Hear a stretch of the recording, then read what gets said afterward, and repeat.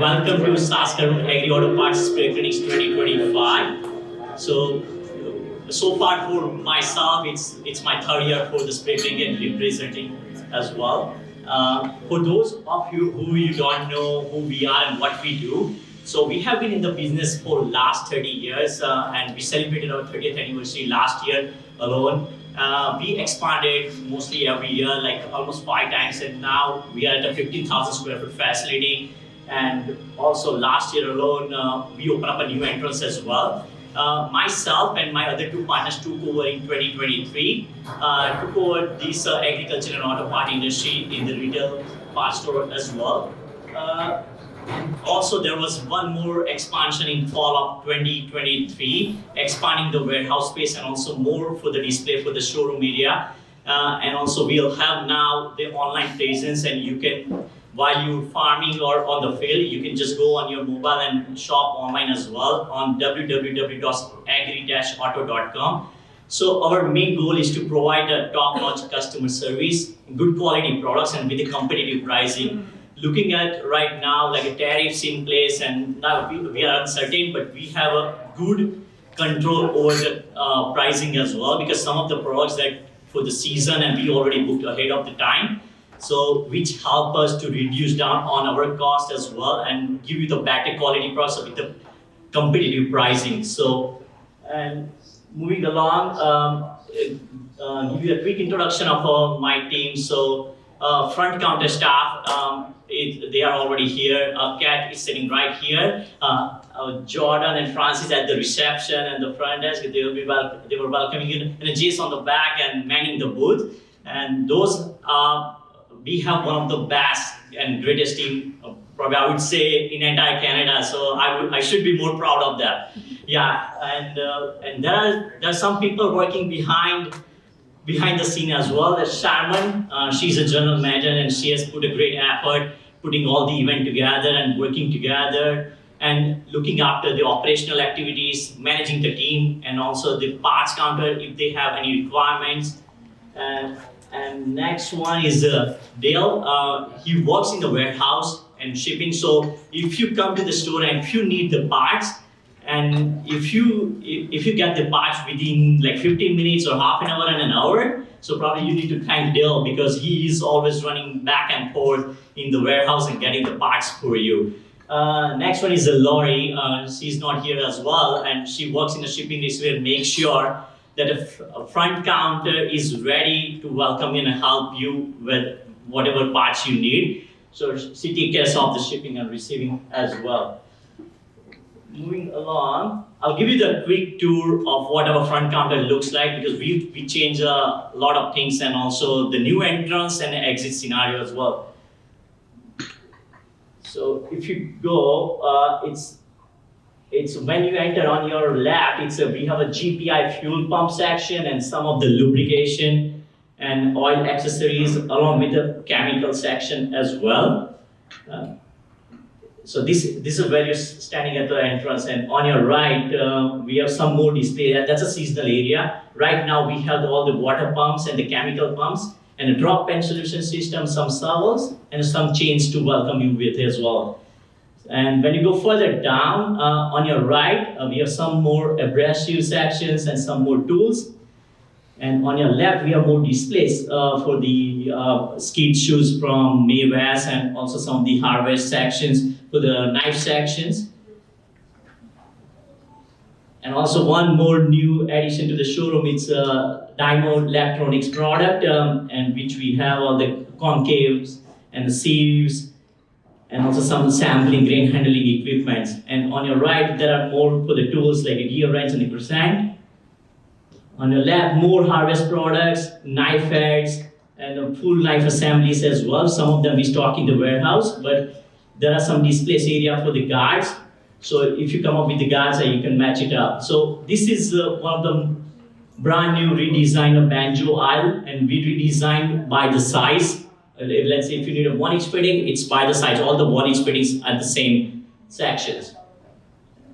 And moving further down on your left, so we have a Dutch opener displays, like for the seating, for the openers.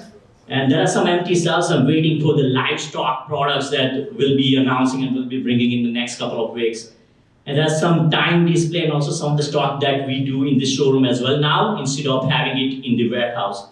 And the last aisle, we have some of the lights, cameras, speed demon lights, cam displays, or tiger lights, and also one of the best aisle, that's a spare aisle. It's including the high pro products, T-Jet, Wilger, Greenleaf, ABJ products, and strainer assemblies or strainers. It's everything. When you go further down, you will meet 4 of our parts counter people. Right now they are not there because it's just a video, but yeah, they will welcome you with one of the best customers, saying they will help you out. Even though if they don't know, they will help you out by asking the supplier as well. So before we go further down, so you might have a need for the spare tips and you might be wondering what kind of spare tips I will need. So we have a chart display right there, and we can match it up, or you can also match it up with the part number and the requirements as well. And there are some hose display as well. So when you come and buy a hose, and if you have a sample, ask us. This is another showroom number 2 that we call, and we have the hardware and some of the electrical section in that area. So this is the whole overview of front counter area looks like. And before you take an exit, don't forget to check out our trailer section on your right. Yeah. So thank you so much, and I will hand over to Catherine now onwards. Thank you so much.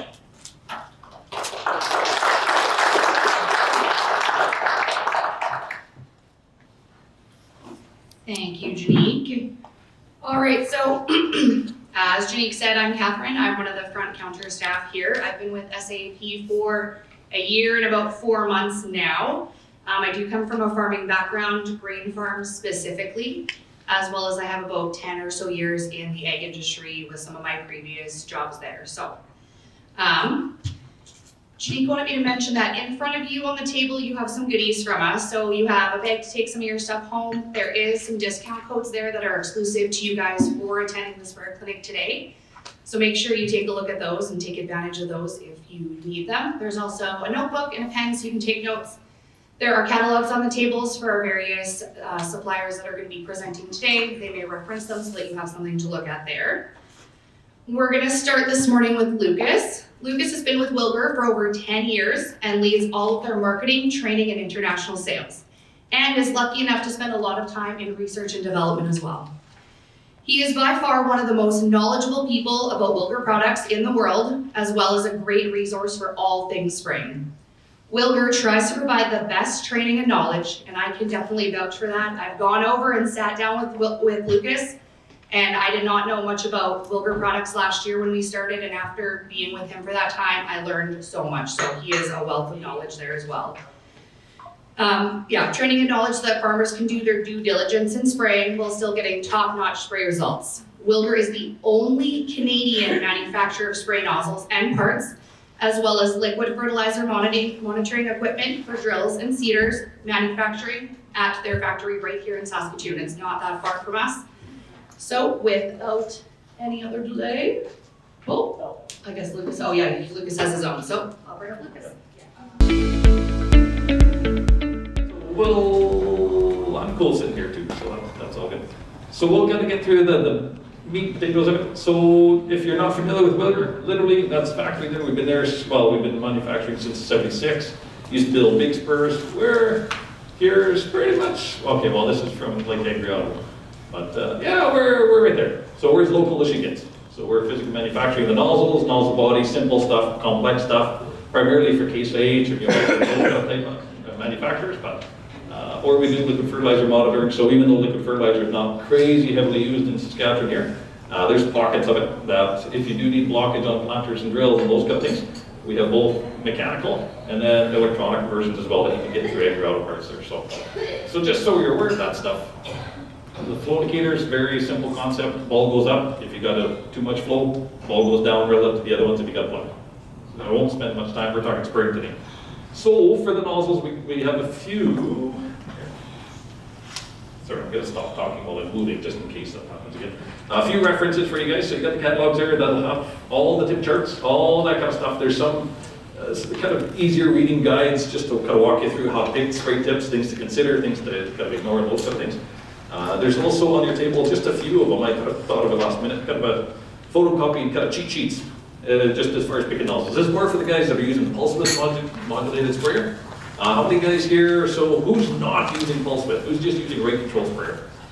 Hands up. So, okay, so a handful. Okay, sweet. So with the pulse width, again, the nozzles change a fair bit, especially if you're your first time using a pulsar sprayer. Definitely worthwhile to have this guy, because it saves a whole lot of grief just as far as paying those nozzles the first time around.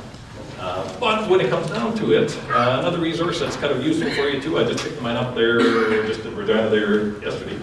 A lot of the nozzle information and kind of the spray quality stuff that is usually the stuff that's missing as far as information. She's going to be in your chem label. So again, this is just the updated crop production guide. They just, I guess, print it off, so you can probably pick it up in the office on the way out of town here too, just actually by like literally across the street from Agri-Auto. Yeah, it's definitely a good resource because again, this fills in a lot of the gaps, just as far as the nozzle specific stuff. So I was talking to the government folks here yesterday, and yesterday we're going to be doing some seminars, kind of, hey, breaking down the chemical label, breaking down the, kind of how to read it, if that makes sense. Because again, that's sometimes missing information. That's pretty darn critical. Because again, with spraying, we generally get one shot, if that makes sense. We've got to make it work. So back to the nozzles. So Wilger manufactures 5 different series of nozzles, and the main difference is for each flow rate. So again, for each color, because again, color is the same whether it's a T-jet nozzle, Wilger nozzle, or whoever. For each nozzle size, we have 5 different series. So think of it like a sliding scale of droplet size. So from coarser, or the finest, and then coarser, and then coarser, coarser, coarser, yet to the crazy, crazy coarse, where we don't want to use that probably in Saskatchewan unless you're doing crazy stuff. Does that make sense? So the main purpose is not that you buy one of each and then, I can retire and on a nice farm, that kind of stuff. The purpose is that you can get that sweet spot wherever it makes sense for your application. Because again, we here in Saskatchewan, Saskatoon, are going to have very different spray challenges and know what we got to hit than the guys in Ontario. Again, they've got veggie guys, organics, RMs every 10 feet, those kind of things. They're going to be a lot more drift resistant or drift sensitive than us. So again, that means we can usually, for what we're spraying, it's usually between the SR and the MR series of our nozzles, just because it reduces drift, but not like crazy. We're not chunking out our coverage really hard by using those nozzles. So, so that's kind of just visual. I kind of skip through this stuff a little bit, again, just as far as what those nozzle coverage patterns kind of look like there. This is more just a video. Again, this is for an 015 nozzle, but we get to the point where the ER series, in this nozzle, what you're seeing is about 52% of your spray being drift, or driftable fines. And then usually the thing is, when we're talking nozzles, the difficulty is it's very easy to focus on drift, or drift reduction, if that makes sense. But what ends up happening, you got to remember though, it's balancing act. We get to the point where it's both drift and coverage that we have to watch out for. A lot of the time, sometimes, especially after the first time you get a drift complaint or an issue or whatever because something drifted over, that makes bad feelings, naturally. That makes sense. So sometimes you guys get a little bit of a knee-jerk reaction and say, hey, I don't want drift anymore. Like I want zero drift. That makes sense. And you pick a nozzle that, yeah, you get that 1.5%, 2% drift, like pretty much zero drift. But what happens, you tanked your drift, what happens to that coverage? She went along for the ride. That makes sense. So we got to balance those two. So with our nozzle side of things, again, depending on what series we're using, we're going to get that kind of different level, and that's where those those cheat codes that I have on the charts there and that kind of stuff, that'll help you along. That makes sense. This is just another way to visualize, because again, everybody takes in information different ways. So this is, for an example, an SR106. This is literally what it does. All these different lines, these are different droplet size. So itty bitty little droplet size, so really fine stuff. Like 100 microns or smaller, that's those driftable fines. That's the stuff that's not going where you want it to go. Either because it evaporated, moved off target. Again, whether it moved off target 5 feet or 50 feet or 500 feet, kind of doesn't matter. It's not going where you want it to go, so we can't trust it to be coverage, is what it comes down to. So, and then on the flip side, so all this stuff that's coarser, those really big droplets, so those are the big lumpy ones. The hits that leaf rolls off and do nothing for you. It hits the ground, put it that way, because it rolled off. You're not going to get it to stick on the plant. She's too big. So we want to minimize that stuff. So we get to the point where, yeah, we want pretty much the good stuff in the middle, if that makes sense. The stuff that's not too coarse, not too drifty. That makes sense. Another visual, again, this just takes the numbers out of that kind of stuff, but this is most nozzles are going to be making a bell curve. So we get to the point where, yeah, we get, drifting fines, those kind of things. We want to minimize those, but we don't want to get too coarse. So yeah, we kind of use that droplet size or that targeted droplet size to kind of pretty much get to the point where you can target stuff better. And the reason we do that, I'll skip ahead here. The reason we do that is if you're following the chemical label, generally like glyphosate, you'd be reading something along the lines of the chemical label says, hey, spray with the droplet size that's the ASABE, so that's just the certification of it, coarse droplet or coarser. And usually that's the key stuff, that's the meat and potatoes there in the chemical label. The difficulty is though, when you're talking coarse is a category, well, big. So yeah, that's naturally, so just like on this chart, so just to give you 2 seconds here. So you remember that driftable part? Well, we give that to you. We give that to you in a percentage. So that's this first column, not less than 141. So that's the percent of your spray that's going to be driftable fines. Again, this is nice information because, first of all, you can figure out what your nozzle is going to look like before you actually buy it. Because I'm not happy if you buy a nozzle, you try it, like, oh, that's not what I wanted. And I'm sitting there laughing because you bought a nozzle, now you got to buy another. No. We want to make sure you get it right the first time. So this first column, that's your driftable fines. And then the last column, that's the percent of your small droplets. Because again, we want to have lots of that spray to be nice and small. So that's your balancing act. So you get to the point where, yeah, in this situation, and kind of the point I was getting at is that coarse as a category, it's really big. Where's our drift at? So on the finer side of things, and this is kind of a fairly big nozzle, but you'd be on the lower side of drift is about 12% spray. So 12% of your spray is going to be taken off. That makes sense. Pretty much written off before we start. Kind of the easiest way to think of it. But we're still, of course, up here. On the higher side of things, we're about 20% drift. We've doubled our drift. So when on the chemical label side of things, when you're picking your ideal nozzle with the information given to you, well, you still don't know where you're at or where you're intended to be. If that makes sense. So what we end up doing, we actually get you to the point where we give you droplet size. Once you're used to using the droplet size a little bit, you can get to the point where instead of just looking for that huge category range of coarse, we can say, hey, for glyphosate, kind of like in the little cheat codes there. So a little Xerox thing there, so it'll say, hey, you know what? Here's Lucas's rule of thumb. Oh, too much. Yeah, so for like glyphosate, what we can end up doing is say, hey, instead of looking for coarse, search around 400 microns. So that droplet size, and then we kind of get that sweet spot right away. We don't have to filter through the 50 different nozzles that we can use and all the different, those kind of things. But when we come to something like glufosinate or Liberty or applications that are contact oriented, burning chem, we get to the point where, well, do we do better coverage than we do in burn off? Yeah, we do. So that balancing act, where it comes down to, it shifts. That makes sense. So the droplet size changes, so we might be looking around 330 microns as a sweet spot. That's kind of my favorite number there. Same for fungicides. Fungicides, there's less drift, right? Or less drift sensitivity. Because again, unless the neighbor's growing mushrooms or something, it's probably fine. That makes sense. But even for fungicide, we get to the point where fungicide, that's probably one of the most expensive chem regimens that you spray. And it's got to work. And it's on label for suppression, which means you got stuff stacked against even more.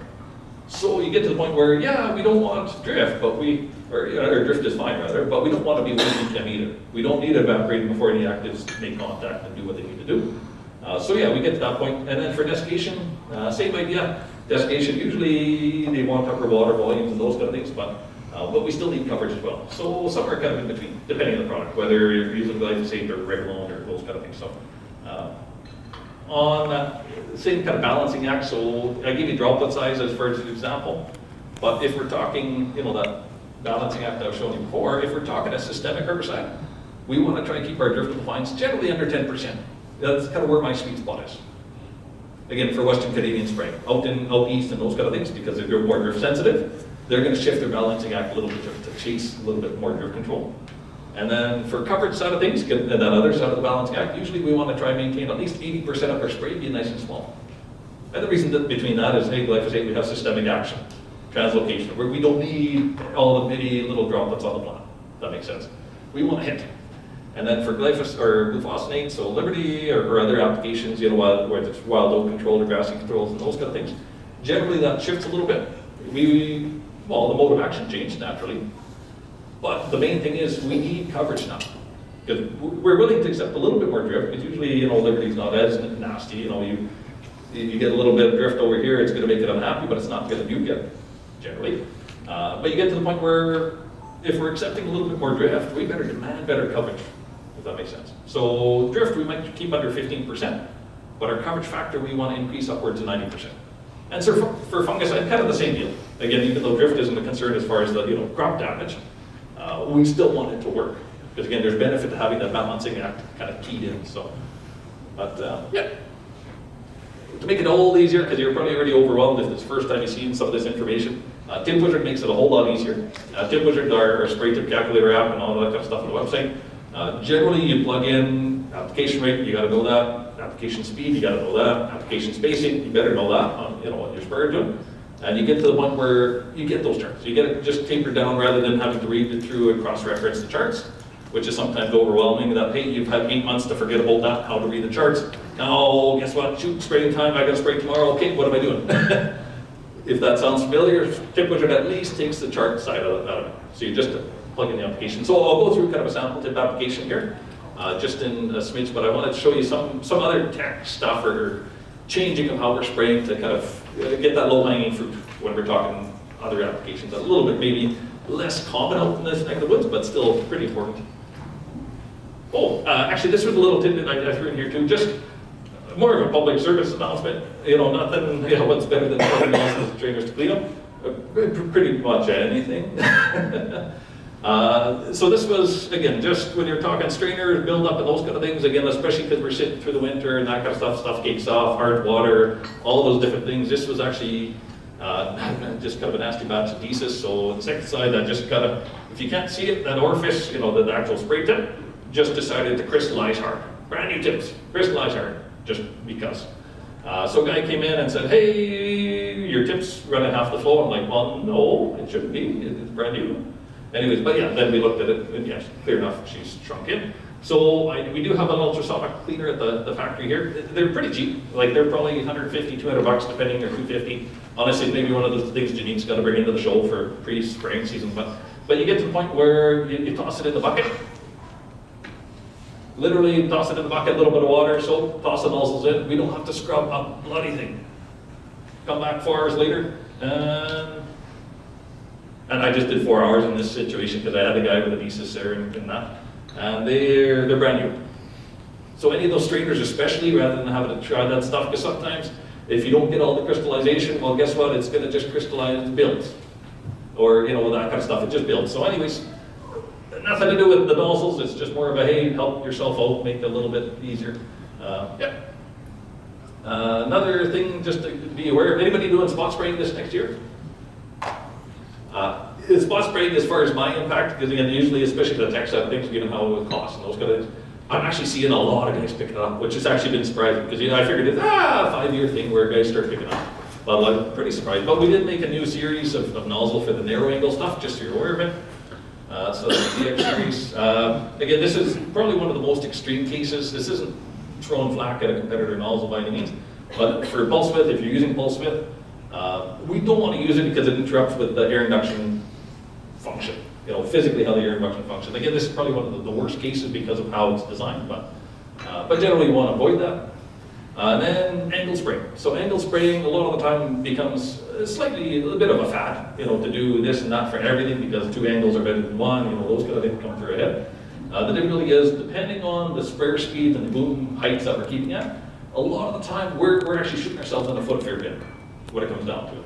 Just because, well, and I'll kind of walk through here too, but these are just some of the angle nozzle adapters. So the 30-degree single is a new one, primarily for the spot spray guys. I'll skip over that stuff. 3050 is a kind of a new one. If anybody have a Case IH sprayer, like a 50 series, one of the newer ones? Nope, good. Otherwise we have a 3050 angle or a 3030. It's kind of what it comes down to. Skip over that there. So for the angle spraying, again, if we're doing it, generally there's times to do it, and times that are super pays off and those kind of things. If we're going to be doing a nozzle setup like that, usually the bigger nozzle forward, a little bit coarser, because what ends up happening, and I'll probably even skip some of this stuff, but if we're talking like headlight, they're straight up upper. We're getting to the point where like 15% better drop the deposition. So how many guys are doing fuse or headlight spraying? Again, depending on the year, who knows, we got moisture this year, maybe we'll see moisture and we'll be doing it, but it is a useful way. The adapter, the other thing too is that, hey, if you have a 5-gallon tip for burn off and a 10-gallon tip for in crop, buy the adapter and you're set up for those odd years. So you got to spray 15 gallon plus. If that makes sense. So again, you've got options, early adopters that kind of make nozzles that don't exist otherwise. Just got to be aware of them. This is just more of a visual. So when I'm talking about, the downsides, or sometimes guys get kind of stuck with the angled nozzles thinking they're the best for everything. The difficulty is the more aggressive the angle is, the further that spray has to travel. If that makes sense. So let's say boom, it's right here. And let's say we're just, you can see it. Hey, if we're spraying straight down, well, different droplet size, they can only go so far. So kind of like you see in this graph here, hey, you know what? The red stuff, that's where those fine sprays are stopping, the drift stuff, because she's small. Just like a pressure wash, you got 3,000 PSI spraying, she's not going 400 feet. No, everything hits a wall at different stages. The finer the spray, the hit the further, or the sooner it hits the wall. So similar to that, the difficulty is when we're talking spraying, what we're kind of spraying, our good droplets, so the medium core stuff, that gives the bulk of our coverage. That stuff goes like 14, 16 inches, and then she's hit that wall. Not a big deal when your boom's, 24, 26, 30 inches, because you're pretty much where you want it to go. But the difficulty is what happens when you angle. Well, you get it's about 60-degree angle where it doubles. So even if we're saying 60 or 50 or all that kind of stuff, get to the point where, okay, well, we're at this height, we've changed the angle there, how far is that spray gotta go?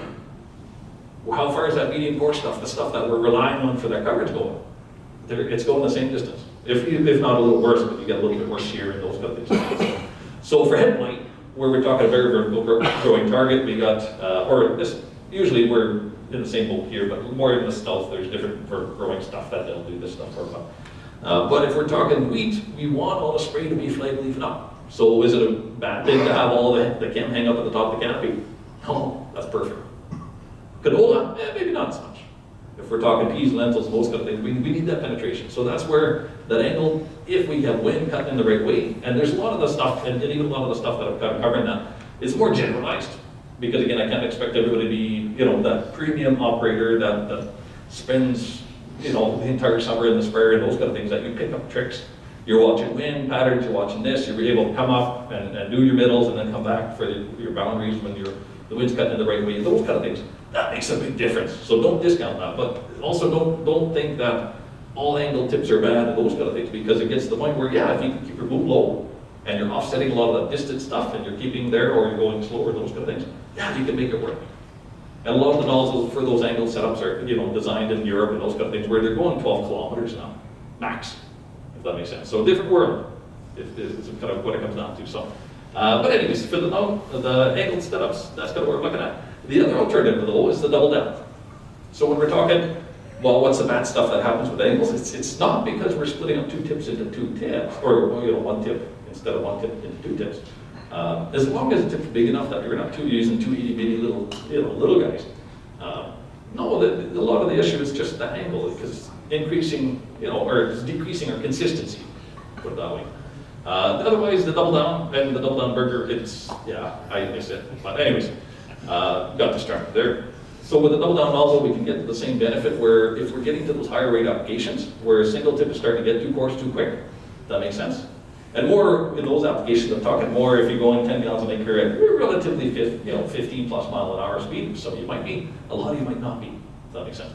Once we get up to those higher flow rates, especially that 15, 20 gallon work, if you're doing regular and those kind of things, you get to the point where, one tip, it starts to get too coarse. Even if we're using the finest series, like our ER series, so like the finest as it gets in the world, she's still too coarse. And you're like, well, geez, what am I doing wrong? If that makes sense. So the double down's kind of the solution to that. So we can split it into two more meaningful tips, and we can do a lot of good stuff, if that makes sense. So we get to the point where, you can get borderline, I think we even had a little bit of a chart to this, so. So pretty much though, the main thing is it's for high flow applications. Are we doing double down for burn off 5 gallons an acre? No, not worth it. If we have a single nozzle that's doing what we need it to do, don't change it. Don't buy extra nozzles just because they're those kind of things. If it gets to the point where, you can do a really proper job. It's just once we get to the high flow rate applications that we're starting garden hose. That makes sense. And the double down, It actually really tasty to eat like a full meal. Anyways. When we're talking double down spraying, generally, kind of like I already talked, headlight and those kind of things where we want all that spray to hang up on the top of the canopy. The angle works really well. But anything canopy related or high volume, this is just kind of hey, what's wrong with a single nozzle, large nozzle, meaning it gets coarser, drift reduction tech thrown into that, and it gets coarser, and then For the guys running the pulse width systems, you get a little bit of pressure drop through the system there too, which means it gets coarser. So everything kind of compounds and makes a really, really coarse nozzle, which is the opposite of what we want for fungicide investigation. So, yep, so this was just as a rough idea, so I'll show you a little bit clearer on the tip wizard out here too. But this is just kind of what a tip wizard result would look like. So if I said, hey, I want to do 20 gallons an acre, 15 mile an hour for fungicide. Again, like I said, might not be a ton of you guys here today, but just for visual, at 60 PSI, we can travel upwards of 20 mile an hour on a pulsing sprayer. That's just the sprayer doing its thing. But we get to the point where here's our drift factor and here's our coverage factor. So we see our drift factor is reasonable at 11%. Hey, I'm happy with that. But when we're talking for fungicide, we're aiming for like 90% coverage or more. This is the ER series. So again, finest tip that's available in that size. We're only hitting 74%. So we're hitting pretty low. That makes sense. So that's where we say, hey, can we do it any different? Just to visualize it a different way, you could say, hey, 74% of my spray, that's the fine stuff, the good stuff, if that makes sense. But that still includes the drift, so we can actually take the drift out to make it easier.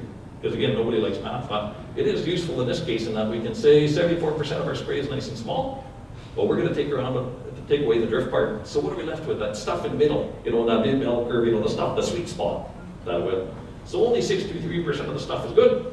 Comparing it to 206 tips, doing the same application, 20 gallons an acre, 15 mile an hour, we can keep our drift at 9%, so even lower drift, actually, because again, it's drift reduction tech built in the nozzle on a smaller nozzle, and we can keep our coverage factor at 89%, so like right at that 90%. We're like, oh, that's a pretty slick deal, and it is, that's why it is. Do the same math, what are we talking, 90% small stuff, take away the drift, and we're left with 80%, compared to that 63% that we did before. That's a huge improvement. Huge improvement, because again, if you're getting the spray out, let's make it work. That makes sense. There's nothing worse than, hey, I put on my 20 gallons, check mark. Did they do a good job? Well, no, the check mark's just to say I did 20 gallons an acre. I don't know how I did. Usually it's too late by the time you did that, or too late by the time you know how you did.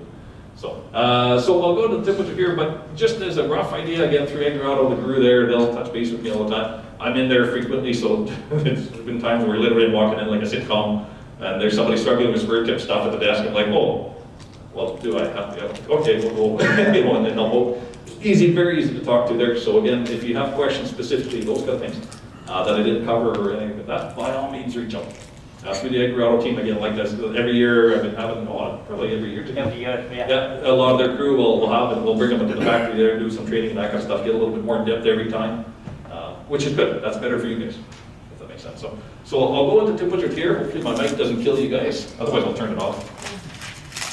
So far so good. All right. So yeah. So you'll see my back here, but so Tip Wizard. So this is just on the website. So just wilger.net.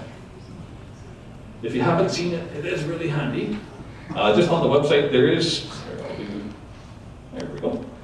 If you scroll down, there are little articles, this and that, and video guides of tip selection processes and those kind of things there too. But we'll be going on to Tip Wizard. We do have a new version of Tip Wizard coming up here right away. Hopefully that's probably pretty decent for you guys.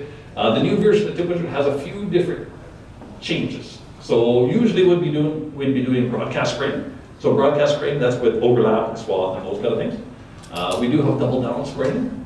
Double down, so that's just to make it easier to pick those two tip combinations, if that makes sense. We have band spraying, less common up here, but that's more for the guys that aren't broadcast, they're not overlapping, they're spraying between rolls and those. But spot spraying, again, that might hit you in the future, who knows? But again, we got a separate tip wizard for that too. So we'll do just kind of what we'd be typically doing in the spring here, so how about we do that? So we scroll down a little bit, we pick our units. Oh, yeah, thanks. Oh, yeah. Must be getting old that he's offering me chairs, jeez. Yeah, we pick our units. So even if you're one of the guys that are still using US or imperial gallons an acre, and you haven't seen an imperial gallon an acre chart, and you got to buy it on eBay for $200, Tip Wizard accounts for that. So no big deal. You just pick imperial gallons an acre. But generally, most of you could be doing US gallons an acre.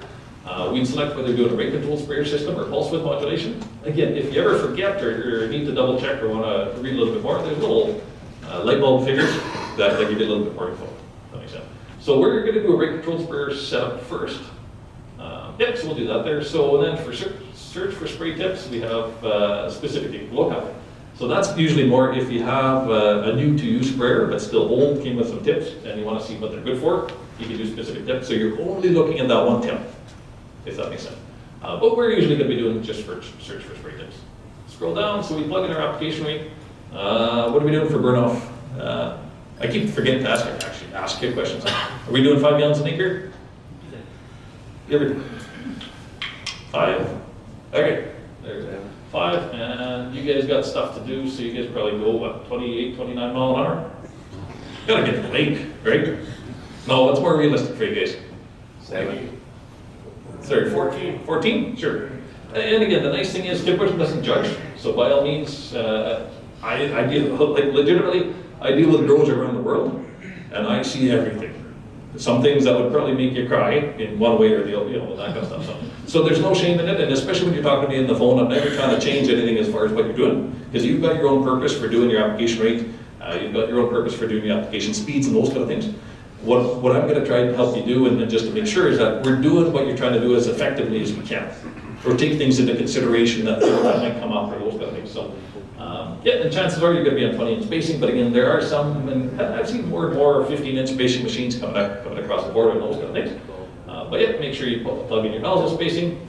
And for spray tip angle, generally we're going to be using 110-degree nozzles if we're on 20-inch spacing. The only time that you might, if you do have an older sprayer, like some of the old pull types and those kind of things, because whether it's fixed boom or higher boom, then we might be using an 80-degree nozzle. So it's just for the overlap side of things. It's not one is better than the other, those kind of things. It's just what's fit for your machine. If that makes sense. The only time that you'd be using 80-degree nozzles on a self-propelled machine is if you're in a situation where your boom's always, 40 inches above ground. Yes. If that makes sense. Because again, we know with a 110-degree angle, you'll get more drift, just because it's wider, flat fan, and those kind of things. 80-degree just helps it get lower down before she gets that overlap as well. So 110. So this last little bit here, so pretty much everything I put in so far is stuff you know about your sprayer, chances are, or hopefully you do.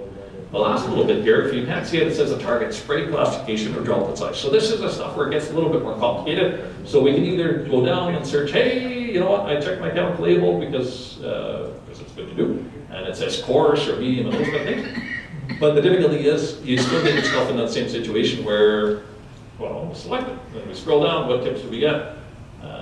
Yeah, we get some coarse, but coarse that's very close to medium, which might not be suitable, and then we get other ones that are maybe a little bit better. So like for an example, if we said, hey, this one, the only course we can get to is actually if we're going only 12 mile an hour, and our drift is kind of as high as it goes, 15% in that case, which if you're using my tip or my cheat codes or Lucas's rule of thumbs on the sheets or on the presentation and that kind of stuff, you get to the point where like, yeah, for bird off, I was trying to keep it under 10% drift.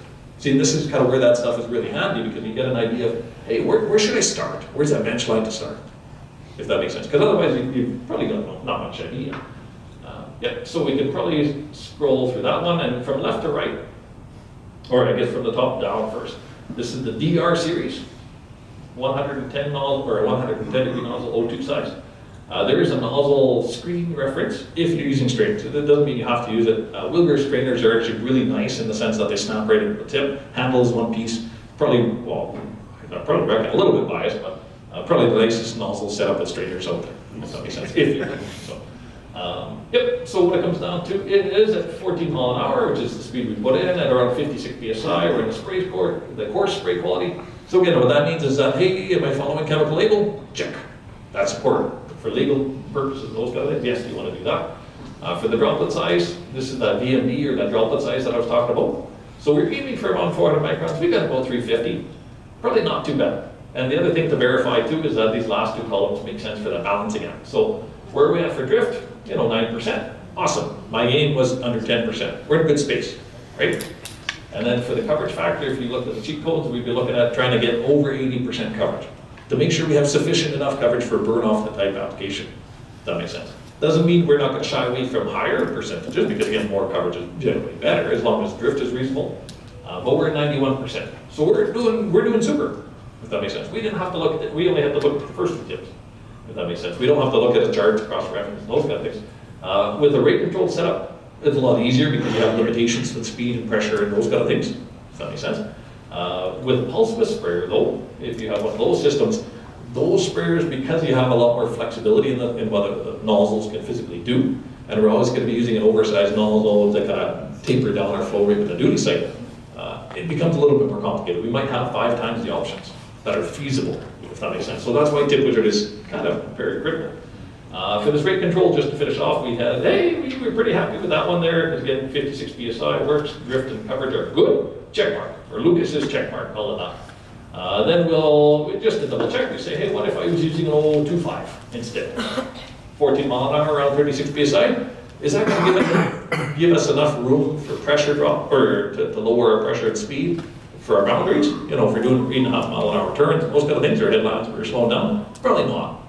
So I'd probably prefer myself, for sure, spraying around 60 PSI, we can slow down to, that 9.5 mile an hour before we're getting to the minimal pressure on our sprayer, if that makes sense. So again, that's more for just for rate control guys. We'll just scroll up, we'll change it up a little bit, say, hey, same deal, but we're gonna do a pulse width. So whether this is, whether you got John Deere exact apply, case, there's so many of them now, in command, see it or do all, and telespray and all those different things, they all function the same. Function in the same premise at the very least. The only thing different is that we'll actually get you to plug in a maximum sprayer speed compared to like an average, if that makes sense, because we're going to want to make sure we pick the tip with a little bit of, well, there's always going to be some flexibility to slow down with the tip, with the reduced pulse width. We just want to make sure that we're not maxing out too quick. You know, if we're going 60 mile an hour and a little bit of here and there, whatever that kind of stuff, we don't want to limit that. So we want to have an idea that, hey, at least our tip can go, we'll say in the same 14 mile an hour, just for our example though. The other difference is it'll actually get you to pick which pulse width sprayer system you're using, if that makes sense. Even though the systems are using the same function, what ends up happening, the valve themselves have a little bit different specs. So there's a little bit more pressure drop with some, a little bit less with others, and those kind of things. So it's not that Wilgers not collecting any of this information. We're not doing those kind of big egg things or whatever. But it actually does make a difference. So let's say we're using a case machine, casing, command, cool. All the rest of the stuff is the same. So what happens if we leave it as coarse? As a spray quality, it's not too bad. Well, we got smaller tips, a little bit of bigger tips, and a few options in between. So again, in this case, it wasn't too bad, but sometimes it's just like tons of options. So on a pulsing sprayer, things are going to be a little bit different. So the difficulty is we got a lot more options, and to rather than looking all the options in the face right off the get-go, we want to try filter them down a little bit. So the first thing though we want to do as step one is always size the tip. So make sure the size of the nozzle is suitable for the application speed and sprayer and those kind of things that we're doing. And to do that, we're actually going to ignore all this stuff, all the spray classification, all the droplet size and all that kind of stuff, because that doesn't matter yet. We want to make sure we pick the right size or the right color, if that makes sense, because that's function, if that makes sense. We don't want to have, there becomes issues with your nozzle being too small. That makes sense? It's too restrictive, we can only go 12 mile an hour when we wanted to go 14, those kind of situations. Or if our nozzle has turn compensation, when it gets to a turn, even though we slow down a little bit, we don't have any extra capacity on that nozzle. Actually, I'll kind of explain that. For anybody first time with pulse width sprayers this year?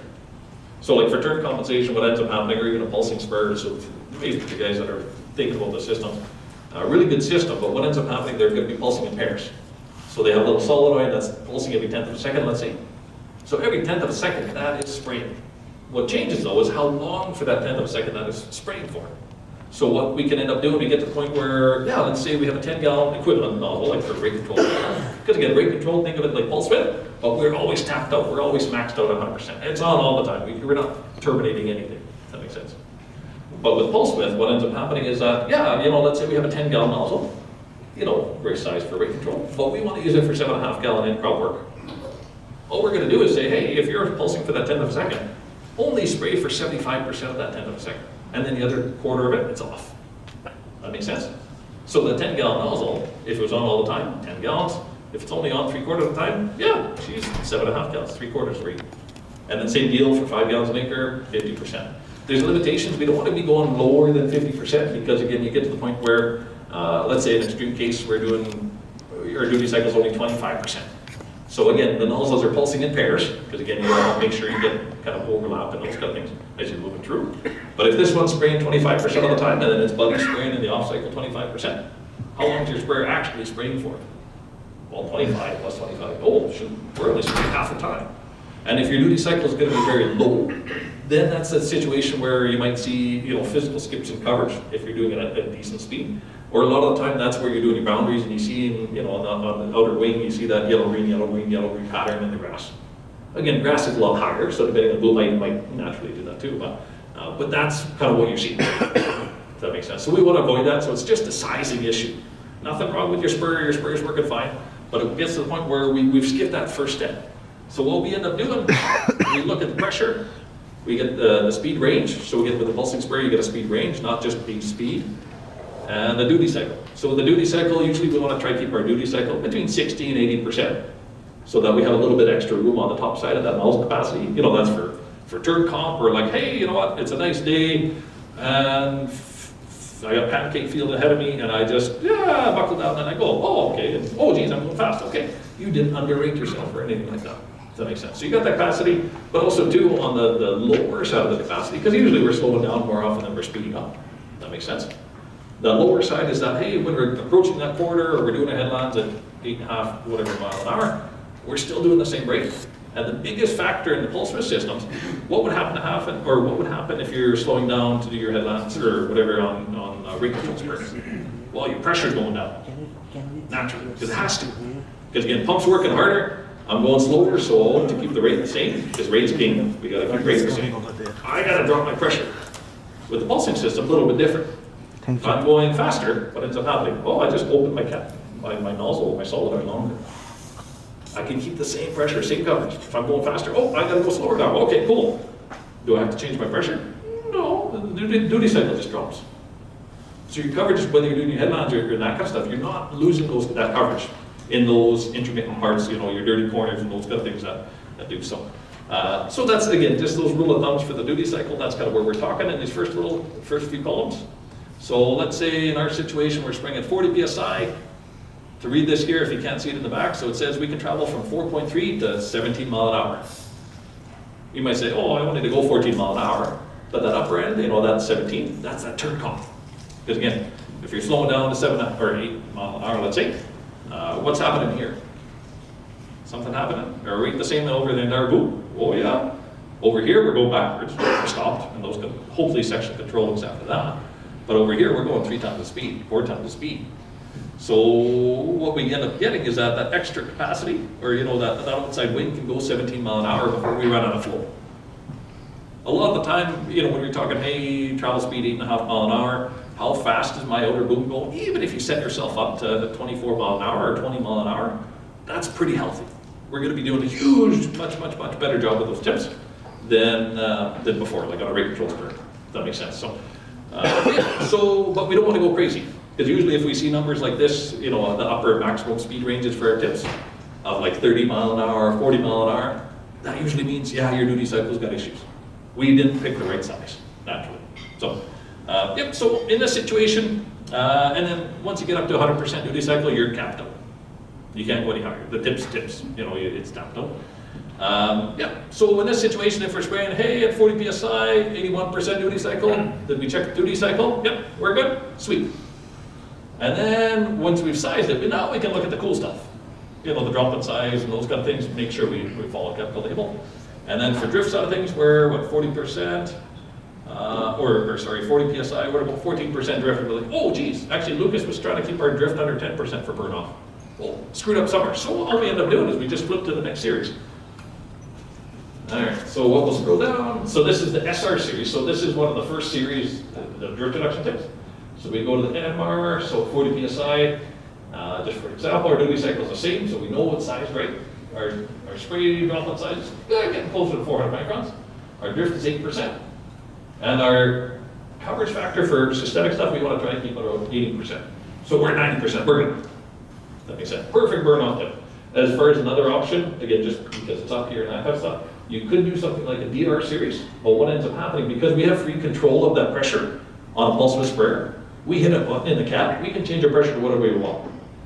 That makes sense. So definitely, if you haven't been, it gets to the point where if you're spraying nominally at 50 psi for an application, always have your secondary pressure down to your minimum, so that, hey, I'm doing my headlands, and I gotta watch myself a little bit, flick the pressure, or flick the button, she goes down to 35 psi. We cut our drift down significantly. And that's the other thing that's kind of nice and tip with it here is that if we do something like that, so in this situation, if we had the same size, and we're spraying at 60 psi for burn off, we can go upwards of 21 mile an hour. So our duty cycle, everything's good, we're size still. We're still in coarse spray, just kind of teetering between coarse and very coarse, which again, for burn off, not so bad. We're at 6% drift flow, quite low drift. And our coverage factor, are we over 80%? Yep, we're 86%. So in this situation, what ends up happening, this is going to be a lot more flexible tip for drift reduction. Does that make sense? So the reason being is that, hey, we can drop our pressure on a whip and go down to 35 psi. And our drift goes down from 6% to 4% at a cost of 8-9% coverage. But for those situations that we need to reduce our drift, we can do that. And then some. Does that make sense? The difficulty is when you're talking the drift factor, you know, a lot of the time, kind of like I said, once you start reducing it down, trying to get really, really low, you do get to the point where, yeah, you know, for every 1% drift we're saving, we're giving up like 4% coverage. And it starts to get even more stark than that. So for like 1% drift, is it worthwhile to give up 10% coverage? Yeah, probably not, if that makes sense. So anyway, so that's tip of it in a nutshell. Yeah, so between those tips, I'd probably be easier to say, hey, if I want a tip that's going to be able to do my burn-off application and then do a little bit finer coverage, where I can bump up my pressure, get finer spray, you know, for some in-crop or some axial or wild oak control or something like that, cool. That MR 1003 might be the option for you. If you're in a situation where you're more drift sensitive, and it does provide you benefit to have, you know, that drift reduction mode, call it that, then yeah, you can drop your pressure down and do a lot less drift with the DR 103. That kind of makes sense so far? Actually, how are we doing on time? I'm probably already over it. Oh, we still have No, you're still good. Oh, geez. Well, you know what? I had a few coffees this morning, so you might have noticed I know part-time auctioneer, but I've been told I should maybe, you know, at least, but I get my face for radio too, so it's kind of one of those. But, so, you know what, if we got a little bit of time, I'll do one in-crop application. Say, what are we doing for your in-crop Liberty? Are you guys doing 7.5, or are you doing 10? 10? Okay, cool. And actually, if we got a little bit of time, so usually one of the bigger questions, actually I'll kind of answer a few questions here.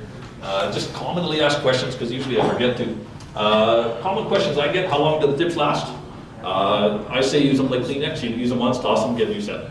No, our tips actually last a very long time. It gets to the point where the only factor though that's difficult is that it's a loaded question because water quality makes a huge difference.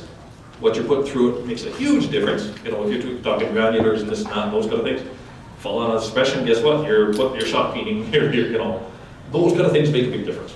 But generally with our tips, usually what I'll end up doing is that once you're brand new, unless you have some issues like the guy who had thesis that, you know, crystallized or something like that, unless you got something, which isn't really a tip thing, it's more, you know, residue or that. Usually what I'd say is, because we got stuff to do, and we can't, like it's easy enough for me to say, hey, yeah, every year go test your nozzles, go check everyone, make sure the flow's right. Okay, I got stuff to do. That's not going to be the reality, but I'd say, hey, the first 2 years, don't worry about it. They're going to be more than fine. Unless you're doing 200,000 acres in those 2 years, like Cody might be, or something like that, you're more than fine. But water quality makes a big difference, so in that, you know, in that third year, I might say test a few on each section. See where your wear rate is, because usually when that nozzle's out 10%, that's the time it's replaced. That doesn't matter whether it's Wilger tip, T-jet tip, air bubble jet, or whatever the case. That's kind of the rule of thumb. So even if the pattern's still clean, and often it is, depending on the special tires, because they last, but it is time to replace it at that point. So usually what I'd say, just for time use, third year, check a few on each section. If all the wear rates are pretty much even, so even if it's 6% out, cool, we're good. That's okay. Rate controller's going to look after the, you know, the little bit of a blip, that's 6% out. That makes sense. But if it's 10% here and 3% here and, you know, that kind of stuff, then that's maybe when they're going to say, hey, you know what, maybe it's worthwhile I check more on each section, see whether it's something I was doing wrong, or if you know, that ultrasonic cleaner is really handy, that, hey, you know what, there might have been calcium buildup or whatever, that's plug-in stuff or whatever, toss them in a bin, come back and put it back on. Actually put good time. Because the thing is, the nozzle is the most important part of the sprayer. You know, if you've got a little red flyer wagon with a little pump on it, that kind of stuff, you're gonna do the same as a $2 million sprayer. And I say $2 million as a joke, but that'll probably be next year. But what ends up happening, nozzles are important, make sure they're working properly.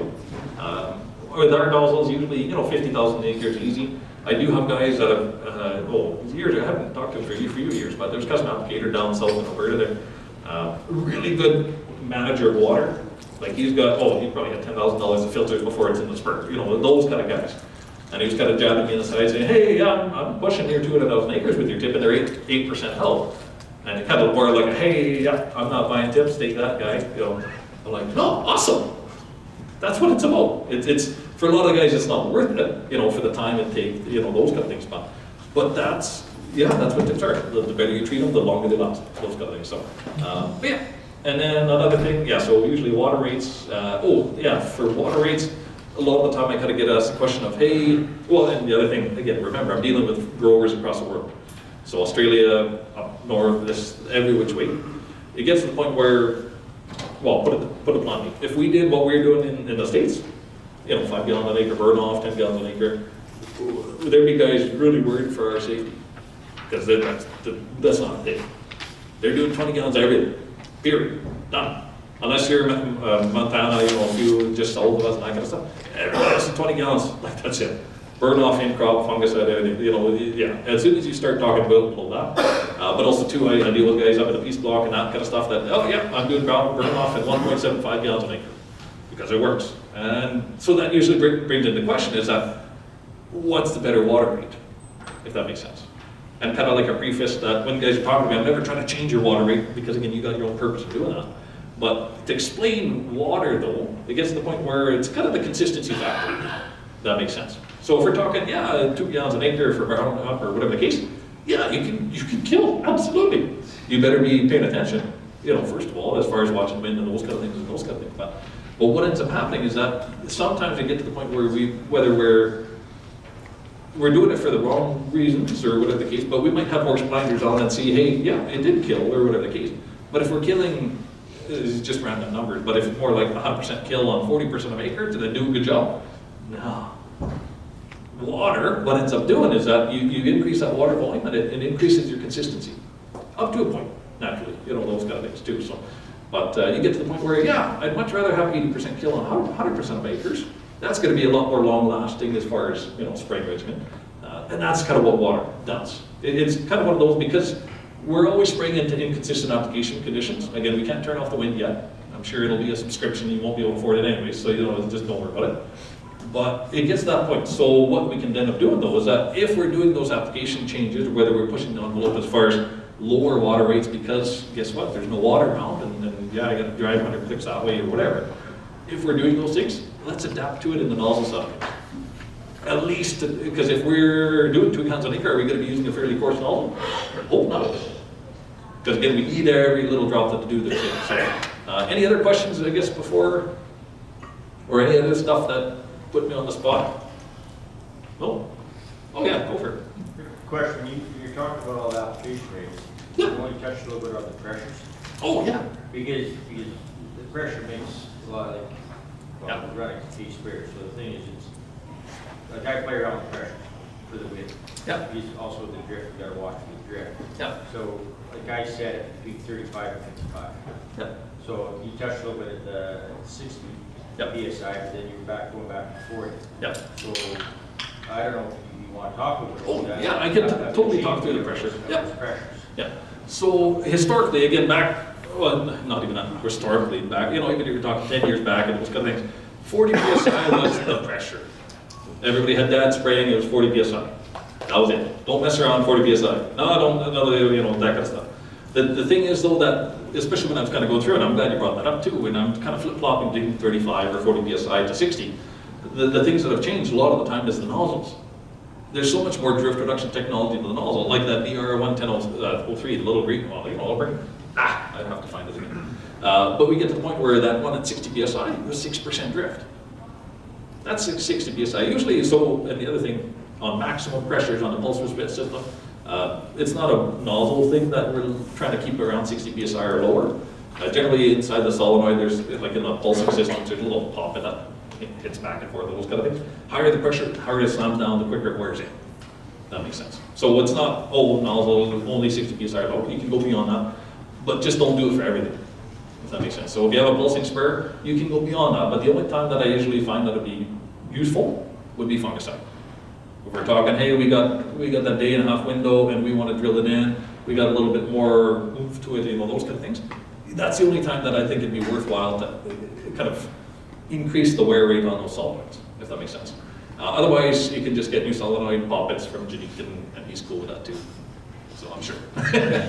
but that's where on the pressure side of things, we can get to the point now though, to your point in that, if we're spraying 60 psi with this tip, compared to 40 psi to what we might have been using 10 years ago, we're way less drift up here.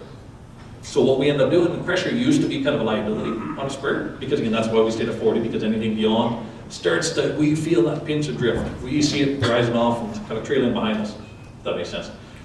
Whereas nowadays, it's almost, pressure's a tool, especially on the pulsing sprayer, it's going to be controlled a whole lot better. So we can get to the point where exactly what I was kind of cherry picking a good pressure, and that's a lot of the time because I've been dealing with nozzles 12 months of the year, going a little crazy and all that. But what ends up happening is that, yeah, that's kind of why I was putting a lot of the emphasis on, you know, the droplet size or the drift and coverage factor. Almost chase the droplet size and you'll get there. Whatever pressure that is, whether it's 35 psi for that tip or 60 psi for that. That's kind of what you're looking at, if that makes sense. So a lot of it is the drift reduction technology. For our tips, they do really well at low pressure compared to like an air induction nozzle, because with air induction you need a lot more, well, you need flow to have it work properly and that kind of stuff. Something I didn't notice or didn't mention, with all of our tips, because we've been working with the pulse width manufacturers for the last 25 years now, every single nozzle we make is pulse width compatible. Because all the drift reduction tips, you know, we get to the point where, yeah, you can match whatever AI tip or whatever the case. But yeah, they're all closed chambers, so they don't have air induction. A lot of the time, well, they won't plug up as much because they don't have any air ports to suck residue into the slough, you know, those kind of things are too. But again, those are just small details. Does that kind of answer your question though on the pressure side of things? So we can kind of get to the point where minimum pressure, maybe 35 psi, depending on the tip. 30 psi often is fine enough to have you guys keep pattern. But we want to probably chase the coverage first, or you know, chase our baseline coverage, our ideal spray conditions kind of stuff, and then use whatever we can drop, you know, below that for a drift reduction mode. Is probably how I kind of look at it. Like I also use that for the pressure, for the drift, for the wind speed. Your maybe at 35, 40K winds, Yeah. but you still have to go whatever direction. You're still watching where that is, where I can drop down to, let's say, where I've got it set at 35, 55. Yeah. I'll drop to that 35, because if you're going in the direction, if you've got that wind coming at you, so you still have that coverage. Otherwise, you start, whatever sprayer it is, and that's where I was saying what tip you can use, you're going to start losing coverage. Yeah. You just have to drop, you have to have that range of that 35 to 55. Yeah. Be they say 60, you start wearing those poppets, and then it gets costly. Well, That's that too, so. Yeah, absolutely. So again, and a lot of that comes into applicator experience as well. So again, honestly, Cody would probably be one of the better guys. Be like, hey, if the wind's coming this way, what do you do? Hey, if the wind's coming this way, what do you do? What's the best? You know, that makes a big difference too. And even actually another point that I didn't mention there too, when I'm talking the driftable fines column, that's in ideal conditions. Do we get those? Yeah, not really. Maybe this year. Last year we did. It was 3 weeks of whole lot of blow. Put it that way. But with the driftable fines column, again, in ideal conditions, we do that for a purpose because we've got to start somewhere, if that makes sense. If we're talking at least a baseline of, hey, what happens when you get to that, well, the kind of the trick of it is, at a 12-mile-an-hour wind, that drift factor doubles. And that's the reality of what happens in the field today. So while that is a situation where, yeah, you can adjust, or you know, the direction of the wind's a little different where it's applicator experience, but even just strictly on the nozzles basis, we can get to the point where, hey, that might be our aiming point. That while I'm in Swift, I got winds going this way, or you know, that kind of stuff. If my drift is ideally under 10% for glyphosate application, if I'm picking a tip that, like that DR11003 that I had, that 60 psi of 6% drift, double it, 12%, that's actually not too far off. So that's going to be the tip that for those heavier wind guys that I know I'm going to But the other thing that that tip does is that, kind of like you're saying, is like, hey, even just on the nozzle side, drop that pressure down to 35 psi, you go down to 4% drift, double that, 8%, oh yeah, we're still good. We're still under Lucas's rule of thumb, you know, that kind of stuff. So we can use it still even for those wind conditions to almost make a spray plan, if that makes sense. The other thing on the tip of here, you can't see it right now, but and any of the tip results and those kind of things are a little print icons, just on the website version of it. You can hit it, prints up a nice kind of, you know, rather than having the whole tip chart, you literally have your tip chart for your specific application, your specific speed, pretty much all the stuff you need, if that makes sense.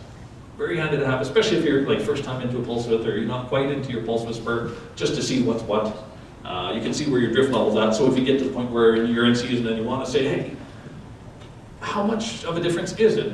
Or how much of a difference does it look like if I do drop my pressure down to 35 psi? Well, the chart's all fine and good, but can I see that?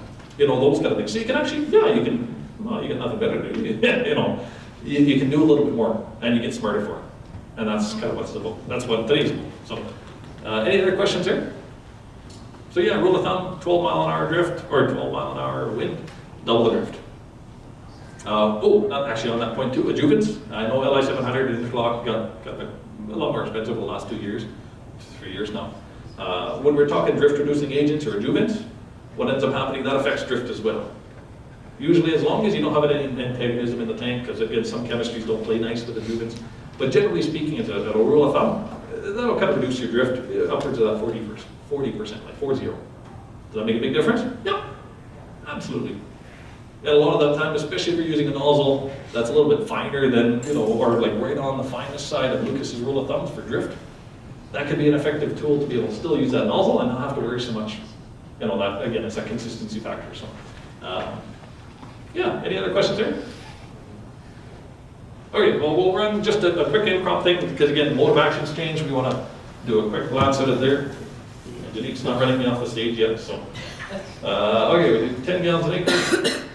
Say the same 14 mile an hour, say the same spray system, those kind of things. What we'll end up doing though is say, hey, we want to plug in that droplet size that Lucas said, 330. So I actually added the tip like on the nose, so it's all these nice even numbers and then 330. The reason I do that is because again, it hits that sweet spot. So we got a few options here.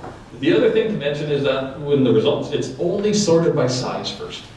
It's not necessarily best is first, those kind of things, because we get best is kind of relative. But you might get to the point where, yeah, you get that commented SR, so this is that first stage drift reduction tip. Here's that little print icon again I was telling you about there too. But in this situation, again, remember we want to size the tip first. Make sure we size it first, make sure we're not starting off on the wrong foot. Because if you get to the point where you look at all the coverage stuff and find the perfect coverage tip, and then you're like, oh geez, but I can't have it because the tip's too small. Now you're just a sad camper, if that makes sense. So we want to make sure we size it right. In this situation, what do we see? We see at 40 PSI, we can go 14.1 mile an hour. Is that going to give us our duty cycle, you know, between 60 and 80%? No, we're pretty much maxed out. What do? Go to the next size. Simple as that. So in this situation, again, if you plug in the droplet size as well, it'll actually kind of give you a little bit of highlight to help you along picking your pressure and those kind of things. So at 60 PSI, we can go upwards to 20 mile an hour, pretty comfortable range. Duty cycle 70%, spot on. We know those 6 size words. That makes sense. With droplet size and those kind of things, again, spray quality and this is kind of another thing when we're talking for contact represent. So if you check out the chemical label for Liberty, let's say, it'll say something along the lines of spray with an ASAB medium droplet or coarser. The difficulty is what I'll show you here for an example too. Usually what I'll end up finding is that there's a little bit of a better sweet spot just tiptoeing into coarse. So I'm just going to find an example here. Oh, yeah, here we go. So this is an ER1106. So same font, or same size, that's what we're looking at. A whole lot of medium though. So for full-on can't come up label, you know, for medium, just because we're used to that kind of stuff. What ends up happening though is that if we're on the coarsest side of medium, our drift here is 16%. What's Lucas's rule of thumb? Trying to keep our coverage or our drift factor under 15%. So like, well, shoot, we can't get there. That makes sense. And kind of the reason is because that there's, you know, that whole bell curve that I showed before. When we get in that medium targeted droplet size, it gets to the point where it shifts that whole thing and we're just picking up a whole lot of drift to be there. So it can get to the point where, even for a Liberty application, because again, we have wind speed and those kind of things to keep in mind. If we get to the point where midway into medium, and without any protections, as far as an adjuvant or drift reducing agent, we're at like 21% drift. That's a pretty rough place to start. What happens if the wind's 12 mile an hour? Double it. Are we in trouble? Might be. Something we want to be aware of at the very least, and sometimes that can be one of those situations. So usually for me, when I'm talking to guys, I'd rather tiptoe a little bit coarser to course. Does that make sense? Because what ends up happening here, well, we're at 21% drift, but 95% of our spray's nice and fine. Makes sense so far? Lots of coverage. We were aiming for 90%. We're golden. But the shame is 20% of it's maybe not going to get there, or evaporate, those kind of things.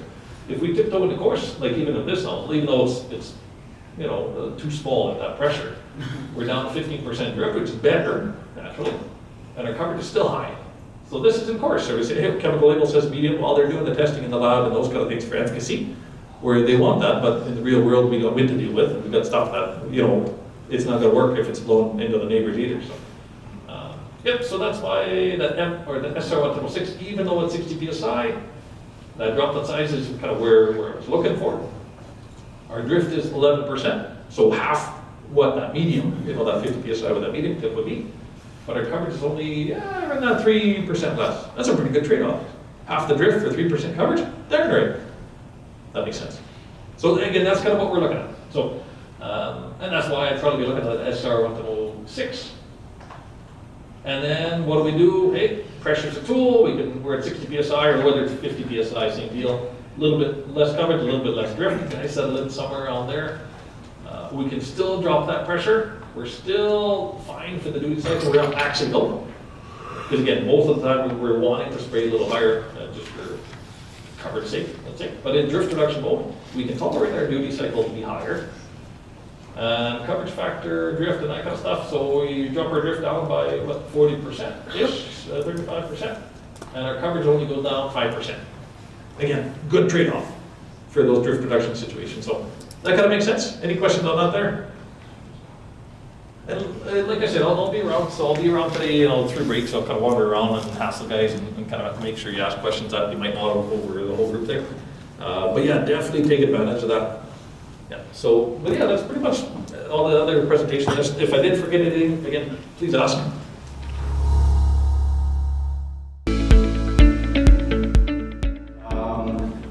One disclaimer, the bit that said expert, I did not write that. I'm not going to talk a lot about the handler today. I am going to talk about it briefly at the start, but I'm going to get into some stuff I've seen with meters. Trevor and I are growing used to tripping over each other at events and trade shows with competing products. I'm only going to correct Trevor on one thing today, and that was the statement: if you go to 10 farms, you'll see 10 different tender units. Minimum 20. You all have the first one you built parked somewhere, and you've done something else since, at least once. So, a bit about the handler first. It is a Western Canadian success story. It's never been manufactured anywhere but Western Canada. Those places have been St. Albert, Saskatoon, Winnipeg, and now it's back in Edmonton where we're making it there. 33 years now since first patents were issued. Patents are long expired, clearly. But I track our production, my production season, I'll refer to it as, starting October 1st, when dealers like SAAP start sending me booking orders for next spring. And so we get geared up and get going. Since October 2024, we've built and shipped 1,100 handlers. And I want to say thanks to the Canadian farmer, because even 33 years in, it's been used here longer than anywhere else in the world. This year, you guys represent 61% of everything we've built has been sold in Canada so far. And then you see the other splits, just under 20 into the US, which is a very small number relative to the number of farms there. Australia does very well for us, that's one dealer. And then a little bit through Europe, South America, and into South Africa. We have 20 model variations. 18 of those will pull from bulk. And that's why today I want to talk about chemical meter selection. I'm not here to endorse a meter. I'm not here to say don't buy a particular meter. I'm going to try not to mention any brand names. But this is my son's setup on his farm, and he's got, Trevor would be happy, a Durameter coming in on the bulk draw of his handler. But where I'm coming from to talk to you today is, I spent about 20 years as a product manager for a distributor who sold about 6 brands of meters.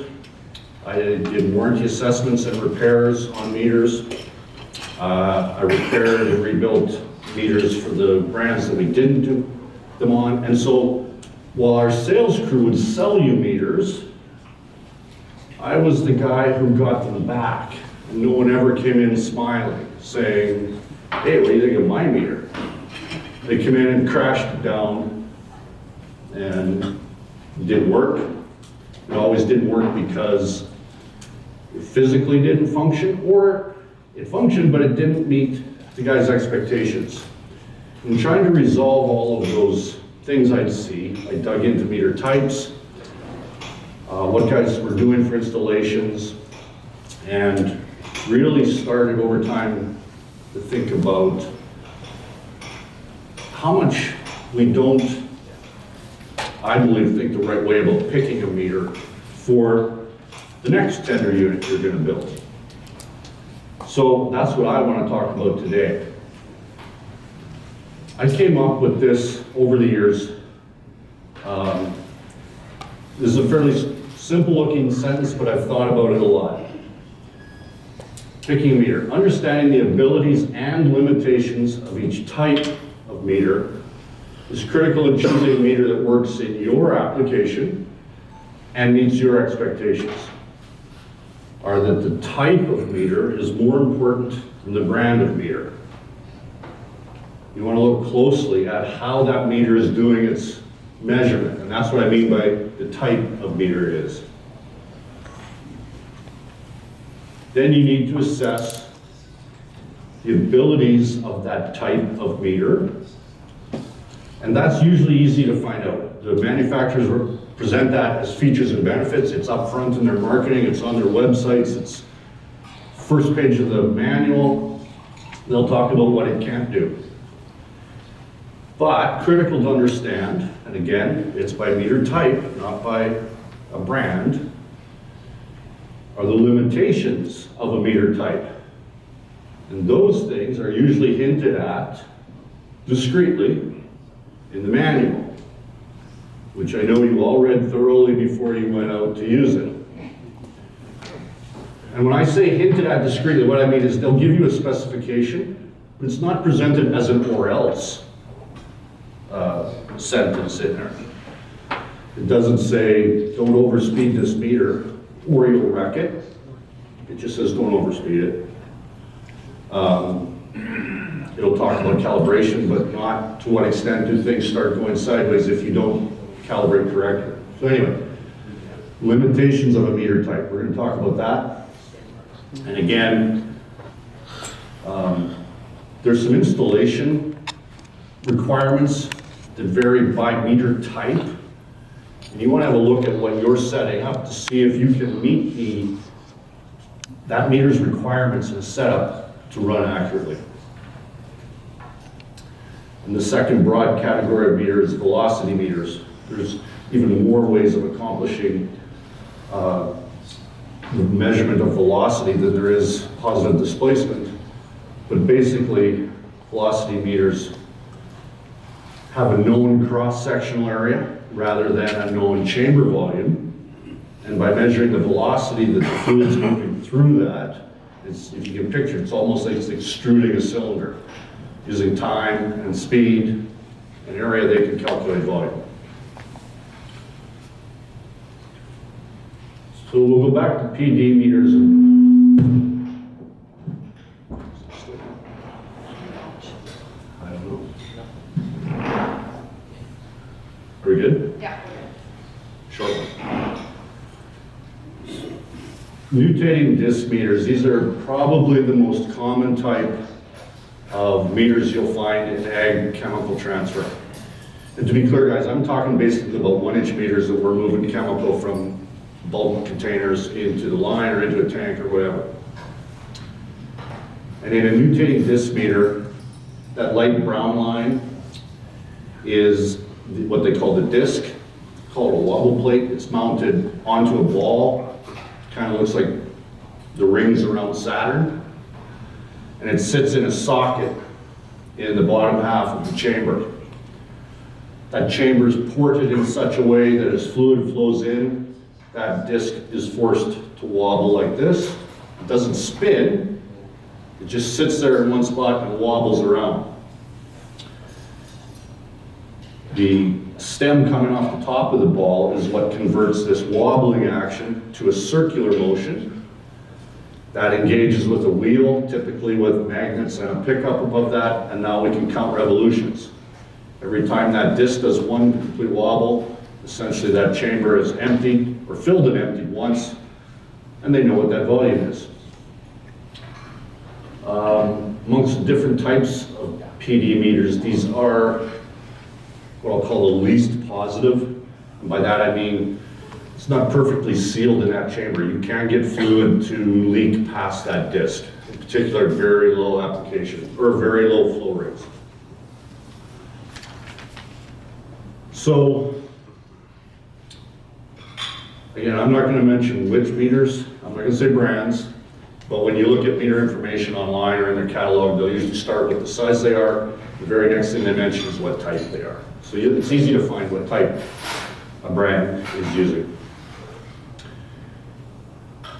The abilities of a mutating disc meter is that they're relatively affordable.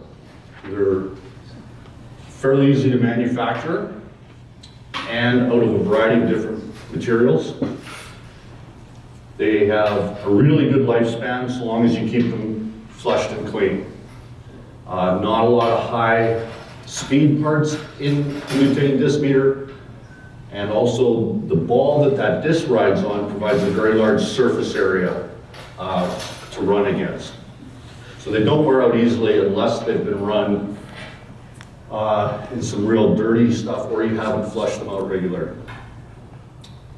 Good accuracy, very good repeatability, easy to flush, easy to tear apart if you have to, and relatively forgiving to line turbulence. Line turbulence is going to be something you keep hearing me talk about, affecting meters. The limitations of a mutating disc meter are that they're relatively low maximum flow rates. You can only wobble that disc so fast. As Trevor mentioned, with theirs, you do have to specify your viscosity accurately if you're expecting high accuracy out of it. One limitation, it's not a fault, it's just a fact of the way mutating disc meters work. They will measure air passing through that meter as if it is liquid. So if you've just hooked up your tote for the first time and the line's not primed, you've got 20 feet of 1-inch line between your tote and your meter, as you pump or suck that liquid through, that air through the meter will get counted.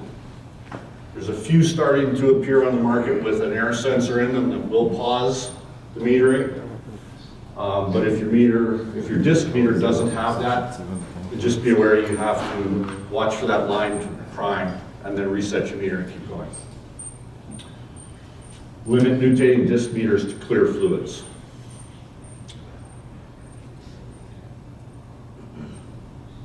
This is one we're seeing more and more of, a positive displacement meter that is an oval gear meter. You guys have probably used or seen over the years lots of gear pumps. These are the same concept, but instead of the gears driving fluid flow is driving the gears. And we are counting revolutions and correlating that to volume. So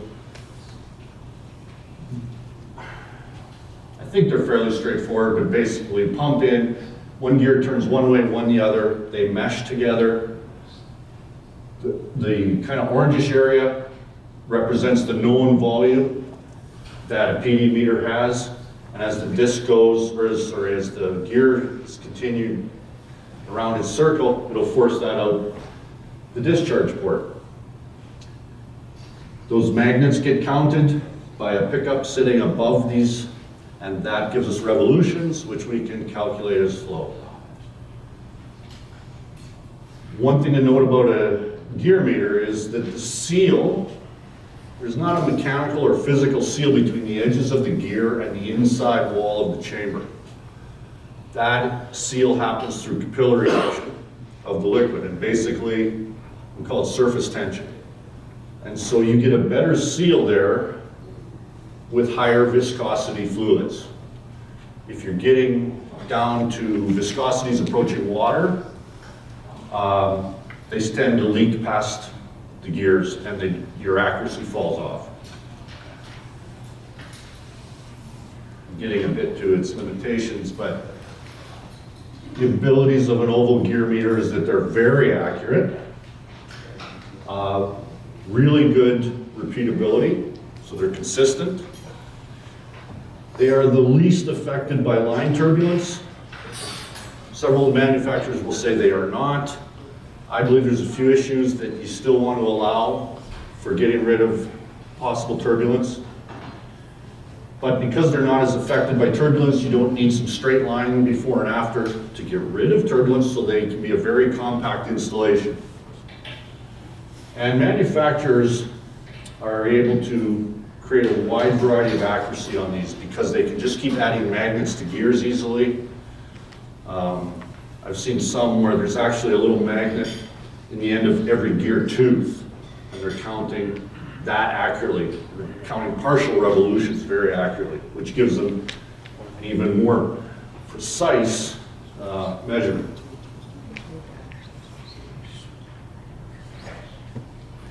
The limitations are they must be cleaned regularly, flush them out when you're done using them.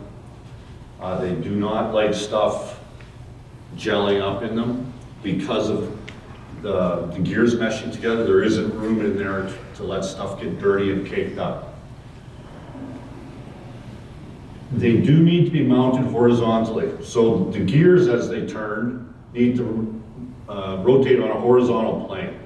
You can't turn at 45 degrees because that makes it easier for you to read. Or, if you got it way up high, it can't be sitting vertical. The gears have to sit horizontally. Again, because there's not much tolerance for debris or anything there, you have to keep these to clear fluids. They will measure air bubbles entrained in the fluid as if they were a fluid. If you've got a lot of low viscosity chemicals, this might not be the type of meter for you because you'll lose accuracy and consistency as you get leakage past those gears when it's metering. And like most meters, you have to specify viscosity on these. Not faults, again, just limitations to take into effect, or into account, as you're deciding how you want yours to work. Your tender trailer, that is. So now velocity meters. These are most common probably in sprayer control systems. But a turbine meter, first type of velocity meter, we have a rotor with vanes on it that sits in the center of the line. Fluid flowing past it forces it to turn. There's magnets in the end of each vane. A pickup counts revolutions. The engineers that build these know how much force is required to turn that rotor at any given speed. And so that's how they calculate velocity. Once we know velocity and the cross-sectional area of our line or pipe, we can calculate volume. They do need to be calibrated, and that's a K factor, which some of you will remember seeing when you were setting up early spray control systems and calibrating the meter on it. These are very affected by line turbulence. It'll throw them way off.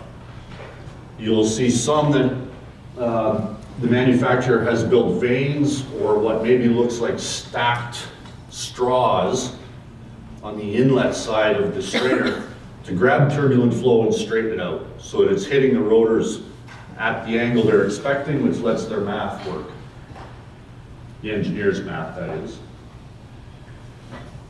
Turbine meters are very, very accurate. If they have flow straighteners built into them, they can be a compact installation.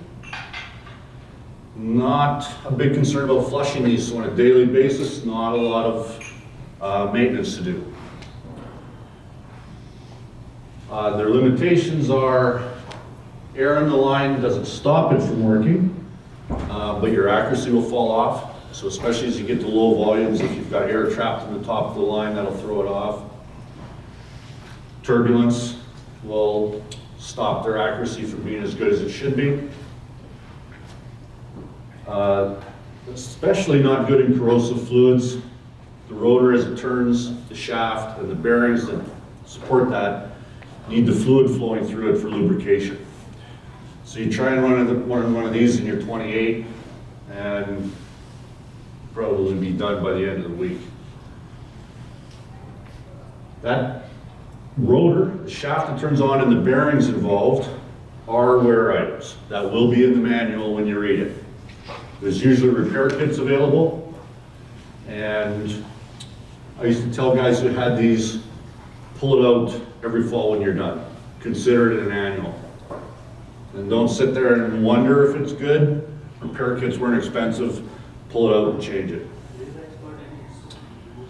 I'm going to talk about this a little more, but it's the first time I mention it here. The straight line requirements before and after a turbine meter, and this is to get rid of turbulence, is 10 times pipe diameter before the meter and 5 times pipe diameter after the meter.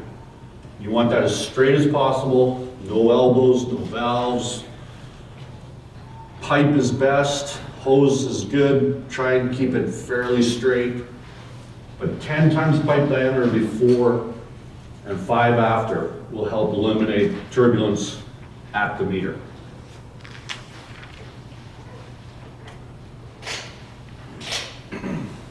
Paddle wheel meters, second type of velocity meter.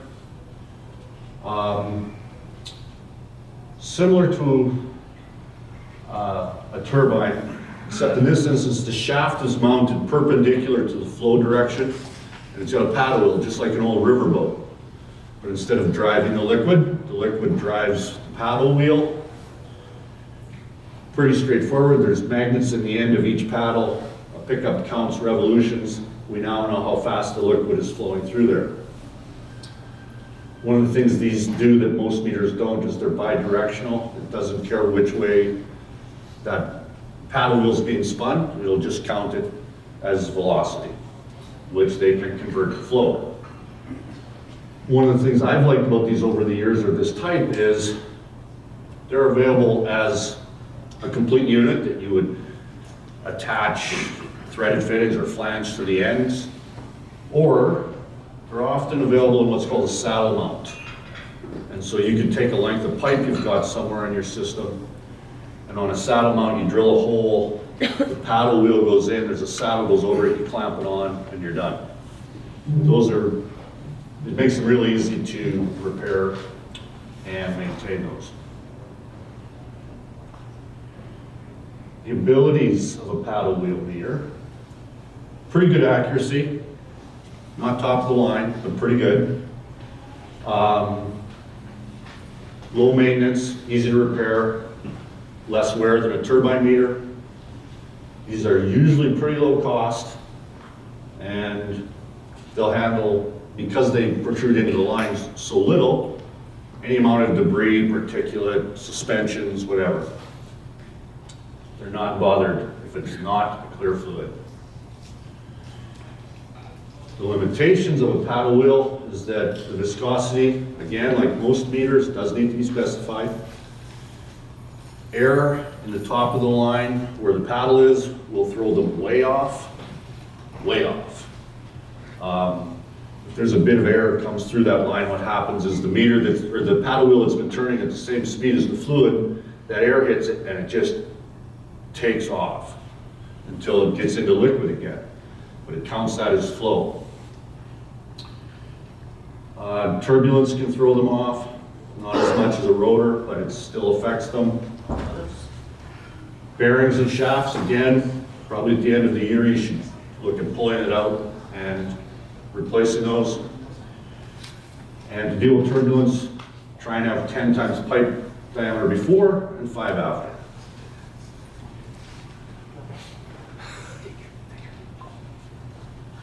The last type of meter I'm going to talk about is mag flow meters.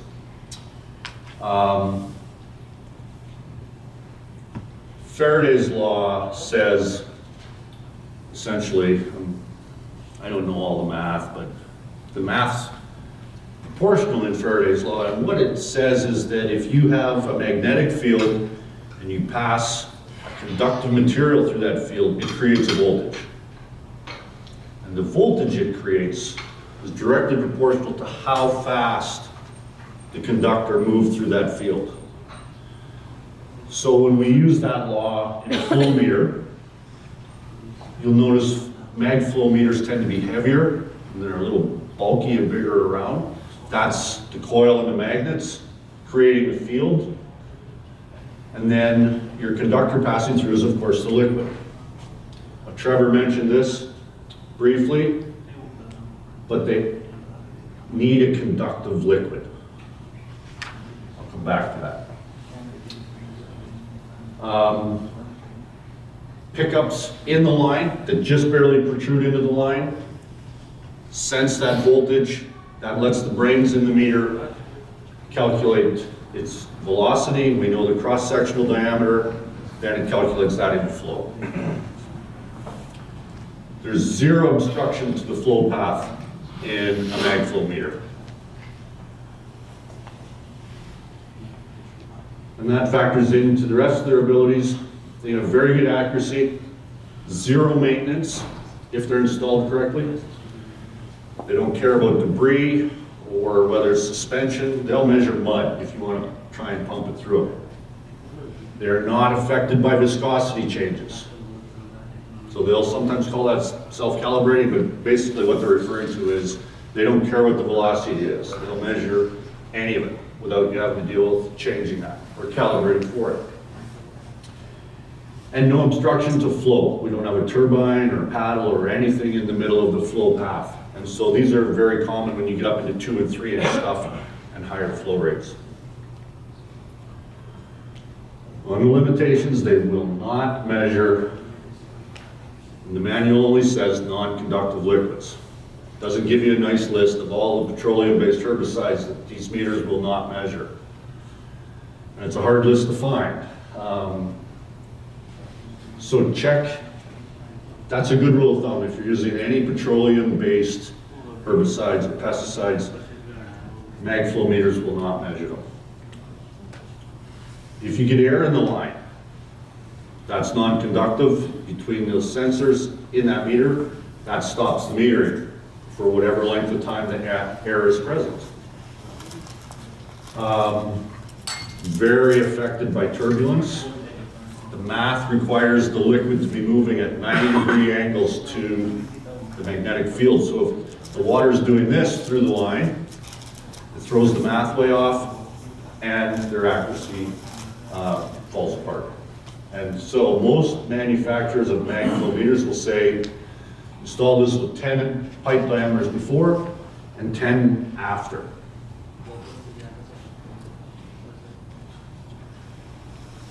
So I kind of explained that, but I'm going to follow up on with mag flow meters because it's a consideration, especially if you're looking at 2-inch and 3-inch. Again, not a fault, just something to take into account. 10 before and 5 after the meter are going to help in any meter situation. They are going to make it more accurate. Reducing, in particular, the 10 times pipe diameter before does not stop your meter from working, but accuracy is going to fail. So So the test bench I had set up at one time, I had 10 and 5, and I could plug just about any kind of meter in there. I had duplicated that scenario in 1 inch, 2 inch, and 3 inch. And the guy would bring me a meter and say, this thing is nowhere close. And I'd stick it in here, and it was close immediately. But when we got looking, he didn't quite have room. Let's say we're doing a 3 inch meter. That's 30 inches before, 15 after, plus 4 for the meter. We're 3.5, crowding 4 feet. And who's got room for that? Not many. So you can get away with them doing this. Understand if you cheat on the pipe diameters before and after, you're probably going to see some loss of accuracy. And that, how much loss there is will vary by the type of meter. In particular, mag flow meters, who ask for 10 after. Excuse me. So 10 pipe diameters before, 10 after. If that's 3 inches, we're now at what? 30, 34 for the inches, or for the meter. We're at 64 inches. You need almost 5.5 feet to mount a mag flow meter and expect it to work anywhere near the accuracy that the manufacturer claims it has. So keep that in mind for any meter you're setting up. Give it some straight run before and after, and you'll be happier with the results it gives you.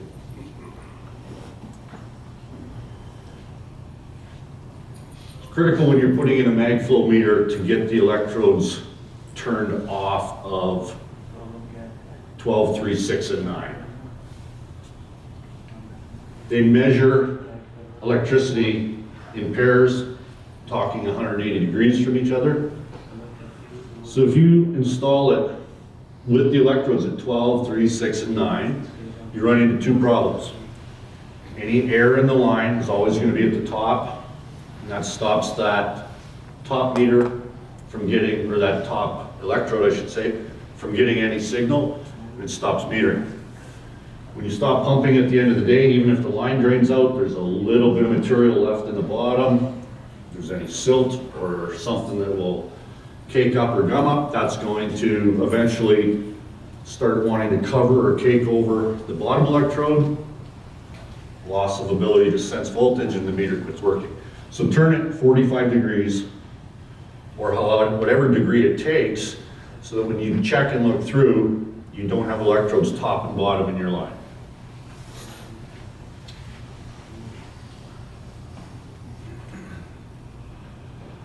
So, how am I for time, Jake? Almost. 2 minutes. I'm not gonna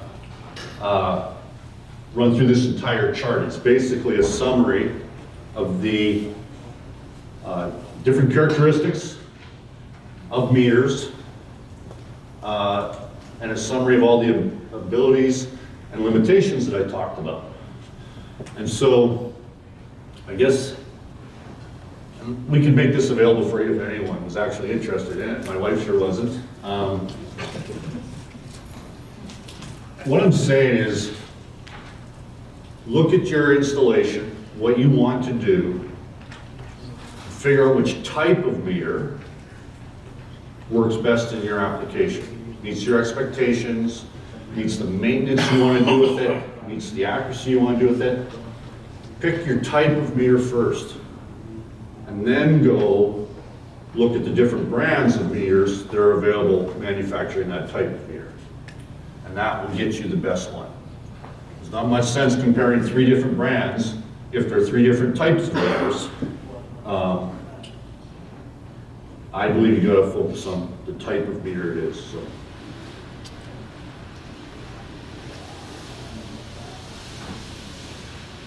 That was it. I was hoping to beat Trevor up a little more, but I'm not going to.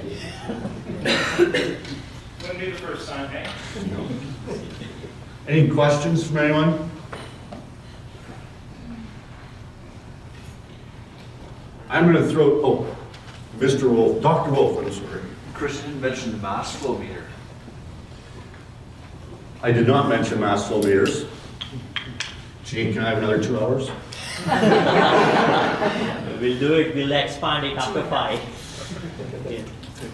Mass flow meters are incredibly accurate, The reason I did not get into them, Tom, was I don't see a lot of them, and maybe you do somewhere, in the general from bulk tote to sprayer or hot tank application. They're incredibly accurate. They require air elimination. That's part of the expense. Very good for dosing, automation, because of their accuracy. These are not in your $400 to $900 meter class. So that's why I didn't get into mass flow in this discussion. Did I miss one, Tom?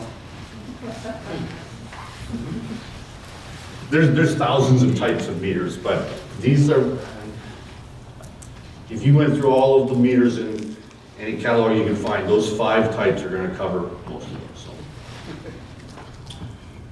Anyway, I hope we're back on schedule. Thank you, everyone. My pleasure to have been asked back.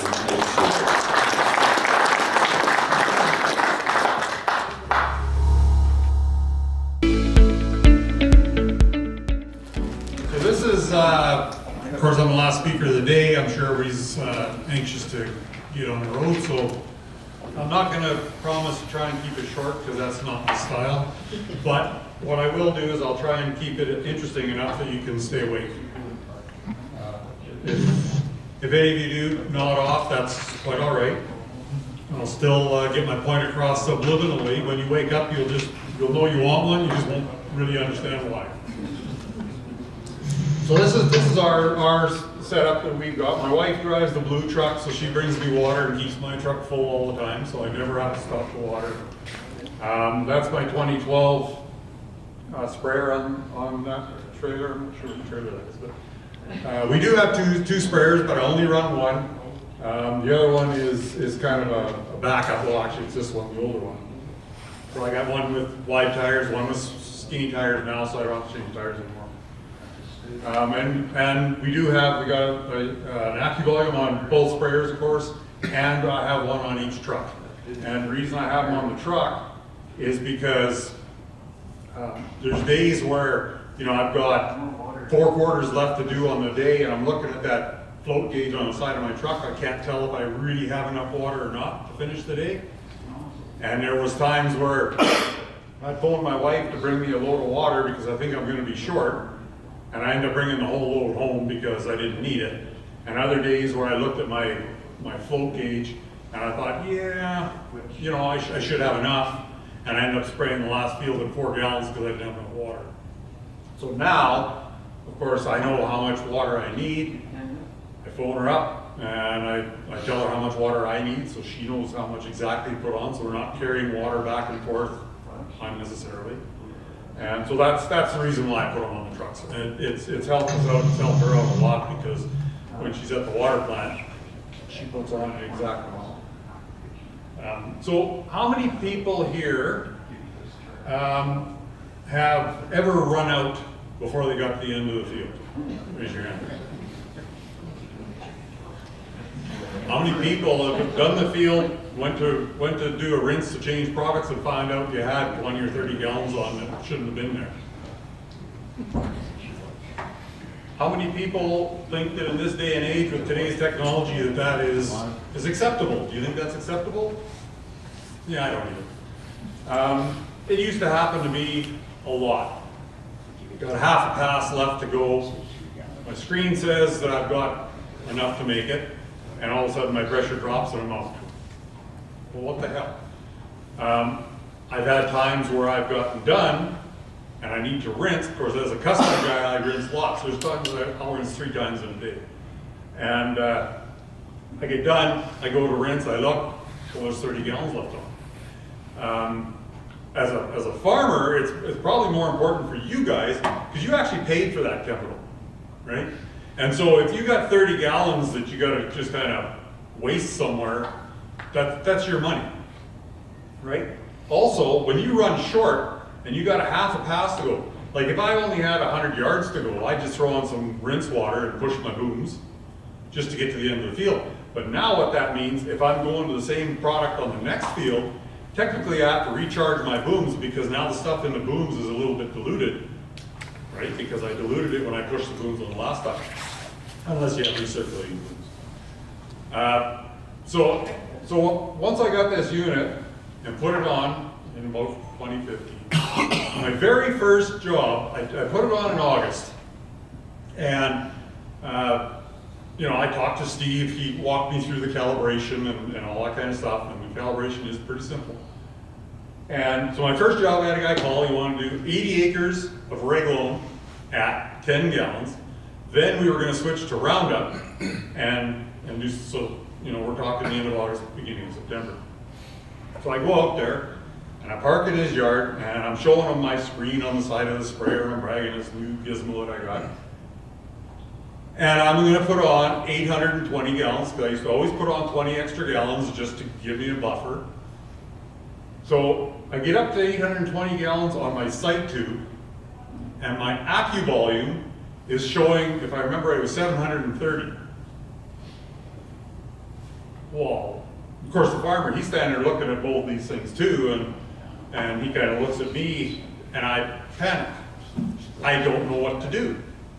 Because I can't be, you know, 80 gallons short, that's 10 acres, or sorry, yeah, I can't be 80 acres over, or sorry, 80 gallons over, because I gotta, not only do I have to rinse and change products, but I'd have 80 gallons, and what do I do with that? Not only that, but it was only 80 acres to begin with, and so now I put it on 10% light, which is a problem, right? So what do? I phoned Steve, and I said, Steve, I got a problem here. I said, I'm on level ground, I'm in the guy's yard. And so I told him what I got. And Steve says, don't worry about it.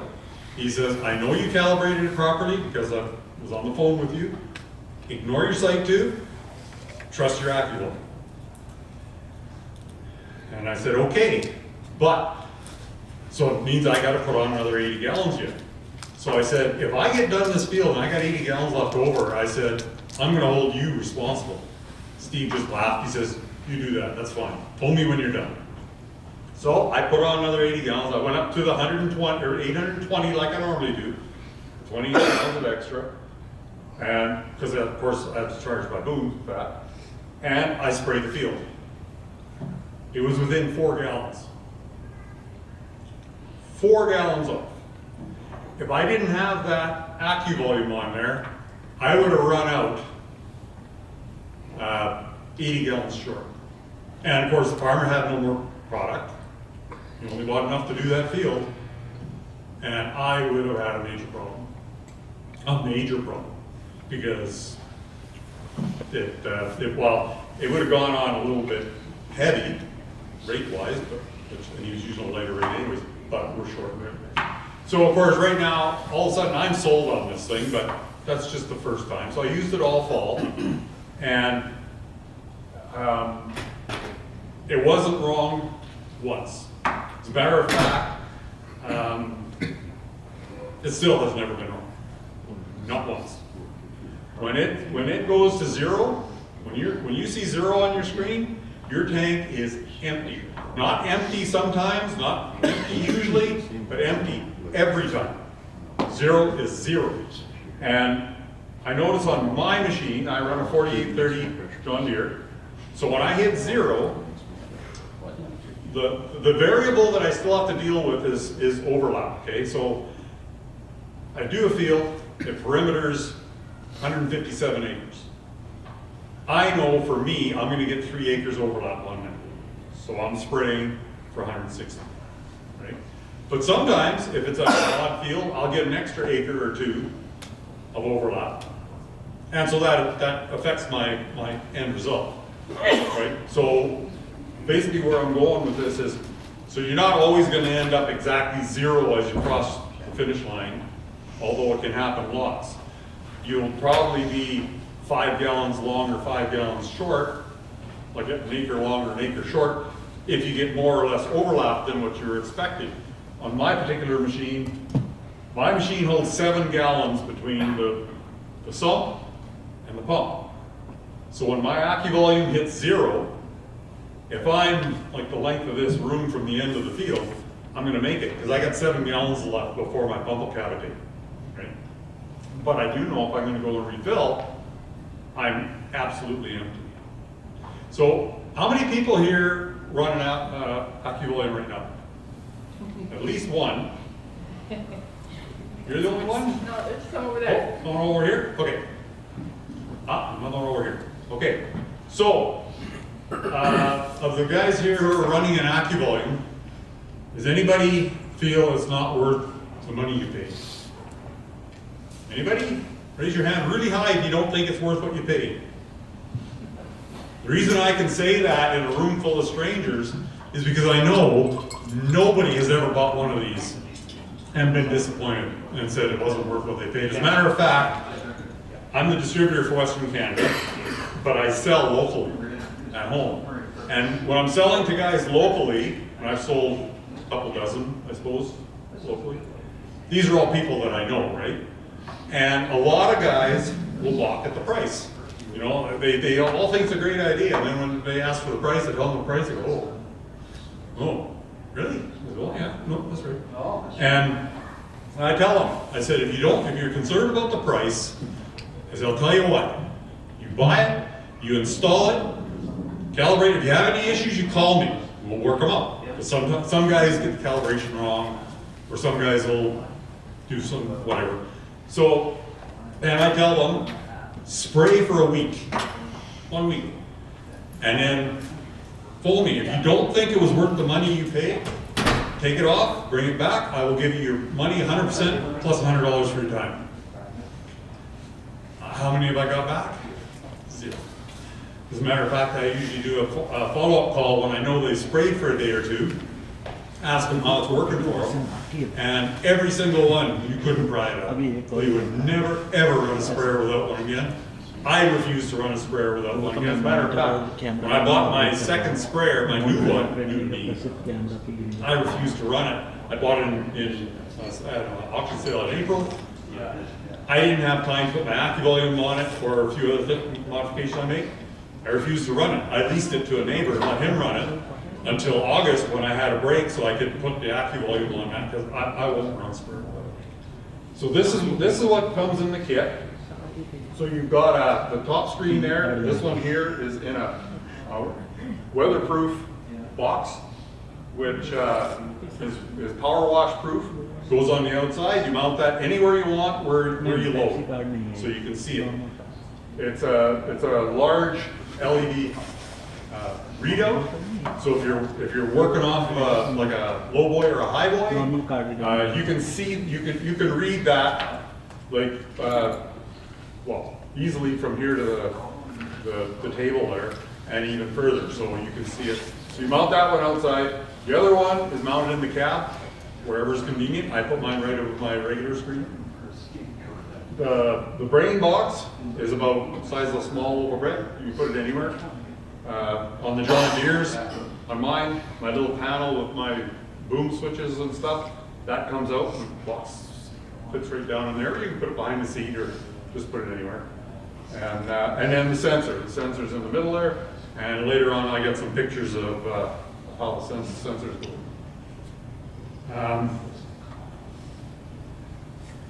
Okay, we can go to the next picture.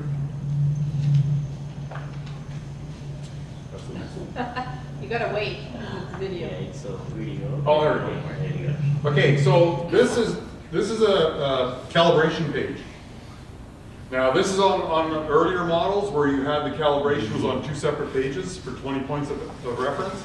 The newer units, it's all on 1 page. So basically, to calibrate it, what you do is you fill your sprayer right to the lid with water, right? So until it's coming out the overflow.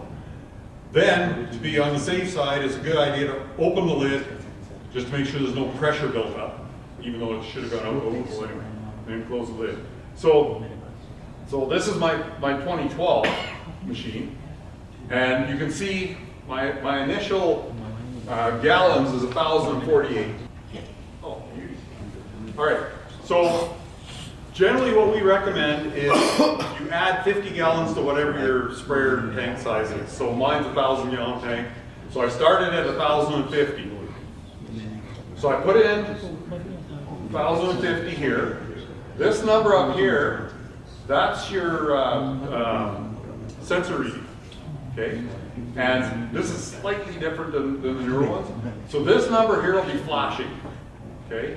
So what you'll do is you'll touch this spot here, and then a screen will come up here and it'll say, do you want to change the value? You put yes. It'll automatically put in the sensor reading into here, and then you save it. Okay. So so we'll do this as if it's 4830, like mine, and you can adjust this for your own machine. So when I filled it to 1,000 to the lid and put in 1,050 on my 2630 screen, I put in 2,050, right? Because you got to have a starting point for your flow meter to read out how much you're spraying up. The reason I put in 2,050 instead of 1,050 is because when I get to the bottom, if it turns out my sprayer actually held 1,057, well, when I got to 1,050, it would have gone to zero. I wouldn't know how much was below that, right? So we add an extra 1,000 gallons so that if it goes below, you know, it would be 995, you'll know that you're out by 5 gallons, right? So then you'll spray it out, just sitting in the yard, and put it on 10 gallons or something, and just spray out until you get to, in my case, I went down to 984, well, I would have gone down to 990, I would imagine. And then you stop, and you're going by your counter on your screen, and you'll put in your gallons. Again, you'll punch this, it'll start to flash. Do you want to change it? Yes. And it'll put your sensor reading in there. And so you do that for your 20 points of reference. And what we prefer is, like on a 4830 machine, the tank is kind of shaped like this, and then it goes down, and then of course you get your sump.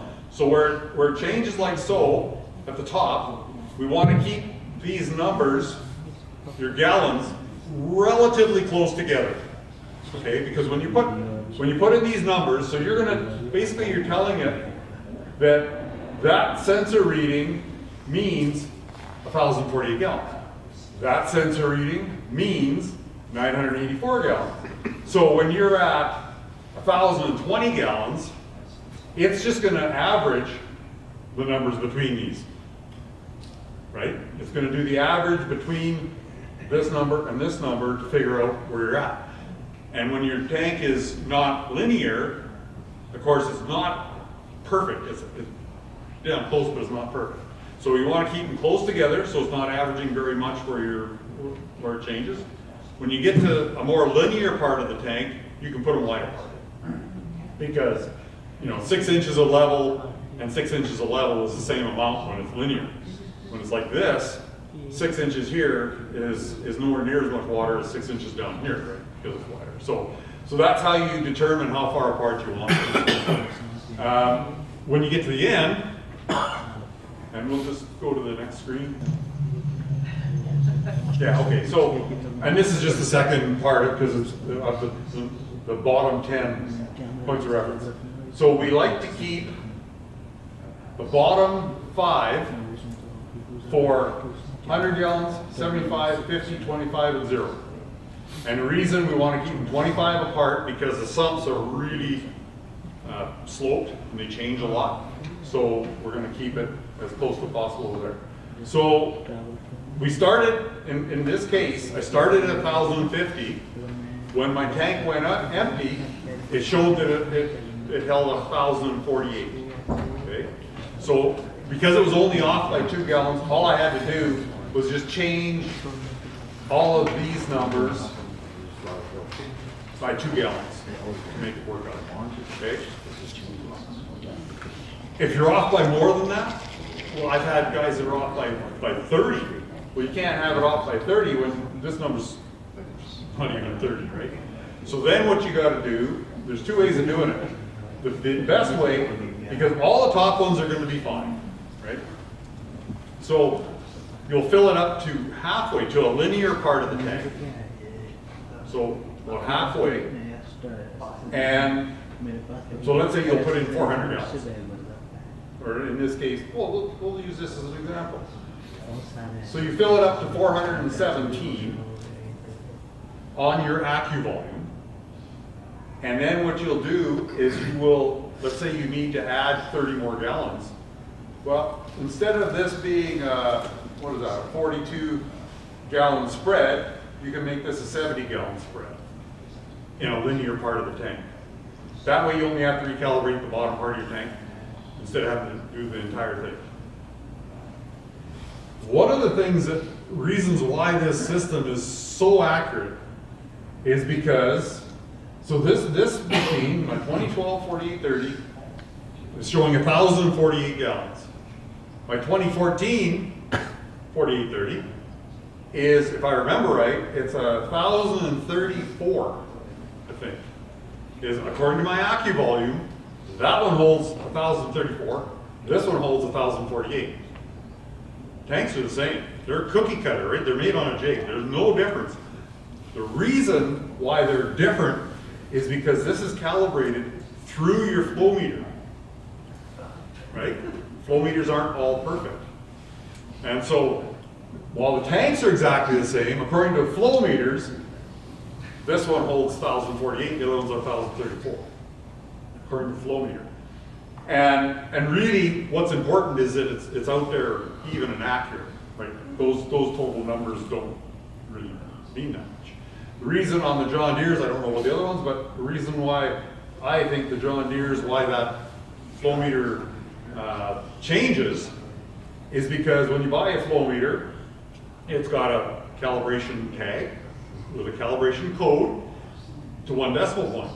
When you put that code into your 2630 screen, they don't give you anywhere for a decimal point, so you got to round it up or round it down.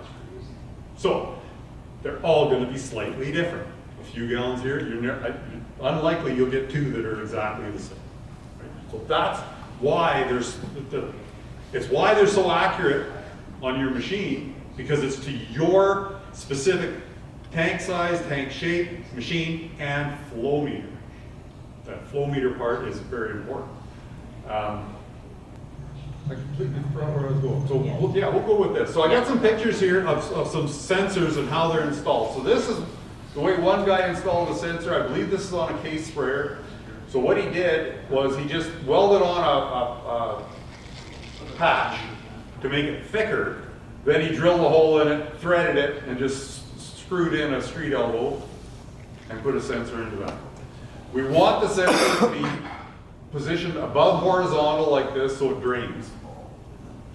So as long as it doesn't have to be straight up and down is great, but as long as it's above horizontal and it's on a street elbow like this.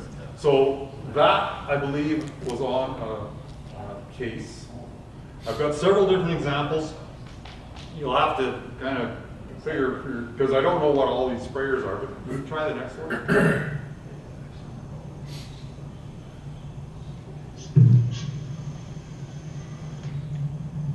Okay, so this is on a 4830 John Deere. So this is your tube right here for your sight tube. Goes up to your sight tube, you just tee into it and put your sensor right on there. I ran my sight tube for about 3 years when I first put my AccuVolume on, because it's always one of those, well, what if my AccuVolume quits, right? So I left it on there as a backup. Did the same thing with my foam markers when I went to Swap Pro for the first time. Left my foam markers on there because what if it quits, right? 3 years later, I just took that off and just put an elbow in there and took the sight tube off and just threw it away. So that's how John Deere 4830, 4730, 4720, that's how those work. So this one here, I think, is also might be another case. Now, if you look at this one, the plumbing goes in over here somewhere in the middle of the sump, and we put it right over by this well. And the reason for that is some case sprayers have a baffle inside, okay? And what happens, if you move this and you put it over here by the intake, when you're filling and the solution hits that baffle and goes out like this, it puts pressure on that sensor and gives you a false high reading. So there's 2 ways to solve that. 3 ways to solve that. We put it over there so that it's not right in line. It'll still affect it a little bit, especially when you're loading in 3-4 minutes. You know, if you're loading 300-400 gallons a minute, it's gonna have a problem. We had one customer, they went in and cut the baffle out. Problem solved. Which is the best solution on a brand new sprayer.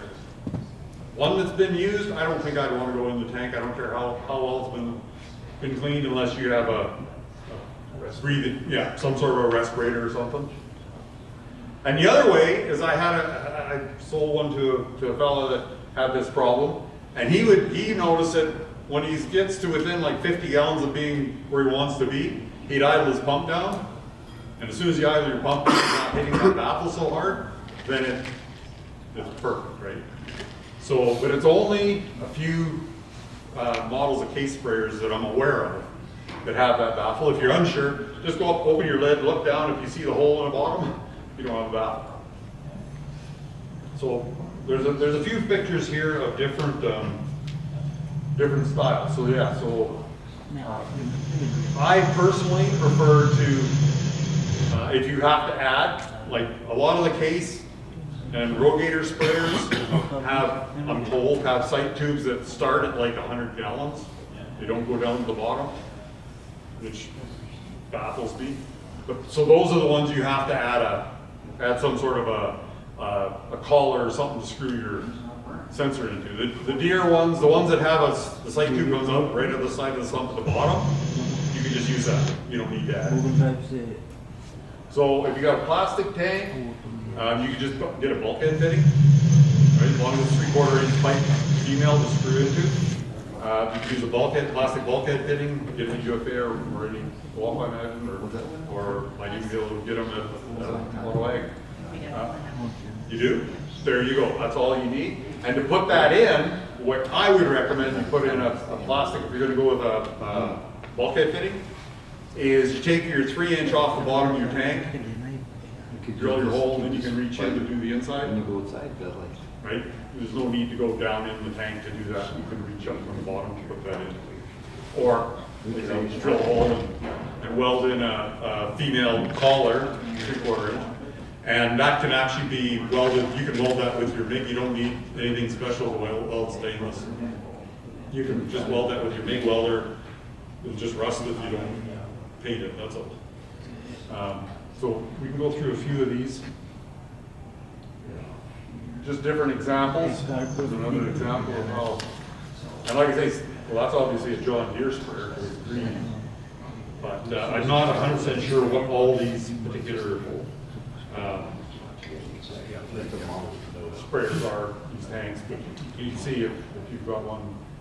So, okay, so there's the baffle that we're talking about. That's the baffle in the tank on a case sprayer. I'm not sure what model. And now, if you go to the next, this is the guy that cut his out. So that's, so he's cutting it out there. You go to the next one.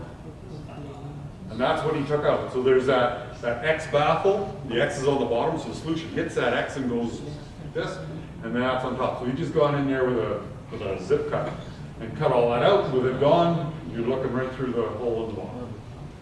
So that's what it looks like if you have it. And there, like I said, there's the 3 different ways. That's in my Peterbilt, so that's where I put my screen for in my tank on my Peterbilt. And so we can try these. So these are some videos that I took the first year that I had my first one. See if they work.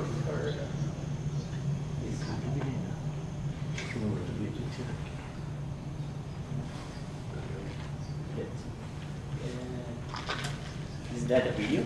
It's Yeah. supposed to be. There you go.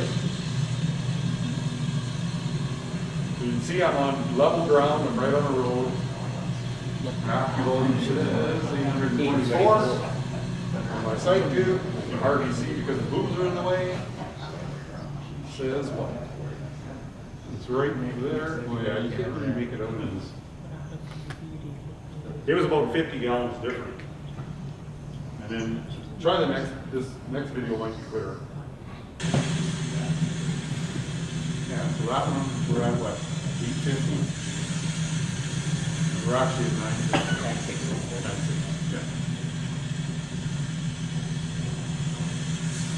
And that's on level ground. There's no reason for that site tube to be off like that, but they do it. Well, we've all run out, we've all had leftovers, and it's a site tube. I found that approximately, like the first year or two when I kept the site tube on there and I was always comparing. I found the site tube was pretty much bang on maybe 75% of the time. But the other 25%, approximately, it was either high or low, usually 20 to 30 gallons, as much as 70, for no rhyme or reason. The only thing that I could find that might have been a contributing factor is that most of the times when it was out, it was right after I rinsed and my whole system was completely empty. And I started all over with a whole new batch of new product and stuff. That's usually when my site tube would go off the worst. My accu volume, like I said, I was supposed to update my introduction, I didn't. I've actually been spraying for 20 years and I got about 500,000 on that unit now. But, and to be fair, actually that particular unit has got about 500,000 acres on it, but it actually crapped out on me this last summer. I started my sprayer one day to spray and it just froze up. So I phoned Steve. He said, I've never heard of that before, so I just changed the brain box and sent the other one back, but he hasn't looked into it yet. But I've sold hundreds of these units. Steve sold thousands of these units, and we've had, I think, 3 brain boxes go down. Mine is one. Sensors, I've replaced on warranty maybe 3 sensors. And actually one of those was mine. It was on one of my water trucks. I had a sensor go bad. But it's rare, really rare. The 3-year warranty, go ahead. Just a quick question. Does this work just on water or does it work on other foods? Works on everything. It's stainless steel, it's food grade stainless steel. If you're applying liquid fertilizer and stuff like that, of course it's stainless steel, so it's fine. But if you're going to be doing stuff other than agricultural chemicals, because of course sectional density matters, right? So, example, if you're spraying 2800, you have to recalibrate for that because 2800 is a lot heavier than water, right, per cubic foot. So there's a couple of ways it can be done. So when we calibrate these, you do it with plain water just sitting in the yard, right? And there's a density, a place to put density on there, and we leave that at 1. So water is 1. Once it's calibrated, then we change it to 0.99. That's to change the density slightly because of the chemicals that we're putting in. Is it necessary to drop that by 0.01? Probably not. Or 0.1? Probably not. But we do it anyways just to be on the safe side. Because it doesn't make that big a difference. As an example, if I spray something like Refine, right, which doesn't change the density at all of my water, because it's just a dry that goes in there, not very much of it. Or if I use Liberty, which you use a pile of it and it's heavy, it might make a difference of 2 or 3 gallons on your whole tank. It's not worth monkeying around with. But if you're going to use something like 2800 or something that's really heavy, you have to recalibrate. There's 2 ways to do it. One way is you get the actual sectional density of the product, and you just go in and you just put it in there. Instead of 0.99, you put it in as 0.685 or whatever it happens to be. Steve prefers that you calibrate it with 2800. And of course, you're not going to sit and just spray out 1,000, 1,200 gallons of 2800 in your yard. So what you would do is you would hook up a line unhook your line from your booms, hook up a line going from there to a tank. It's just so it goes through your flow meter, right? So it can go through your flow meter back into a tank and then do the calibration exactly the same, because you can have different tanks on this. So you'd have a tank set for water, you'd have a tank set for 2800, and if you're doing another fertilizer blend that's different, you can calibrate for that. Then when you're changing those products, you just have to go into that screen, choose the product that you're spraying, and a lot of them actually change it to the proper calibration. Is that kind of where you're? Yep. Okay. There's also another feature on there. How many people here use their agitation? Yeah? I never. But that's just me. How many have ever forgot to turn your agitation off and ended up with a tank full of shampoo at the bottom? Never? Yeah. So another feature that we added to this a few years ago is an agitation warning. So you can pick whatever number. Let's say you pick 100 gallons. So you go in there and you punch in 100 gallons. As soon as your tank gets down to 100 gallons, your screen will turn orange and it'll say shut off agitation. So you just turn off your agitation, just touch the screen, it goes back. That's all it is. It's just a warning. And you can set it anywhere you want, or if you don't want to use it, just set it at 0. Right? And so guys that use agitation, that's a wonderful feature, because then you'll never ever forget it. Yeah. Another thing that works really good with this system, I could go on all day, I won't. But when you're doing a large field that takes several fills, right? When you get into when you're getting ready to have to go back for a fill, well, you can look on your last pass, you've got 60 gallons left on, away you go until you got 30, you turn around, spray back, you're at 0, you go to the truck, you come back, and then you go up and then come back and finish. Because you can just go by how many gallons that says you have, split it in half. I usually give myself a 20, so if it says 60, I'll turn around when it says 40, right? To come back. And it makes it super simple for that. And you're always going back to the truck empty. You're always going back, and you know when that thing says 0, or if it says 5, you know I only have 5 gallons. I'm not going to get to the truck and find out I have 35 gallons. Ever. So when you're loading on a steep incline, I had a couple customers with fields that have really steep approaches. With my sight tube, one particular approach that I load on, it's so steep. When I was using my sight tube, it was over 100 gallons of.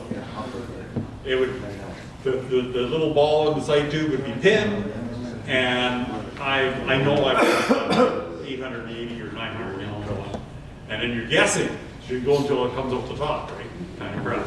Whereas with the AccuVolume, because of course my sight tube runs out the back of my tank on the 4830, so when I'm on that steep incline, it made a difference of about 12 gallons. And the beauty of it, as soon as I back away, because it's live, it auto corrects. Another thing is if you've ever had foam develop while you're filling, I'm sure a few people here have experienced that. Well, when you get to the top of your tank, what will happen with an AccuVolume is, say you got that much foam in your tank. Well, as soon as that foam gets to the roof of your tank and the water starts to push, it adds extra pressure. And what you'll see is your AccuVolume numbers will start racing. And as soon as they start doing that, you know you've got foam. So you can shut your valve. Right? So you shut your valve, and you let it settle for a minute or so, let the pressure off, and your AccuVolume will tell you exactly how much solution you have in it. So I got a 1,000-gallon, 1,050-gallon tank. Sometimes it'll say, well, I've only got 920 on there. The rest is all foam. Right? Now I can choose. I know I got 920 gallons of actual product on. Is that close enough? Can I just spray it? Fine, I'll spray it at 4.8. I got to go in and get her done. Or is it worth screwing around trying to bust the foam and try and put a little bit more water in? You can do that. But with the sight tube system, you have no way to know how much fluid is in, how much is fluid and how much is foam. you gotta bust the bubbles and you gotta bring it up in order to know what you got. This gives you options, right, in situations like that. I've had time where I've had a hose rupture on my center section before the flow meter, right? Now, it didn't like completely blow and throw shit all over. Well, I've had that happen too, but not this particular case. But I noticed that, hey, my AccuVolume numbers are going down way faster than they should. I'm still holding great. What the hell? Something's wrong. So I got to shut it off, and I go, look, sure enough, I got spraying all over the back of my sprayer. I wouldn't have known that because the normal system, you're just you're telling it how much is in there, and then it's just counting them down as they go through the flow meter. This is actually live of what's actually in your tank. So if you've got a problem, like in that particular situation where I developed a leak before the flow meter, I would have, if I didn't have the AccuVolume, I'd have just run out with half a field left to go and have a big mess on my hand, right? But the AccuVolume allowed me to recognize that I had a problem before, earlier. When you run them for a while, I've run mine for a while, you learn so many things that it helps with. But just the fact that your days of running short or having leftovers are done. How many people here have sprayed with foam markers? Oh, yeah. See, we got some experience out here. So when I started with foam markers, and then I went to Swath Pro. At that time, Swath Pro was $12,000 on a $250,000 machine, right? And it took a while for me to convince myself that I wanted to spend that kind of money on Swath Pro. But I did, like everybody else. Would I ever go back to foam markers? Absolutely not. And I don't care how much Swath Pro costs, I would not go back to foam markers. And I feel the same way about the AccuVolume. Would I go back to a sight tube? I would quit spraying before I would go back to foam markers or a sight tube. I just will not do it. And now we're running I don't know, $600,000, $700,000, $800,000 sprayers, and they still, most of them, not all of them, but most of them still have the same 1,000-year-old technology to tell what's in the sprayer, right? And $4,000 to make that thing actually accurate, well, it was kind of a no-brainer for me. But everybody, it's, everybody has their own way of justifying what they want to do, right? Is there any questions so far? There's got to be some questions. Tom, give me a question. Throw something at me.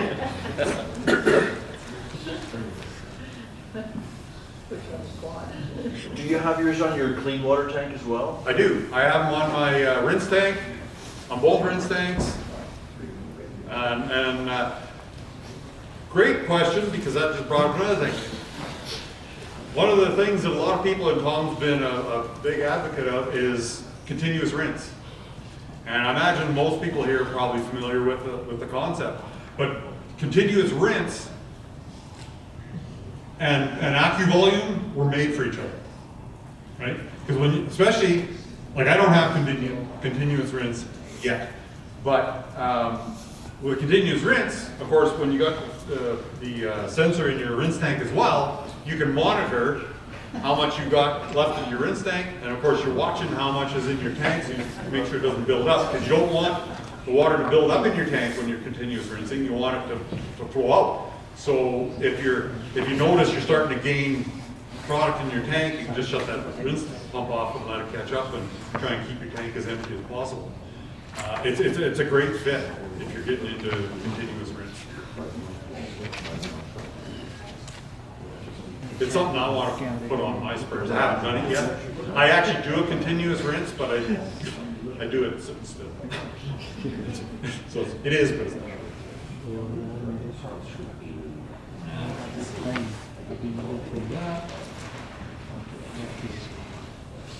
Oh, and Lucas, I don't know if he's still here, but yeah, there he is. So he had said something that I have to correct. Lucas said that nozzles are the most important part on a sprayer. And he's not wrong, but he's not right either. There are three things. There's 100 things that are important.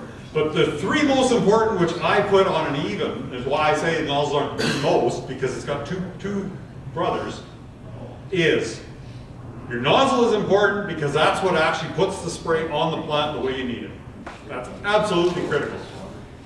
Your loading facility, whether you use a handler or a combine or whatever you use, is important because having the right ratio of product in there is vitally important, right? Because your rates per acre have to be correct.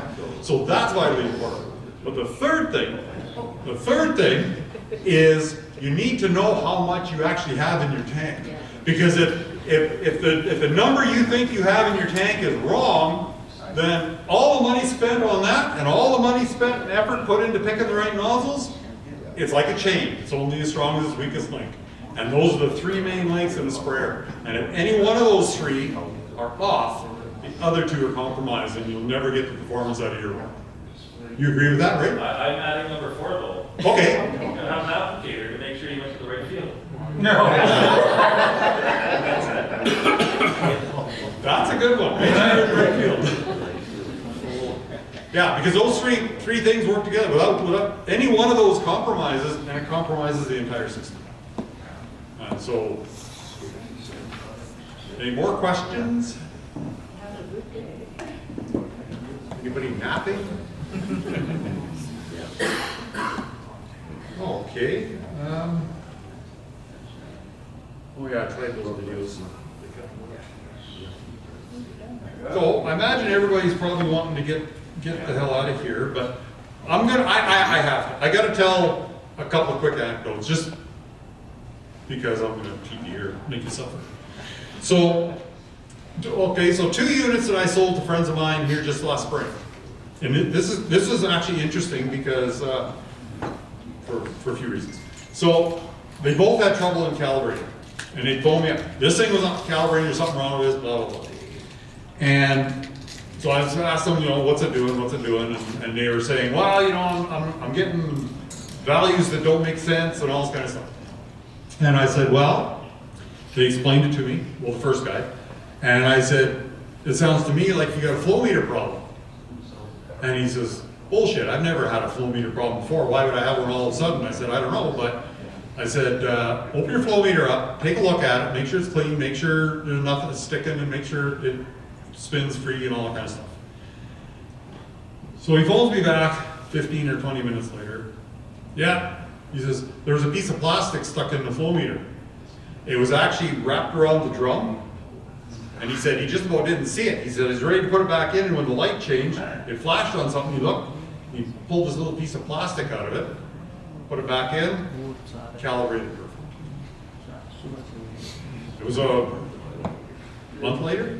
A neighbor of his, actually, another friend of mine, I'd sold him the unit, same thing. He told me, he says, it's not working. And he explained it to me. I said, it's a flow meter issue. Oh, it's the same thing. Bullshit, there's nothing wrong with my flow meter, it's this unit, blah, blah. So open up your flow meter. Well, he actually showed me, it looked like it had a sandwich bag in it. It had like a big chunk of plastic stuck in it. And yet these guys, the thing worked perfect when they parked it. Now all of a sudden it just happened, right?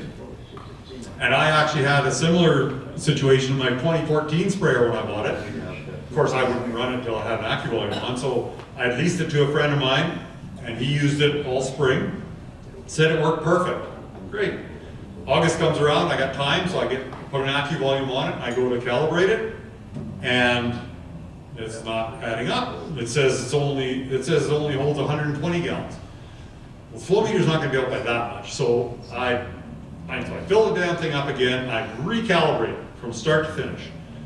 And now it says it holds like 1,000 gallons. Well, I know that's not right, so I fill it up again, I do it again. Now it says it's 890 gallons. No, there's something wrong.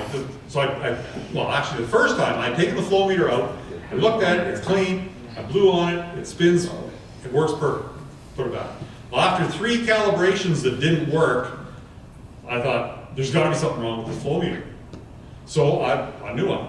The flow meter in, calibrated perfect. I don't know what was wrong with that flow meter or why it worked perfect up until the time I went to calibrate this thing. But it identified a flow meter issue for me, and I changed it. And so, you know, if you have flow meter problems, it'll show up with this because this is independent. Once it's calibrated, it's independent of the flow meter, right? Because it's live in your tank. Whereas the systems that we run now are not independent by the flow meter. As a matter of fact, the flow meter is what tells the computer how much you've still got on.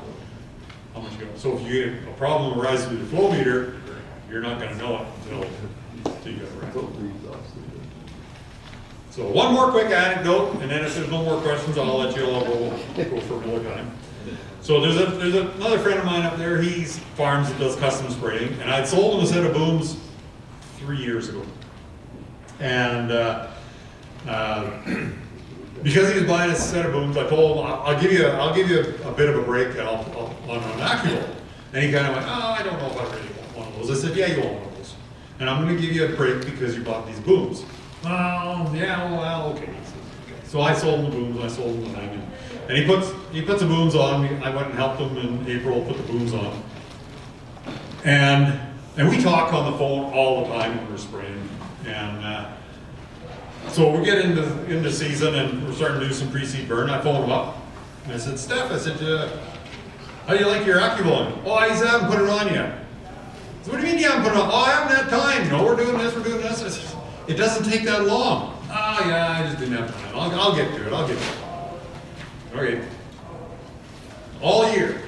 Steph, you get your AccuVolt? No, I haven't done it yet. You gotta do that. Yeah. All year he sprayed those. And I'm giving him a hard time. The following year, in the spring, we're talking, get your AccuVolt? No, I haven't put that on yet. I said, Steph, get this done. I'll get to it. So in June, I'm talking to him on the phone. And all of a sudden, out of the blue, he goes, shit! I said, what happened? It just ran out, and I got a half a pass left.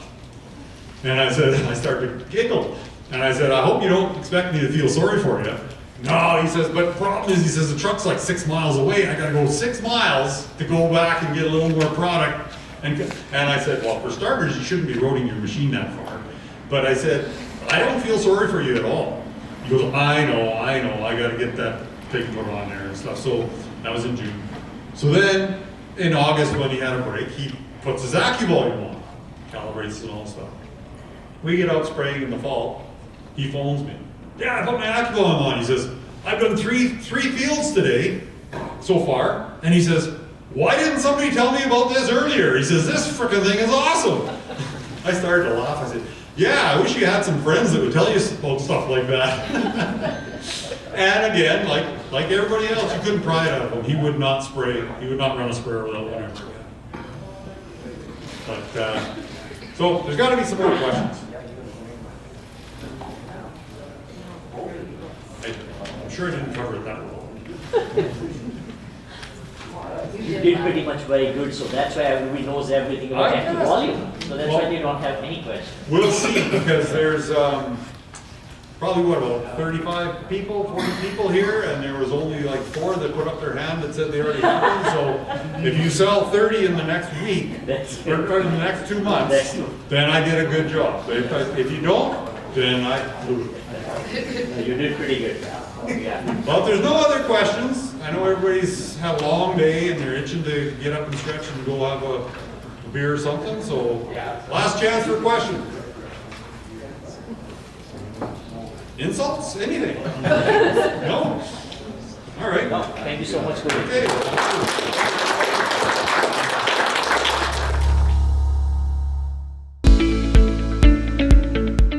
Hello everybody. So I just wanted to talk a little bit about TJ. Mark was very gracious to give me the time to actually talk to you today. It was a little last minute for myself, but that's just what I wanted to talk a little bit about tip application and tip selection for those applications.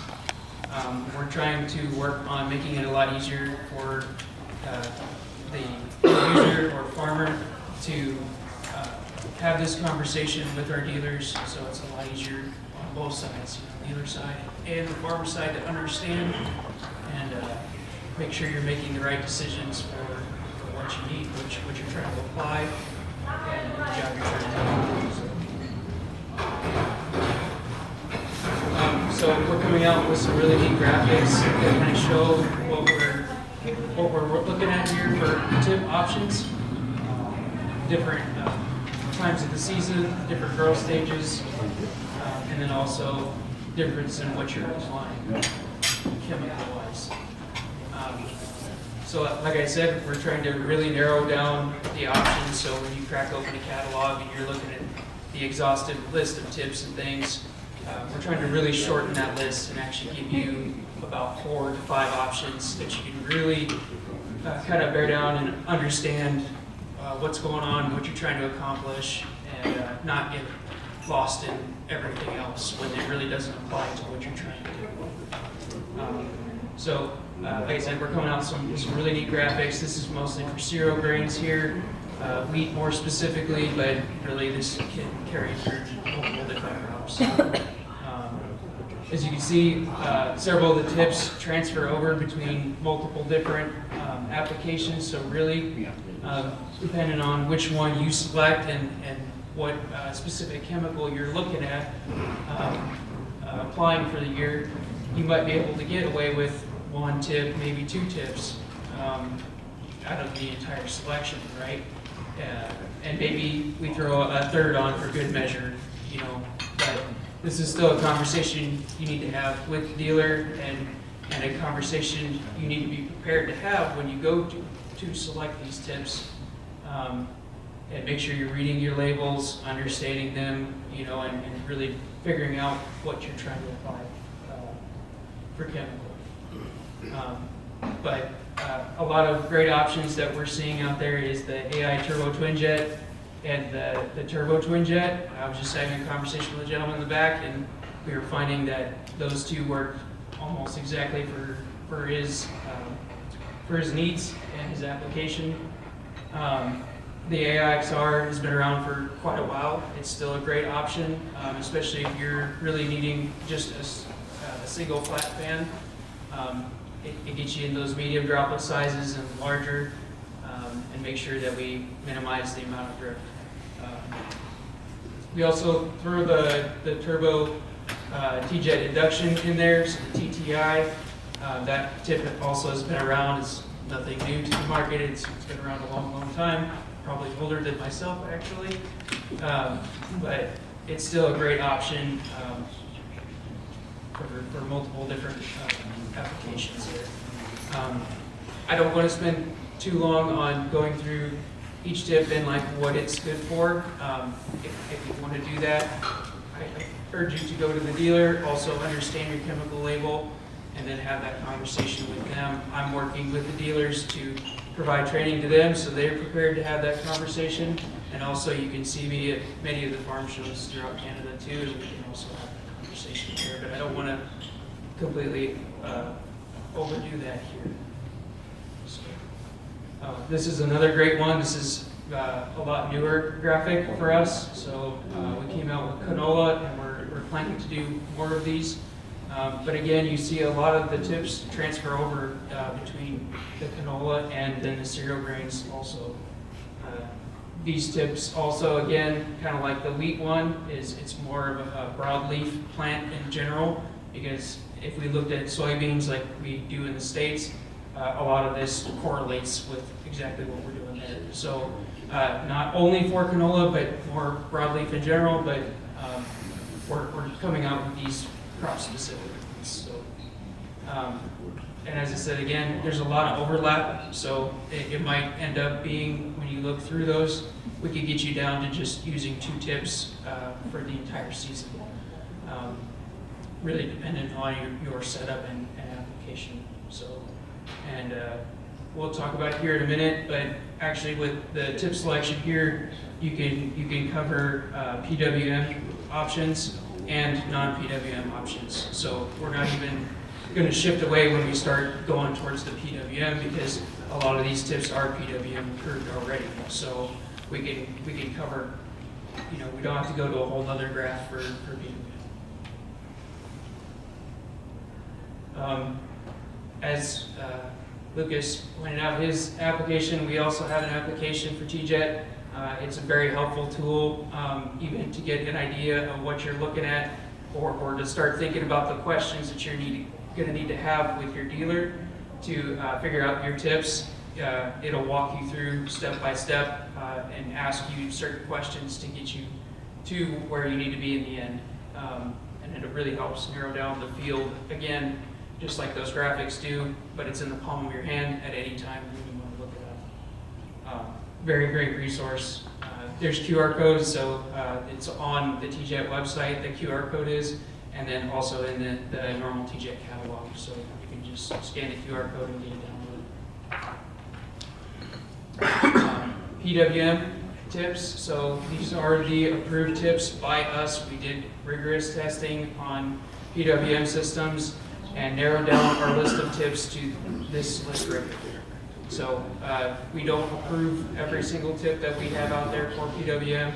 It is this list specifically.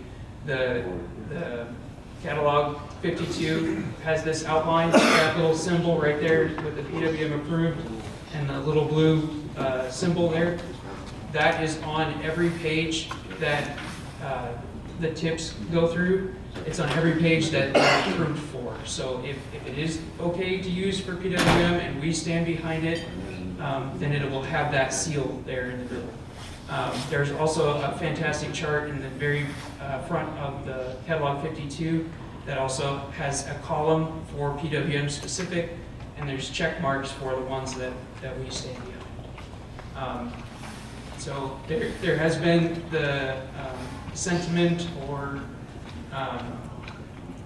kind of, I guess that's the thing I can think of, that you can't use air ducted tips on PWM. That's not true.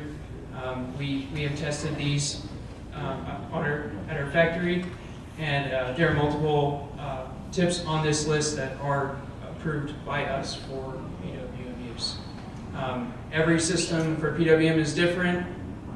We can't really get around that, but from the testing that we've done and from what we've seen from that testing, we want to stand behind it and we want to say use these on PWM, whether it be ours or others.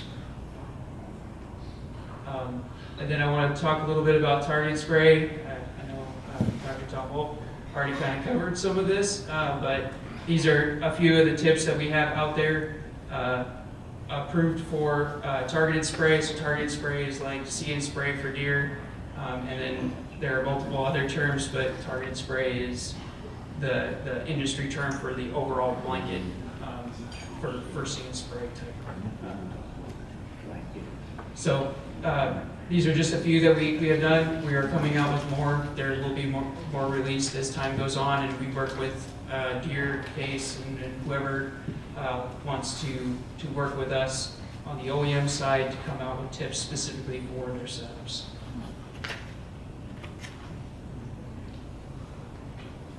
Speaking of See and Spray, this is an actual document from Deere with TJET tips on it and how they would like you to use it on that system. We worked with them, just like I was talking about previously, to get these squared away for approval by them. They did rigorous testing, and like I said, this isn't a document we're putting out as TJET. This is actually from Deere themselves. So if you do start seeing more See and Spray machines, or if you're considering this more and more, we do have TJET approved tips already for these systems. So I want to talk quick about the QJ370D here. This is a new nozzle body for us. The core nozzle body is actually one that we've had out for a little while now, but we're adding this, so we're adding this extra outlet on here. This allows you to set that extra outlet in the rear to something specifically. We're seeing a lot of guys do like liquid fertilizer with this one and having a designated tip for that, and then using this valve to open and close it, so manual on-off. and you just screw it open, and it'll come out this way, and then you would rotate the turret to the off position or like in between position, and just run that one in the rear, and then you can turn this one off, and then turn the turret to the on position, and then run the turret like you normally would. You can see here, you can attach a solenoid onto the side for the turret, and then have the manual one for the rear version. And then depending on your boom construction or configuration, you can swap these, so you can order it for the left side or the right side, depending on what you need to meet your setup. Multiple different size clamps there, and then it comes in a 3 and a 5, just like our normal one would.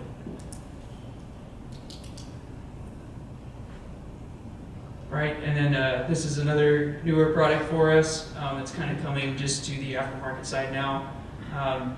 This is an electromagnetic flow meter, and I know we already touched on flow meters today, so I won't go into too terrible detail on it.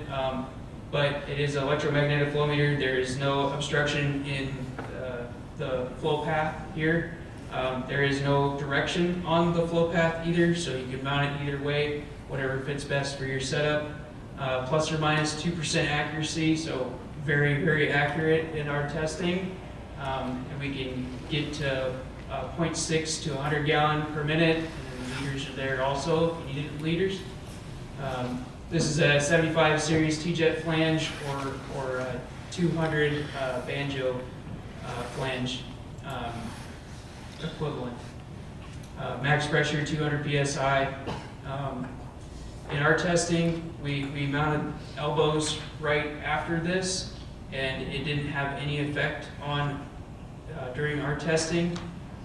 Say your mileage may vary, and I kind of parrot what Chris, I believe, said before me, is that you probably do want to have a run before this, but I would say maybe not as much as what maybe he talked about. I think you could probably get away with that on this one. Just from what we've seen, we ran multiple different types through it. I even had guys running salt brine stuff through it too, and didn't really run into any issues during any of that testing. So feel pretty confident about it. We've been in the works with this for quite a while, and been very happy with the results of our testing and our customers as well. Comes in several different cable connections depending on what your needs are. This will drop into many OEMs today, so if you're running a turbine flow meter right now, this dimension is almost exactly the same as what you're running currently. And again, we have multiple different cable connections, so most likely plug into whatever you have right now. And I'm thinking, and I don't know this for sure because I can't speak for anybody else, but I'm pretty sure the price on this is better and your accuracy is going to be better than any turbine flow meter that you're running currently. Especially if you're doing PWM stuff, when we shut down multiple nozzles and we get down to 1 or 2 on only, we really need that low flow, and this is very accurate at those low flows. So this comes into its prime really with the PWM systems or any shutoff system that's cutting off a bunch of nozzles at once. So really great option there. It has LEDs on it too to tell you when you're receiving flow for troubleshooting, and then also a power indicator if it's receiving power.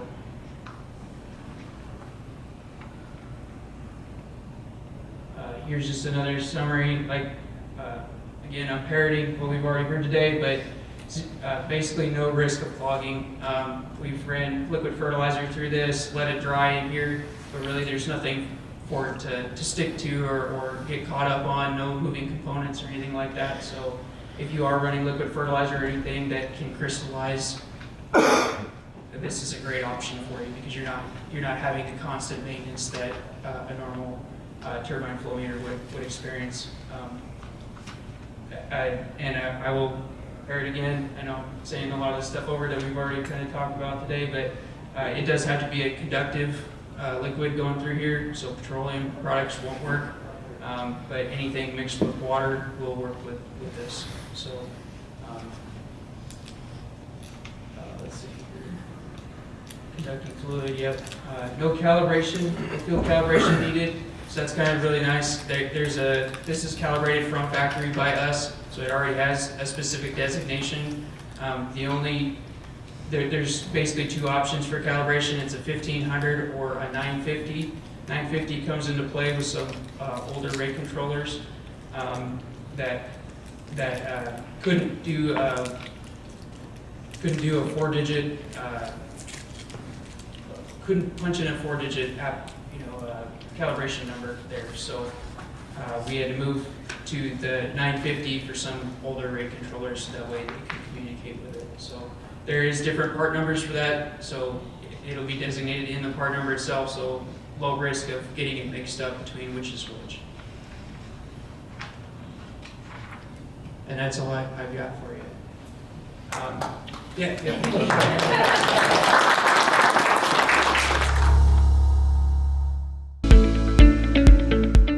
All right.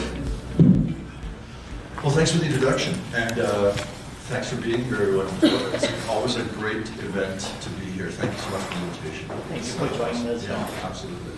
So I want to tell you 3 stories this afternoon, and it won't be an hour and a half. We'll go fast.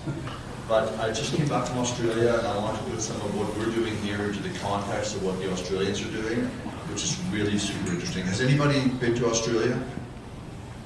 All right, yeah. So many of you understand. I mean, we have a lot of kinship with Australia in terms of how we farm. They happen to farm in their winter mostly, except in Queensland. They also farm in their summer. They can do double crop. But it's really just a very interesting thing. So we'll end with a slideshow of just what I observed and what I think was noteworthy about Australia. In the meantime, we'll just put the work that we're doing in Canada into the Australian context a little bit as well. So drones are legal in Australia. They grandfathered in any aerial label that has a fungicide on it, or if a fungicide has an aerial label, you can legally apply it using drones. What's interesting there is that they're not really implementing drones to the same degree that we are, in fact, even though we're just at the very beginning of our implementation. And what we learned was that, in fact, some of the registrants are asking that the permission to spray their product by drone be revoked by their regulatory agency. They're not comfortable with their product being applied by drone, and they don't want to be grandfathered in on any old aerial label. So that was kind of a very interesting observation I made while being over there.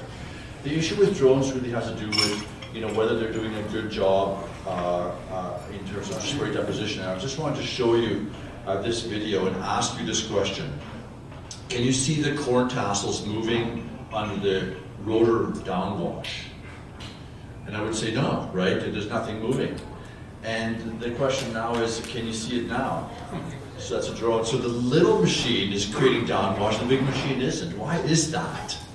And the reason is the big machine is flying so much faster that the downwash it generates to stay aloft, which is equivalent to its weight, is dispersed over a very large area because it's moving so fast. So actually, if a helicopter or spray plane flew over our heads at ceiling height, which is about the height they fly, we would hardly feel the downwash because they're going 120 to 140 miles per hour. They're going very, very fast. The drone is going 15 miles per hour, maybe 18 these days. That's about what they're flying these days. So the downwash is not as diluted, and it actually goes down with the spray goes down with the downwash. You can see on this soybean field, you can see the downwash and the spray arrive together. When we fly with a crude aircraft here, the downwash comes first, like right away, and the spray deposits about 2 or 3 seconds later. So they're spatially and temporally in a different scale, like they're just not at the same time. So that's what's happening. And this downwash is a big part of what we have to talk about with drones. It's good and it's bad. And I just wanted to shed some light on it. So first of all, what are the benchmarks for drone operation? Well, let's talk about the same things we always talk about: productivity, water volume, spray quality, and deposit uniformity. These are really the benchmarks for quality application anywhere using any kind of method. The productivity side is a new thing. We saw Trevor talk about their drone kit. We're starting to see drone trailers, tender trailers. They're a specific unit. They have a hot tank pre-mixed usually. In some cases this will be water and there'll be a hot tank in here. They'll have a generator. And basically what we're talking about is a drone coming in for refilling and swapping batteries. And the drone will be empty in about 5 minutes or so, depending on how much water you're applying. And it will need to be filled and swapped in less than 1 minute.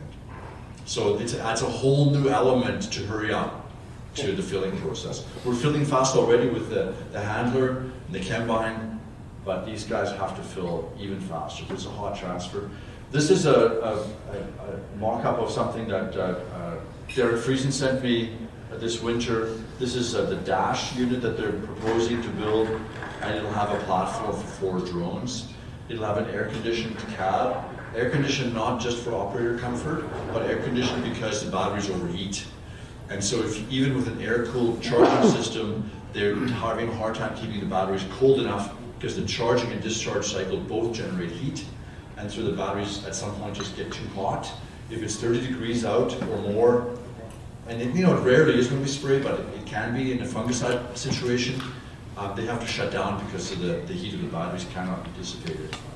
So we're talking about the operators or the filler or the mixer loaders being super busy. If you have 2 drones, which is very common, you might be landing each drone at 2.5 minute intervals now. So you have 2.5 minutes between drone landings and 1 minute to fill and swap. You don't have any time to smoke your cigarettes anymore. Okay, so that's happening. So I sometimes think, everyone's excited about drones, but what gives you the better life? Sitting in a cab for 35 minutes in an air-conditioned cab, listening to your classic rock station, and then filling for 10 minutes every 30 or 40 minutes, or being outside with a generator blasting in your ear and filling that up with gasoline every 10 minutes, and never having a moment's rest. So anyway. That's just my opinion. Okay, so here's another problem. This deposit density thing. These are deposits of different spray qualities that we have in the wood spraying world. And this is about between 7 and 10 gallons per acre or so. And you can see we have choice in terms of droplet size. And that's useful because of drift management and other things, and evaporation management. When we go to 2 and 3 gallons per acre, which is what the drone volumes are, we are talking about having no choice in droplet size. Very little choice, and all the choices are going to be fine. Okay? Fine, very fine, medium perhaps. Coarse, probably not so much of an option. So that's a difficulty. The rotary atomizers that are common on drones now are good. I like rotary atomizers. They tend to produce sprays that are finer than we need. And this is the same picture I just showed you, but in operation. This is a fine setting. When we set that to coarse and coarser, you can set up to 500 microns.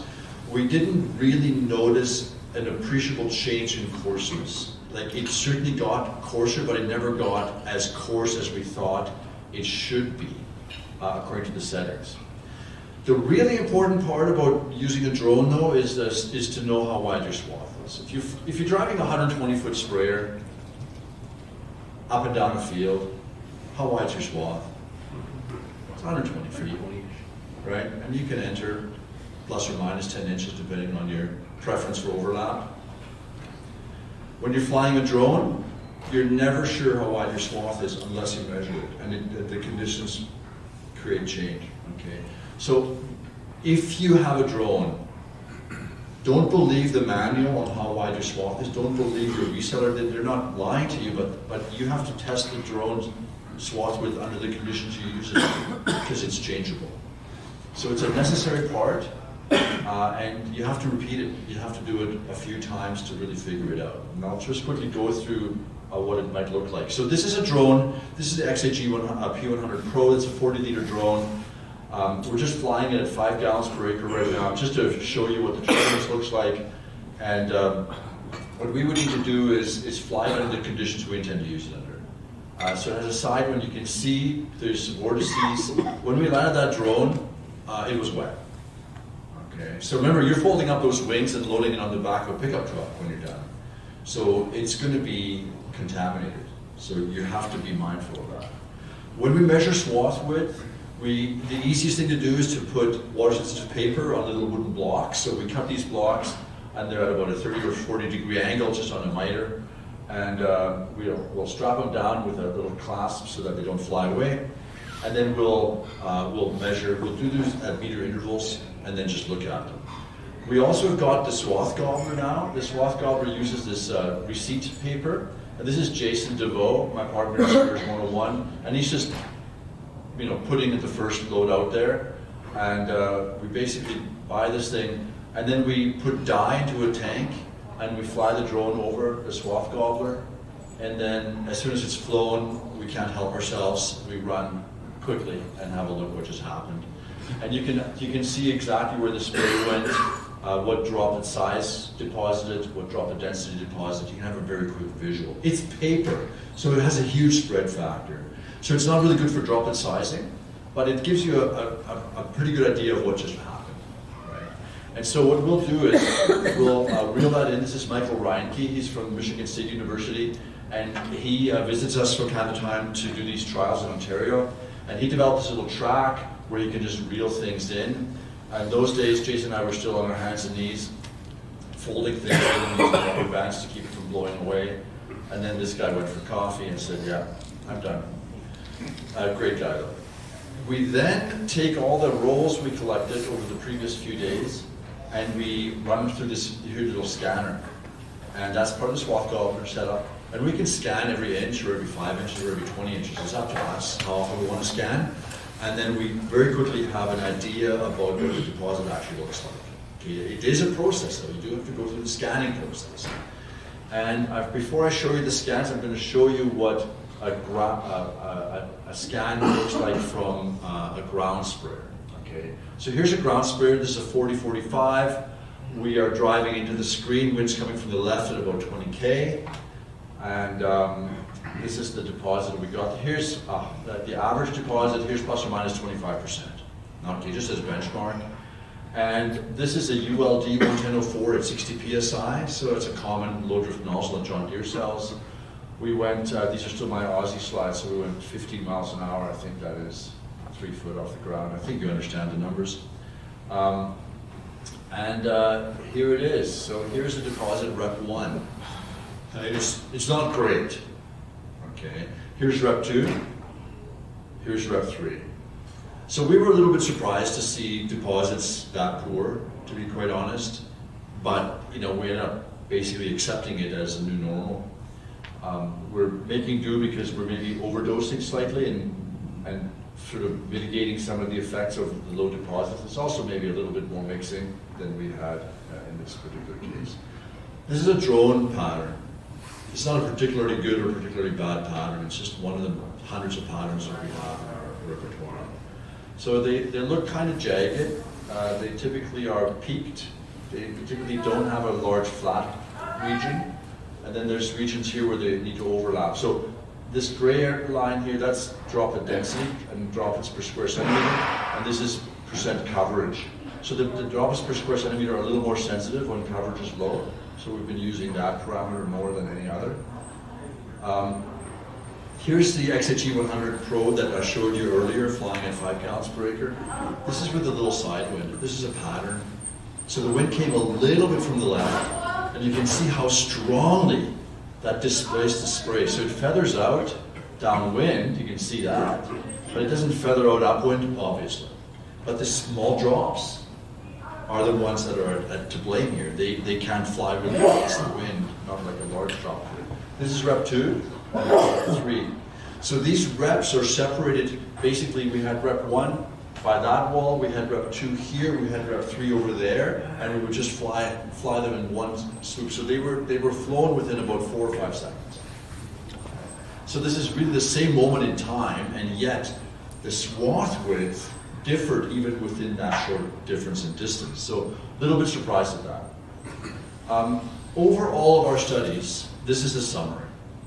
If you fly too low, And some people might want to fly low to prevent spray drift. That's a mistake.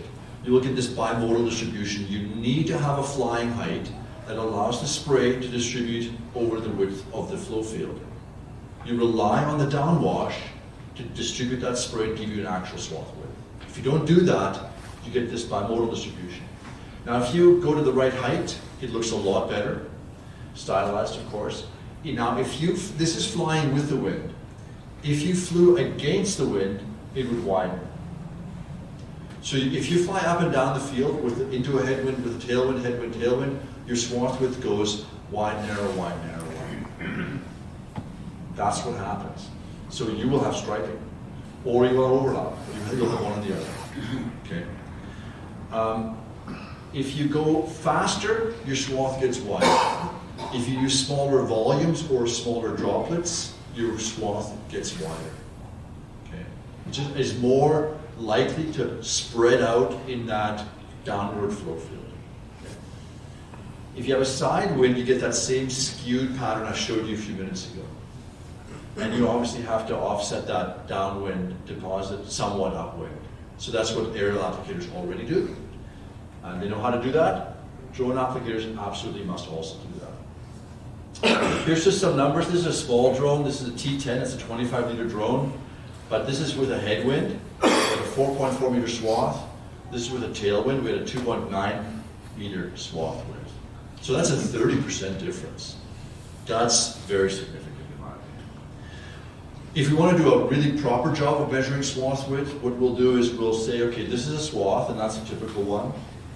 We'll draw a line here where we think the plateau ought to be. So we'll average kind of the plateau region. Typically, our program says, take the maximum, subtract 10%. That's about where we want to be. And then the dashed line is the 50% point. And the reason we put a dashed line here is that's the point where we want to overlap these feathered out nodes. That gives us the taper. Overlap gives us the same height, right? Makes sense. So we put them together side by side, just like that. So in this case, the swath width would be 3.5 meters. And then we add them together, and it looks like that. Now you might notice that that's pretty uniform, except we're quite a bit above what we thought our application volume should be. So we're maybe 30% higher or even more than what we ought to be. So we're over-applying, right? So what do? Let's widen that swath. Okay, so if we make it too wide, we get these gaps, and this is going to be striping. So we come to some middle ground, and we say, all right, there might be striping, maybe not so much. There might be some overdosing, but it's just really, we have to allow for this. This is the price we pay for having a poor pattern. This is the best we can do. And you know what? That's one pass. Okay, if we did this again, it would be a little different. So we typically do it 3 times. And then we do this process each of those times, and then we average those 3 and say, we think this is your swath width. And it might be plus or minus. We're not actually not sure. This is one of the problems of spraying with a drone. Here is the T50. So this is the drone that you would buy today. We set it for 250 micron VMD, a 3-meter flying height, which is normal. This is an 18 mile per hour, 19 mile per hour travel speed. This is 3 gallons. This is rep 1. So just look at the pattern. I think that's actually a good pattern. You know, how my standards have changed, right? But I think this is considered for drone a good pattern. This is rep 1, and we can just estimate the swath width by going to the halfway point of the trapezoid. It's about 6.5 meters. That's a quick and dirty. If we do rep 2, so this is sprayed 1 hour later. Rep 1 we sprayed at about 1 p.m. in September in Ontario. Rep 2 we sprayed at about 2 p.m. And rep 3 we sprayed at about 3 p.m. Otherwise everything was the same. It's the same day. And look at the difference in swath width. So there's no doubt about it that we're going to get striping. And this is just one such example of a field. This is sprayed in Alabama. This is given to us by Steve Lee. He hosts a conference on drones. That conference is on next week for 3 days. It's in Alabama. It's a end users conference. It's fantastic. I've never attended, but Jason will present some of our drone research at it next week. So he flew low. and he flew high. And then I'll just show you, this is the low flying height. So here's the high flying height area here that you can see the drift. The low flying height, we had this striping. Okay, and that's a burn off application. So you can also see the drift here. You can see what happens at the field edge, where you have kind of this ambiguous area. The drone does not like kind of fly into a headland at full speed, doesn't fly through a headland. When it reaches the edge of the field, it stops flying. So it doesn't fly through a headland like a ground sprayer drives through a headland, so that's a little bit tricky. You have to trick it a little bit to do that. So you get these regions here where it's not really a definite start-stop situation.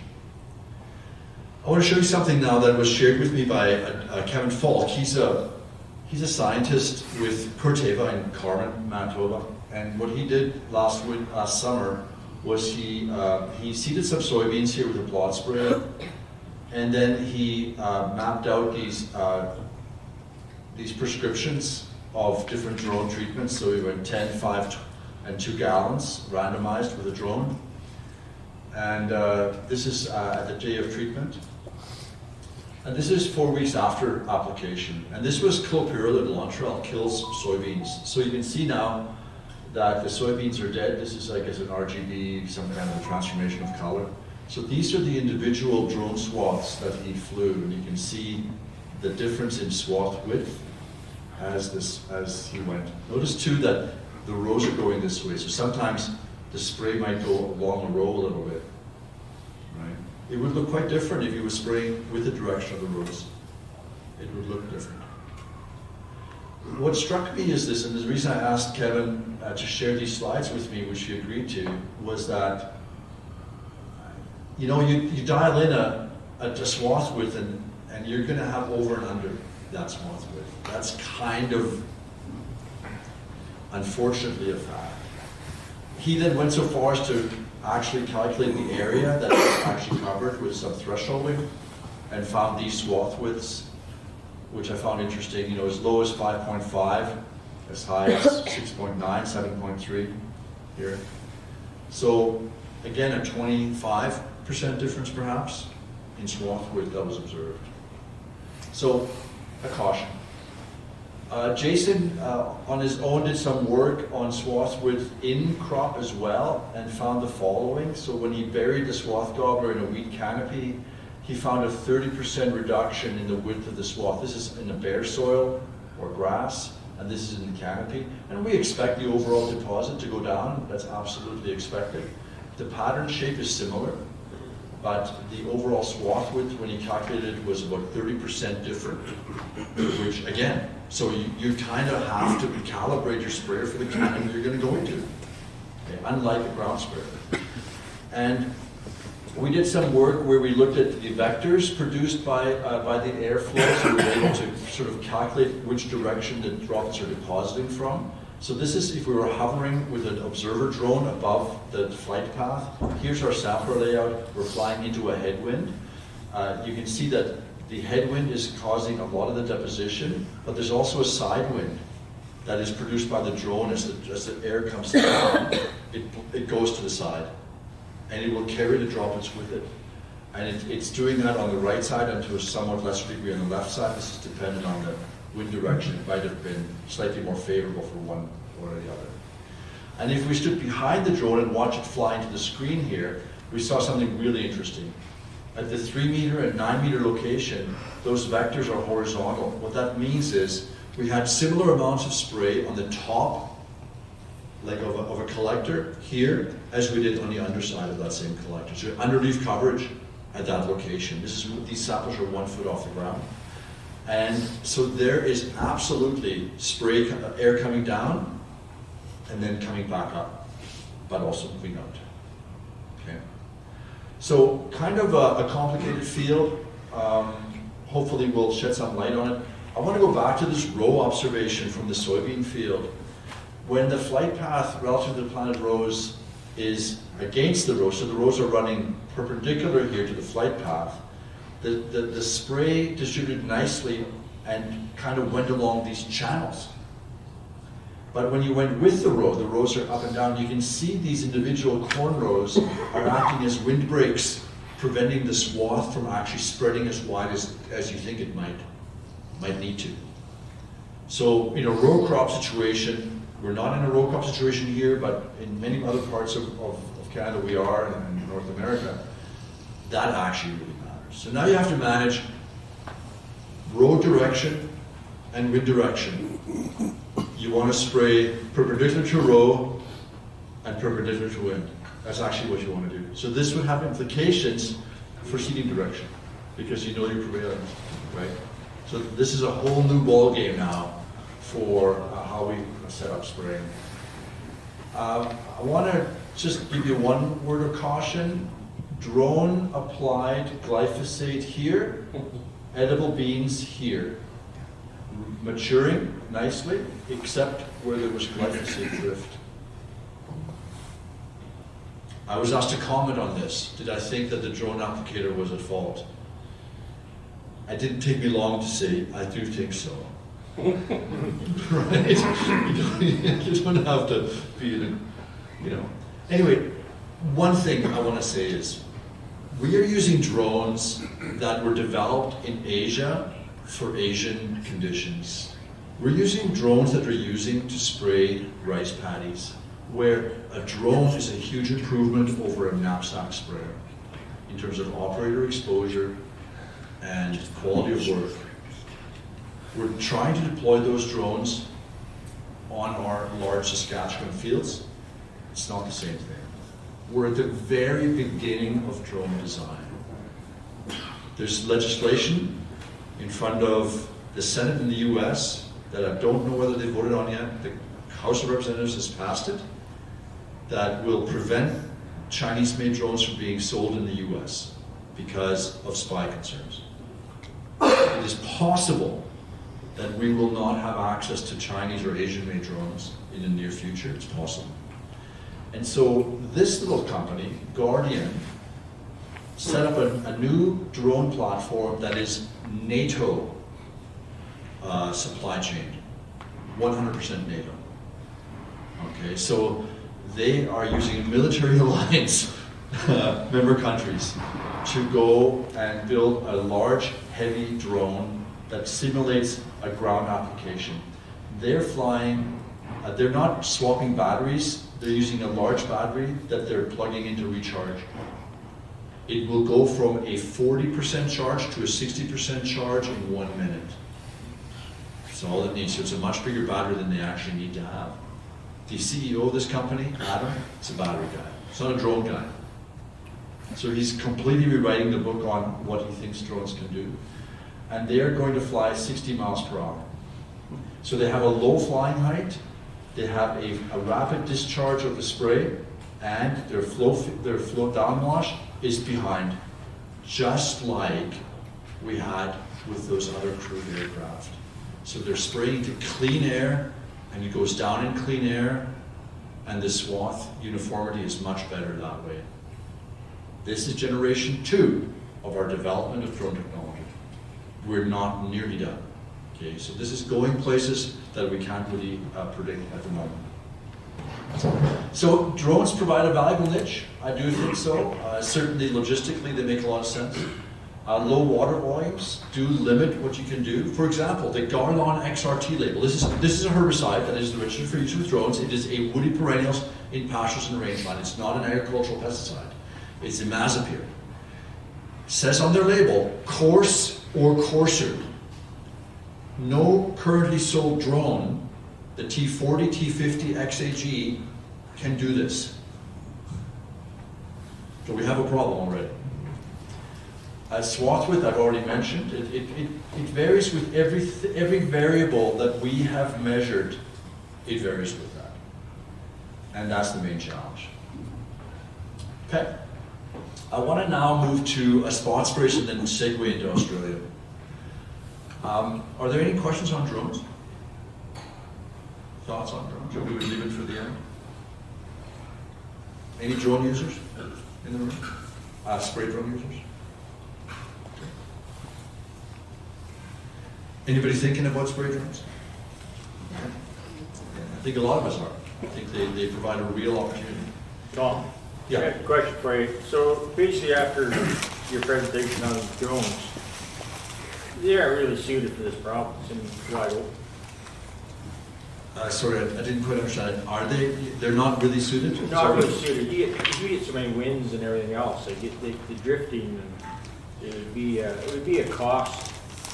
I think the cost per acre would go sky high. Yeah, I think you may well be right. I mean, time will tell.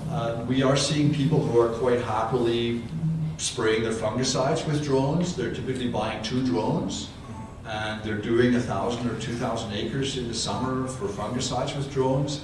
I've asked some of them how happy they are with the outcome. The answer is, I'm very happy. And then I asked them, why are you happy? And there are 2 main reasons they're happy. They don't have sprayer tracks in their field, and they didn't pay an aerial applicator $15 an acre. Okay, so they're happy for those 2 reasons. And I asked them, did you check on how well it worked? And usually that's when they say, well, you know, it stopped raining and we didn't really get the disease pressure, blah, blah, blah. But we don't really have really good answers on how well it's working yet. Well, that's, you got a custom applicator right here. The thing is if we've used the helicopter on the farm for the track reason, and at $11 an acre, you can't possibly get into a drone situation and get set up for that. Much less than that, actually. The drones, the T50 drone is currently retailing at $37,000 Canadian. It will do 20 acres an hour. It's not actually a bad cost per hour or per acre. It's a very favorable cost. The main challenge that I see is you can't really go more than 2 or 3 gallons per acre, or your logistics go to pieces. And secondly, you probably need more than 1 person to do the job, and that's the limiting factor. Technically, if you're spraying with 2 drones, you need 2 drone operators because they don't swarm yet. It's legal to swarm, but the spray drones don't swarm. So you need 2 controllers, 2 people with visual line of sight. Okay, and you need somebody to swap and fill. Who's got 3 people? If 1 person does it, the likelihood of an error or an accident is high. So these are currently, in my opinion, the constraints. That's a great question, though. Thank you for that. Okay, let's talk about green on green, green on brown. As of last count, this was in January, green on brown, Weedit has 27 units sold in Western Canada. I actually thought we'd have more by now. John Deere See and Spray Select is growing rapidly. I don't have a firm number because not everybody tells me, but I do ask a lot. And so I'm estimating between 50 and 100 units are sold in Western Canada at the moment. John Deere, by the way, also sold green on green units in Manitoba. They sold 18 See and Spray Premium, that's a single tank green on green unit, row crops only, corn, soybeans, and cotton. And they sold those in late 2024. Why? Well, because they weren't sold. They were a free giveaway for 1 month. Yes, sirree. And I asked them, I was in Manitoba Ag, I said, why'd you give away a unit that you could sell for $300,000? And they said, well, first of all, we're not selling it for $300,000, we're selling it for $25,000, $14,000 for the unit and $11,000 to install.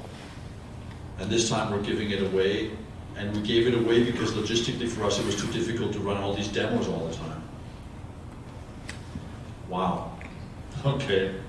So that's something that only John Deere can do.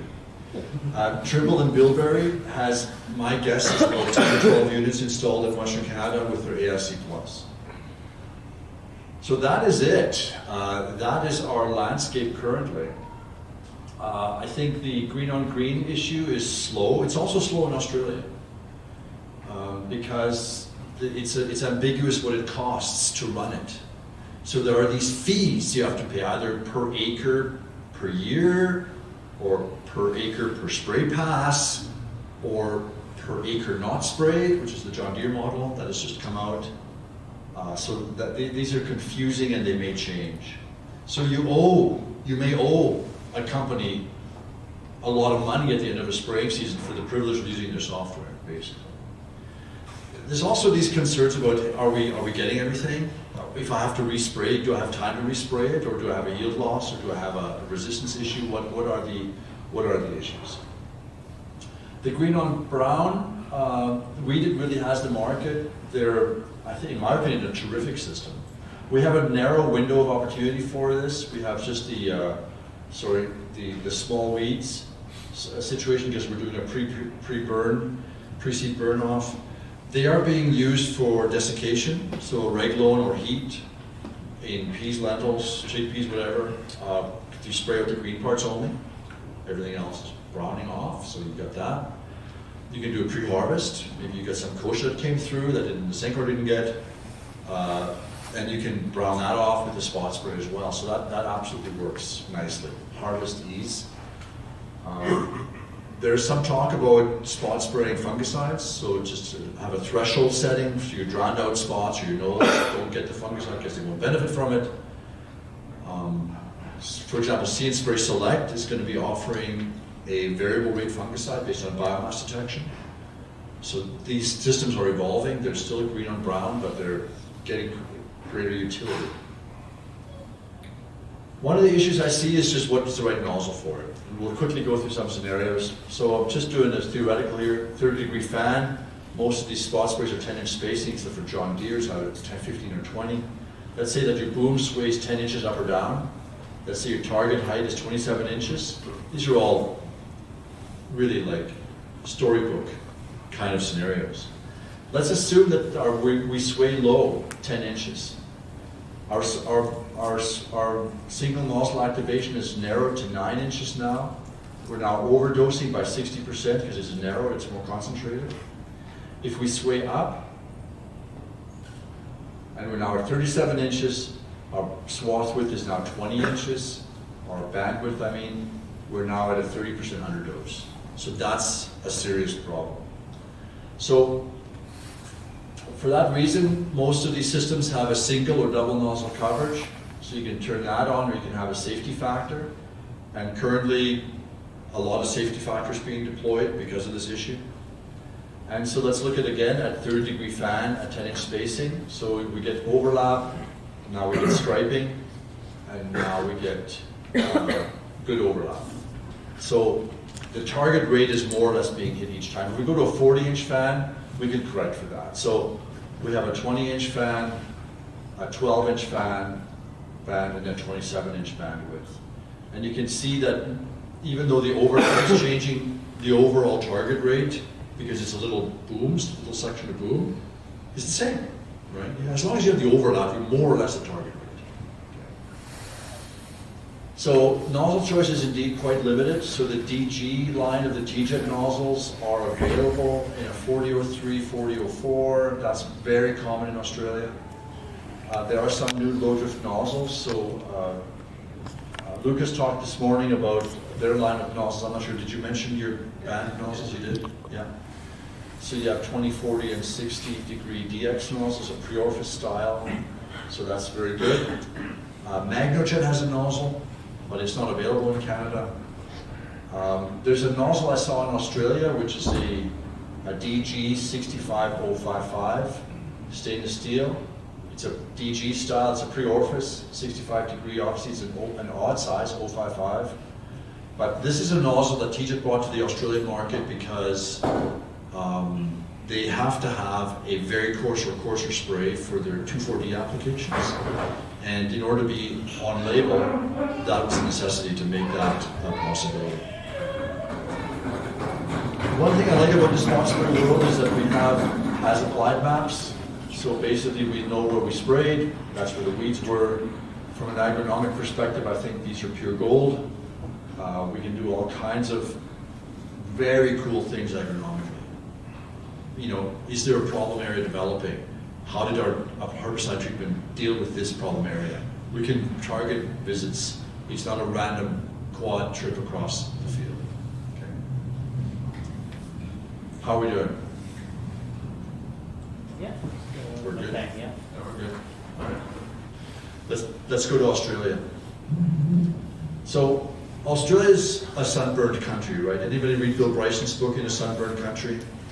If you like travel books, travel logs, start with that one, Bill Bryson. In a Sunbird Country. I read it. It's hilarious and insightful. It is the driest continent in the world, but it's largely dry because the central part is dry. Actually, the coastal regions are quite wet. If you look at this band of moisture here, we're in the 400 to 600 millimeter per year band. What is that? That's 20 to 30 inches. That's what that is. That's something we can't even imagine having. I told the guys, they think that Canada's wet, and I said, we actually have been growing crops here on, okay guys, what are the numbers for this area? 4 to 5 inches, is that fair? If that. A lot of those inches came in tenths, right? So that didn't really matter. We had a couple of soakers, and one of them came in September.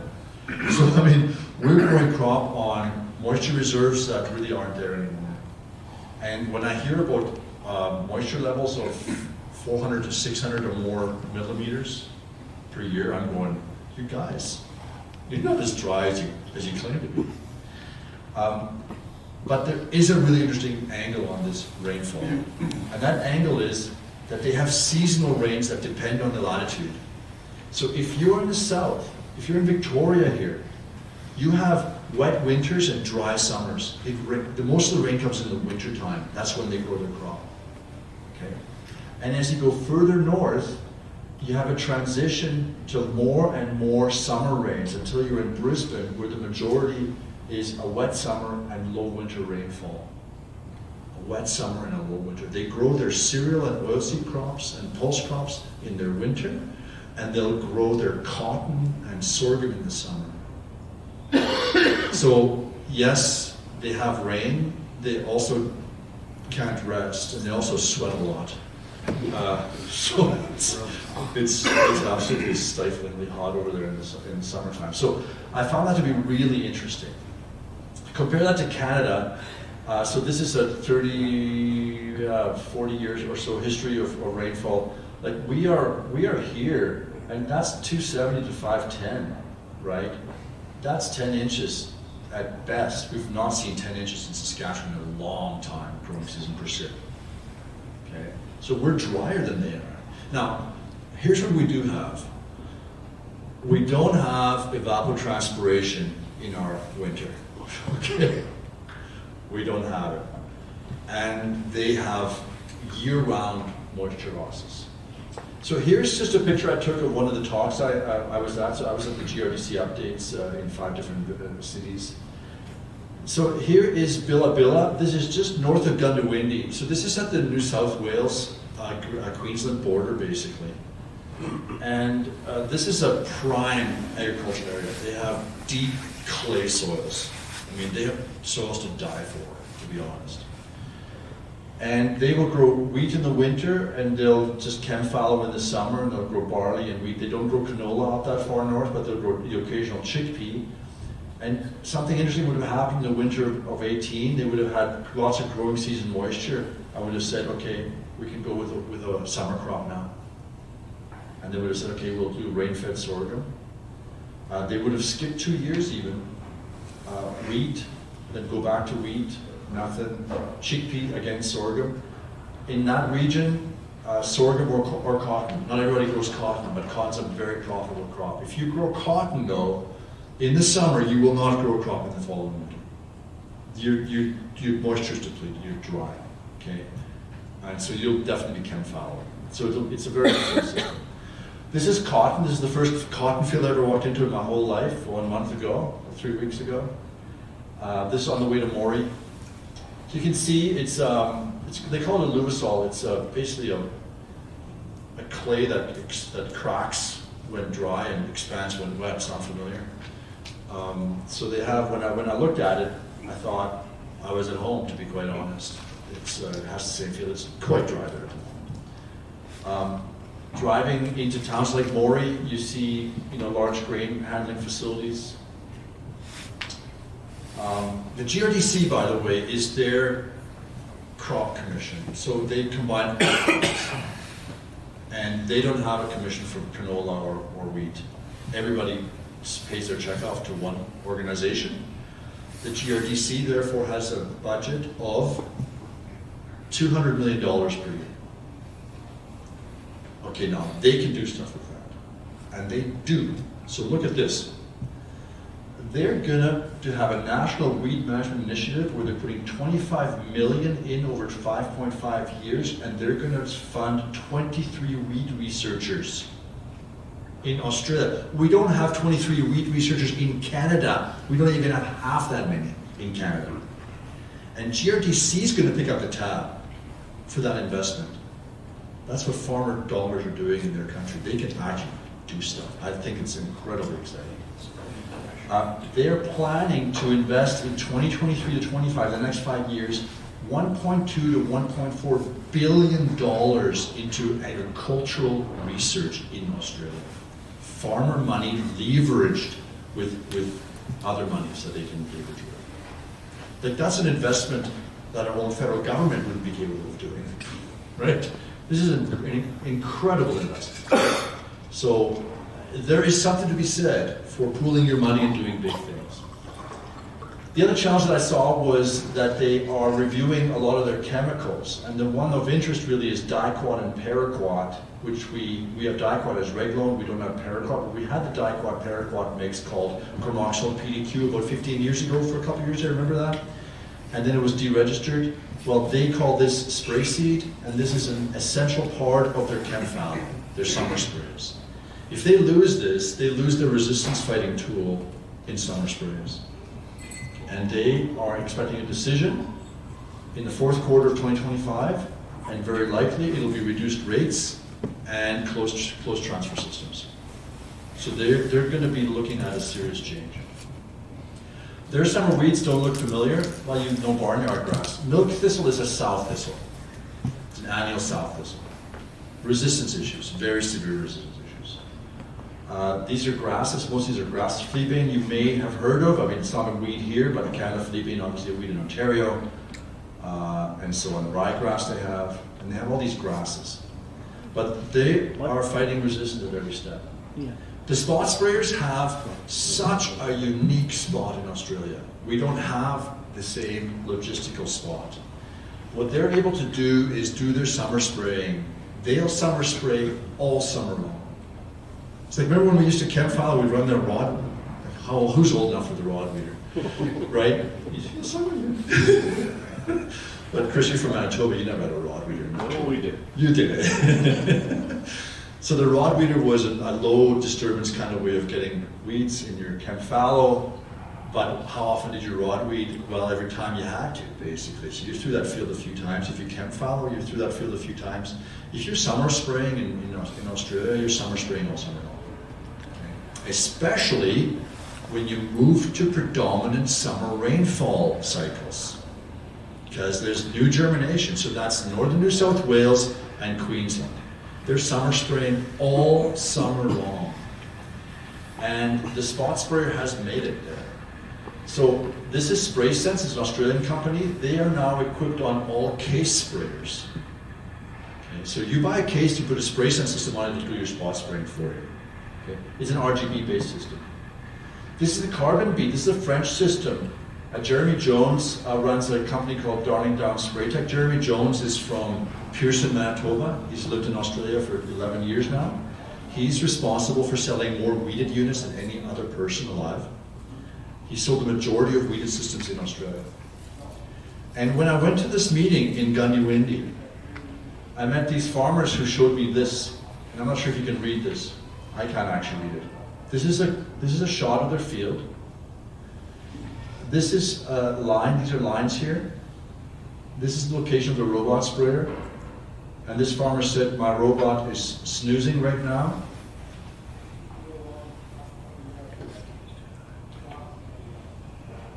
Because the wind gusts are too high. Okay. My tank is 45% full and I got this much water in my, this is fuel, this is water. And what does it say here?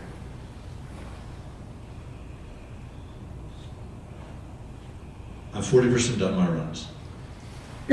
When the wind gusts slow down, that robot will start again. If he thinks it's not running enough, he'll raise the threshold for wind gusts. while he's listening to people give scientific updates on research, blah, blah, blah. So you can, this is just another page of the same thing. You can see the weather information on the field, everything, wind direction, gust speed, blah, blah, blah. Everything is there.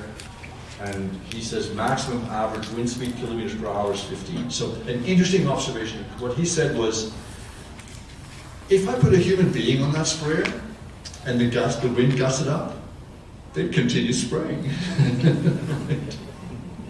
But if I put a robot on that sprayer and I tell it when to stop, it'll stop.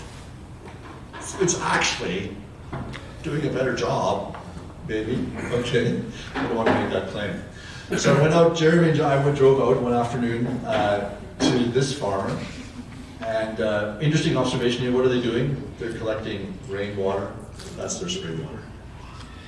It's water. Everybody collects water off their roofs in Australia. He has 4 sprayers.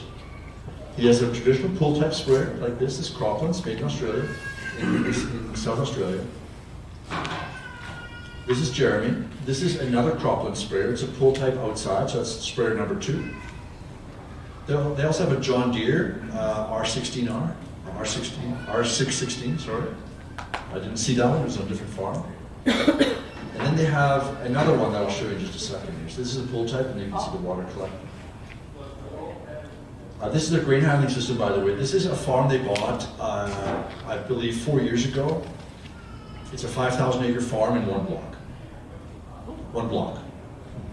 They don't have the Dominion Land Survey, so they put their roads wherever they want to.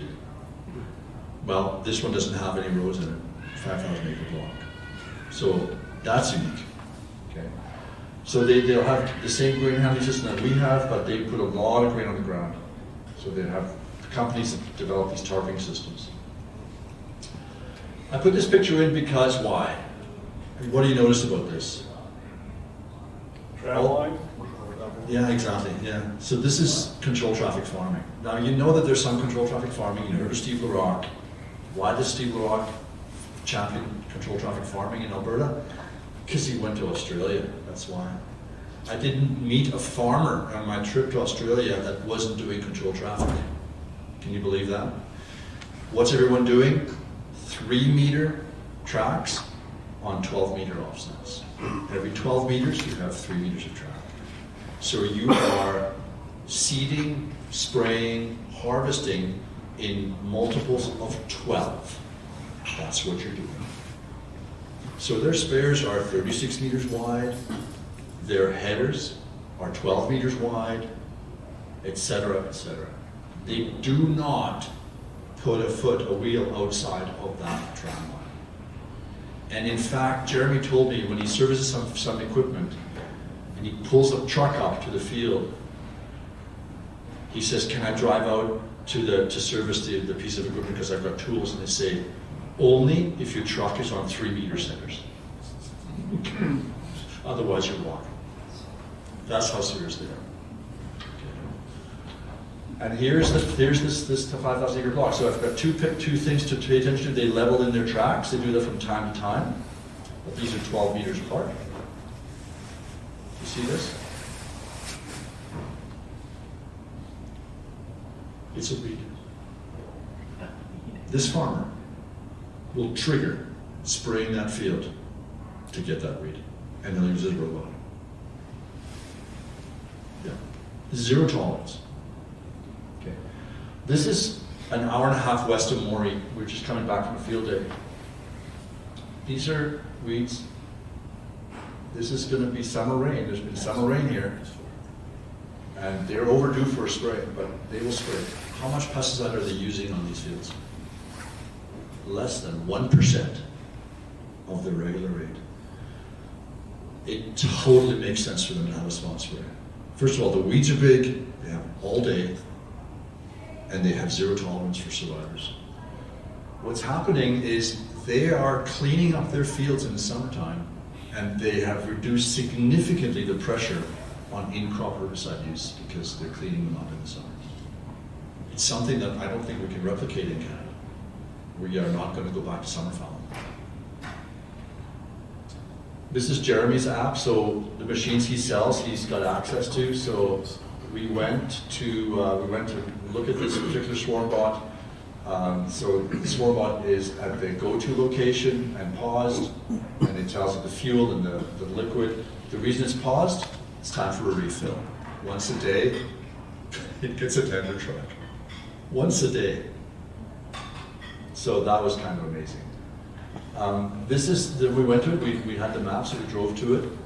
And this is the first time I saw a swarm bot, so I said, I've got to capture this moment. And walked up to it. So it's a cropland sprayer on a 24-meter boom with weeded, 1 meter spacing, 25 centimeter nozzle spacing. It's got a tank on the unit. It's idling right now. Basically has all these stop buttons. You see these yellow boxes with the red buttons on it on all corners. It's got LiDAR, it's got cameras. It's autonomous, basically. It's about 100 horse or so, I'm not even sure, hydraulic motors. And it's just waiting for the tender. And we didn't know when he was coming, but we decided that we were gonna wait. There's Jeremy. And he told me that these robots have freewheels, so if you have to go on a road, you tow it. So it has just like the spray coupe, as a hitch, like oops, comes down or you're gonna attach to it.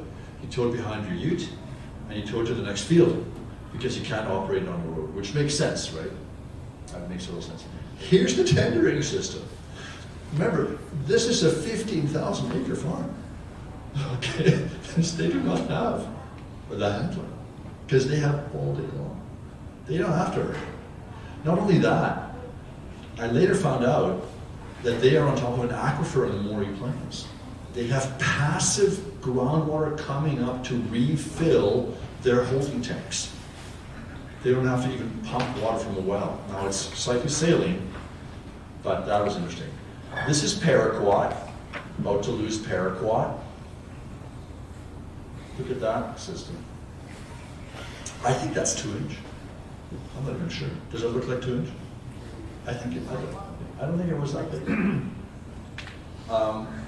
And this is the PPE he's wearing for the most poisonous pesticide that we own, we've ever produced.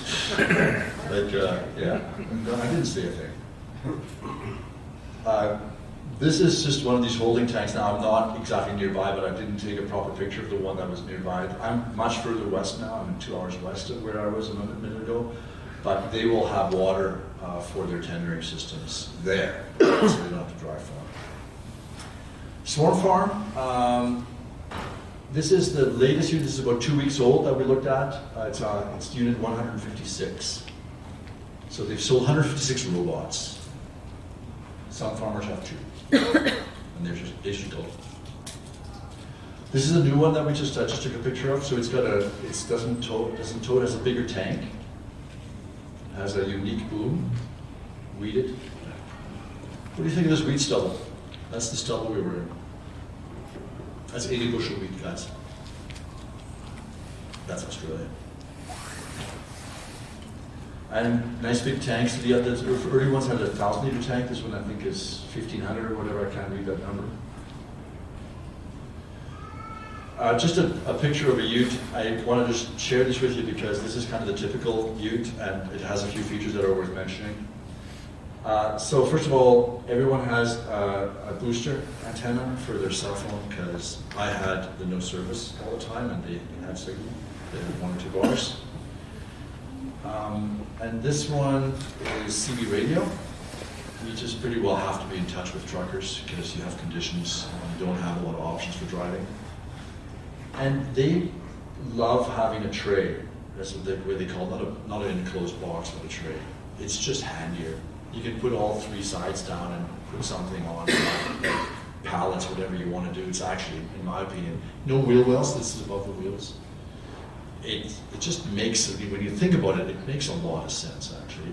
It creates true utility of that box. I used to have a truck, and I bought a Dodge Dakota quad cab 4x4 with obviously the quad cab, and then I put a tarp on it, and it had a little box. So I had a 5.3-foot box. After I put the box on, I had a 5-foot box. I couldn't even put my bicycle in the back anymore. So I found that to be, awkward. I had a truck, but I really had to hang my bike off the back. Just weird. These ones have more utility. And then every once in a while you see this, which is kind of cool. But look at that stubble. I mean, you can just tell by driving past that field that that yielded. Right. Couple of observations before we go. Not a lot of solar, but the solar that we do see, they will have a battery in that house. They will have a battery. So they don't sell to the grid, they they store. So they collect in the day and use in the night. Collect in the day, use in the night. That's how they go. So it's a very interesting system. This is Palamalawa. This is a little town. So shaded roof, like nice infrastructure. Shaded roof over the playground. Nice pump track. Felt very tempting. This is the Gwindir River. So they will irrigate from this river, but only if the authorities allow based on recent rainfalls. Cotton harvester, I've never seen one before. So lots of stuff in here. This is a round baler back. So what they'll do is they'll pluck each cotton boll off with this header, and then they will air transport it to the baler. So it's a very kind of sophisticated plucking device that John Deere has developed. John Deere basically has the market on cotton harvesters. I asked about See and Spray Select nozzle selection at the John Deere dealer, and they said, go to the Whittier spray shop. So they have a specialty shop, just like SAAP. And that's Jamie. So he's a nozzle guy. So we talked for a long time. But it was really cool to meet him and just to see how he goes about the selling of nozzles to his customers. And it was really, really interesting to learn about how he does things. Just a couple of closing slides now. This slide, I'm not sure if I have the next one. No, I don't. What is this? Depth gauge. The water gauge. It's a water depth gauge. Overland flooding after a rain. See them, you don't see them everywhere, but I saw lots of these in our driving. And we drove about 20 hours or so. When it rains, it pours, and you get overland flooding. And even on the field that we showed you the bot on, they will build dikes, small dikes that they farm over, that are just elevated by a few feet, but they might be 20 feet wide just to make the slope tolerable, to direct the overland flow. So that it goes where they want it to go. Because they have overland flooding. Like it rains that much, so it's quite a different story. Just another farm storage outfit I saw. Went to a field day and noticed that everyone wears blue. I don't know why that is, but that was the color. It's striking. Some of these guys drove 3.5 hours to go to this field day. This is a spot spray trial. I just want to show you the label. This is Biffo. That's glufosinate by New Farm, 200 grams per liter. That's 10 liters per hectare. That's 4 times our high rate. That's 4 times our high liberty rate. That's what they're putting on Chemfal, because they have to get their weeds. And they're going to lose paraquat, and glufosinate is going to take its place. So they're preparing for that. They put this SOA is sulfate of ammonium, AMS, ammonium sulfate, same thing. They put that in there. It's a 200 gram per liter formulation. So this is the treatment list just for their spot sprays, and it was, I just highlighted 2. This is the Biffo, that's 10 liters. Here's Gramoxone, 6.25 liters. They're just absolutely hammering these materials. This is Tony Single. He's a farmer. He drove 3 hours to get here, but I knew him because they make the single shot, and it's a drone system that maps the field for the weeds, and then they spray a prescription map on RTK. It's a farm outfit that sells that. It's called the single shot. Look it up. Irrigation, overland irrigation. This was a 2,000 acre field of cotton, and they have cotton on 1 meter rows with an alternate, a skip every third. And they'll flood irrigate that. Yeah, in a dry country they'll flood irrigate it. It makes absolutely no sense to me. Cotton. Driving home. So yeah, you've got to have good connection. You will see a farm every once in a while, but not that often. Gum trees, eucalyptus, hundreds, if not thousands of species. They're just an amazing tree. The tallest deciduous tree I've ever seen.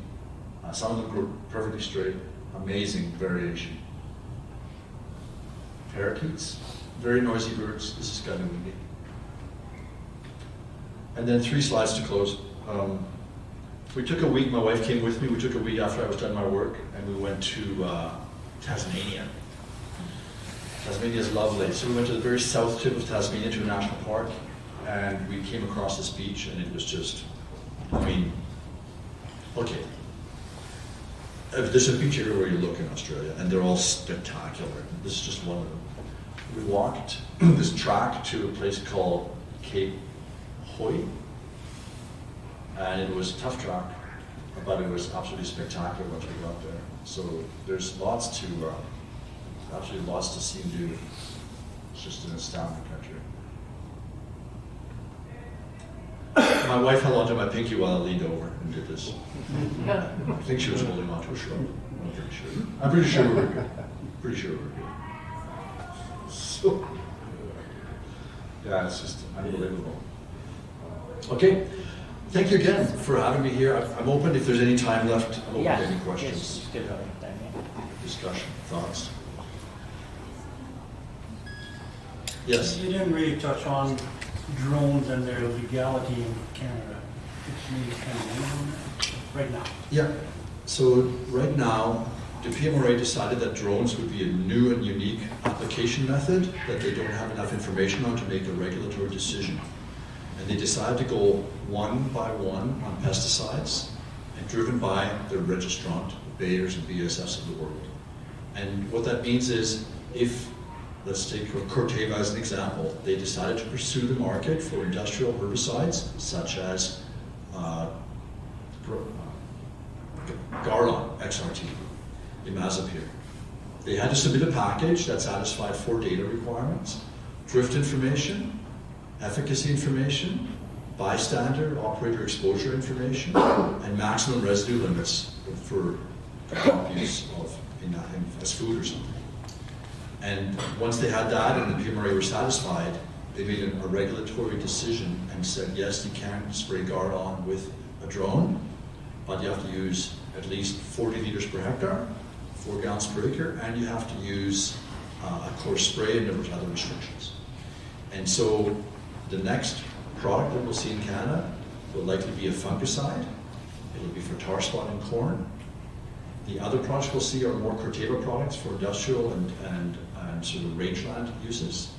We're not aware right now of an imminent herbicide registration. It is driven by the registrant, unfortunately.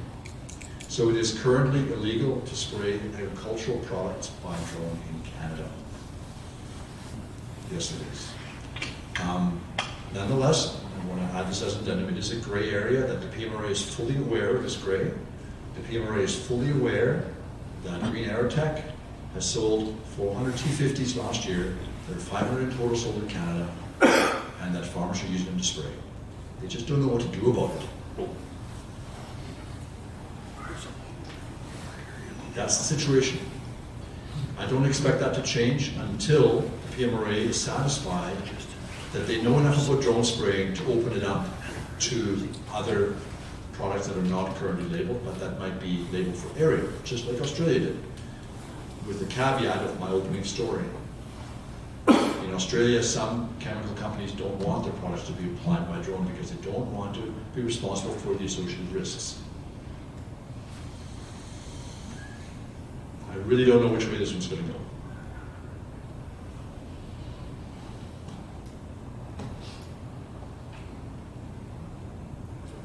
Other thoughts or questions? Controlled traffic, is that interesting to you? I find it fascinating what they're doing with just the water use efficiency that it gives. Scott Shearer was at Macro there. He's a scientist with Ohio State, and he studies compaction. And he talks about 30% of our fields, I mean, he's talking corn, soybeans, compacted by wheel tracks. that was my question, why do they do it? And I thought it was compaction, but I'm wondering why. It's 100% water use efficiency. So the Australian farmers are incredibly literate in weather and soil issues.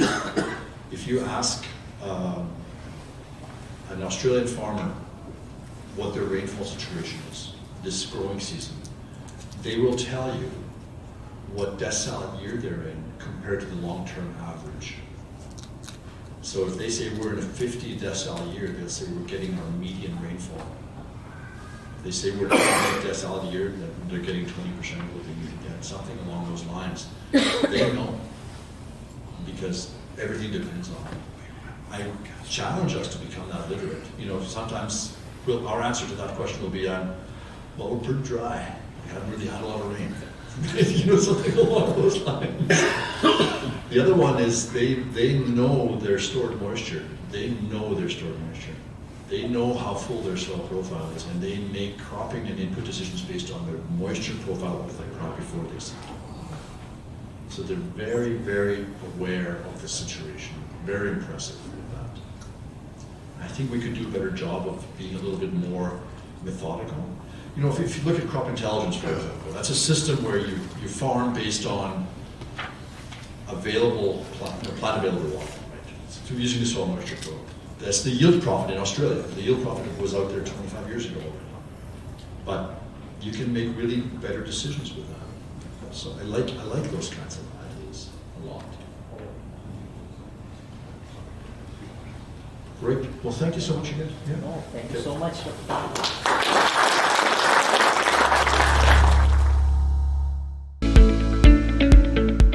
So Trevor has been with Freeform Plastics in various marketing and sales roles since 2018, which is 6 years, and 20 plus years working in the agricultural, marketing and ag sales and dealer relationships.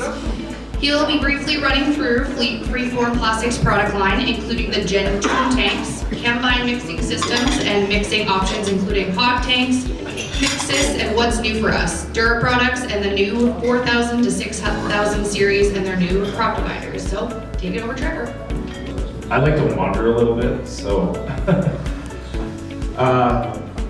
thanks Janine, thanks everybody. I'm just gonna run briefly through our product line, and then I'll concentrate more on the combine and Dura products and all things sprayer. But as you look here, these are some of the brands that we do. And as you can see, from docks to fenders to tanks to combine through to everything. So, Freeform Plastics, we are, who was here last year? Just a quick show of hands and kind of, okay. So a lot of this will be similar to last year. Wait for the end because there's other stuff. But if you don't know, we're part of Borgo Industries, or division of Borgo Industries, and actually as of end of January this year, we were purchased by Linamar. So now we are part of Linamar Agriculture, which is the same as Selford and MacDon and Skyjack. And well, now that would include Westward Parts as a sister company and everything combined in there. So nothing to you has changed. It's just the same as before. You won't even see Linamar brands on the back of my cars, you know, anything like that. Everything proceeds as normal for you guys, the end user. But we'll just go into the product line. So we're the plastics division of Borgo Industries. So anything that we're from liquid fertilizer and water storage tanks to the tow behind swath rollers and hydraulic mounted swath rollers. Gen 2 tanks, what a Gen 2 tank is it's black inside and white outside. So the whole idea is the black is for algae prevention, but the white outside reflects the sunlight, and it actually keeps the tank more firmer and cooler, and it just helps for longevity and a better algae prevention system. We even build lots of steel stuff like a 3-point hitch cultivator, portable liquid storage, which I'll show you some pictures of what that really means and what that is. To floating docks and truck fenders, there's, you see the new product guides on each gut. That's our current product offering. that we have in regular production, and there's, I don't know, we've got over 1,000 SKUs. So for a smaller division of Bourgault, it's actually a pretty extensive product line. Right down to the crop dividers, which we'll talk about a bit, and combine hot tank. We are also Dura Products and Banjo distributors, and part of that is because we're an OEM and we use a lot of products, but we do offer that as well to our dealer network, which is Saskatoon Agri-Auto parts and part of that. And the H2O Fire Pro, which I'll just run through briefly, as we go down here. So here's your cutaway of the Gen 2 tanks. Once again, algae-free water tanks. This is a patented process, so I have some chips up at the desk if you want to take a look, but it's not like black and then we're painting or something like that. It's actually plastic and it's a molded product right throughout. You can't even, you see black through white, but it's not 2 layers of plastic, it's just one complete line. That's the H2O Fire Pro. So this is obviously for fire suppression. As you see here, it's got its own built-in hose reel. You can strap it in. It's also threaded in the bottom, so you can bolt it. We do have dealers now that some of the smaller grain carts, they just offer it on the back.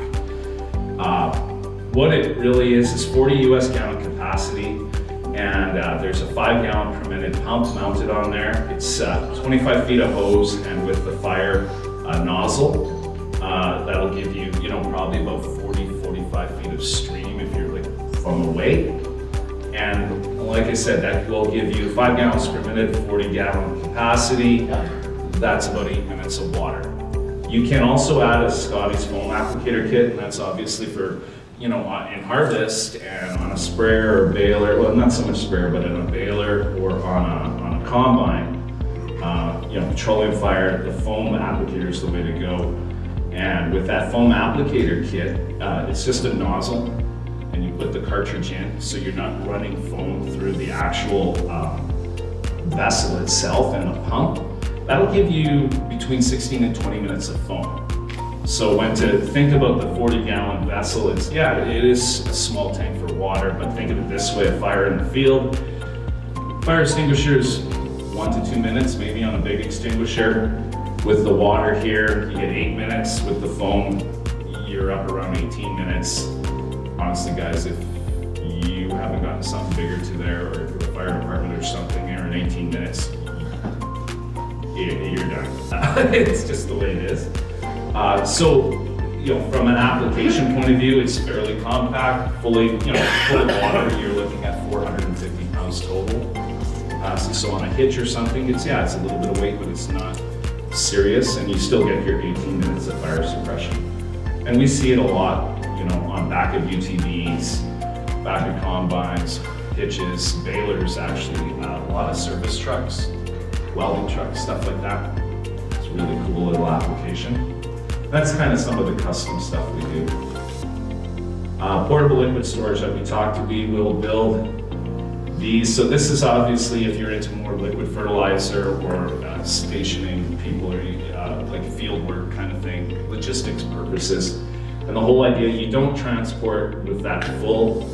You roll that onto the field, the hydraulic unit on the hitch, you just lower the wheels up in your base, make sure it's level, and then you can put up the whole Super V of product in the largest. And you can get it like there in the picture where you see it's just a plain basic holding capacity, or you can add a pump kit to it. So then it's a self-contained unit.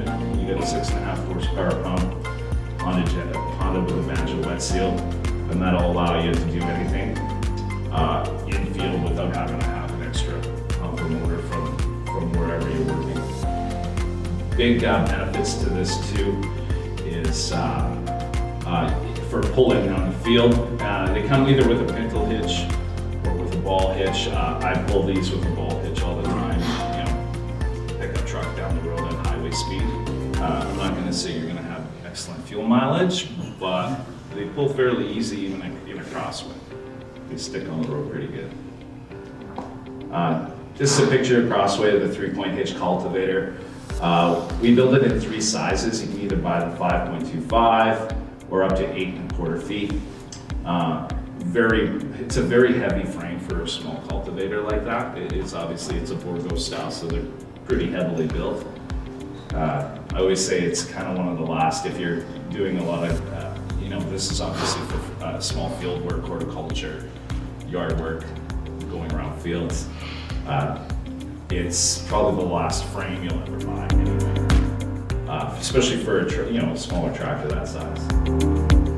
Here's a picture of the swath rollers. The swath rollers, we either do the tow behind or mounted, hydraulic mounted on the frame.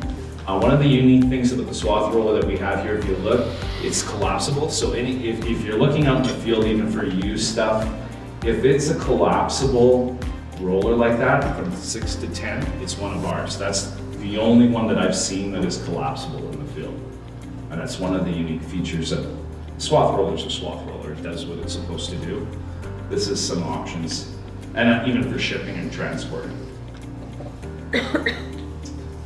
The crop divider, which is new.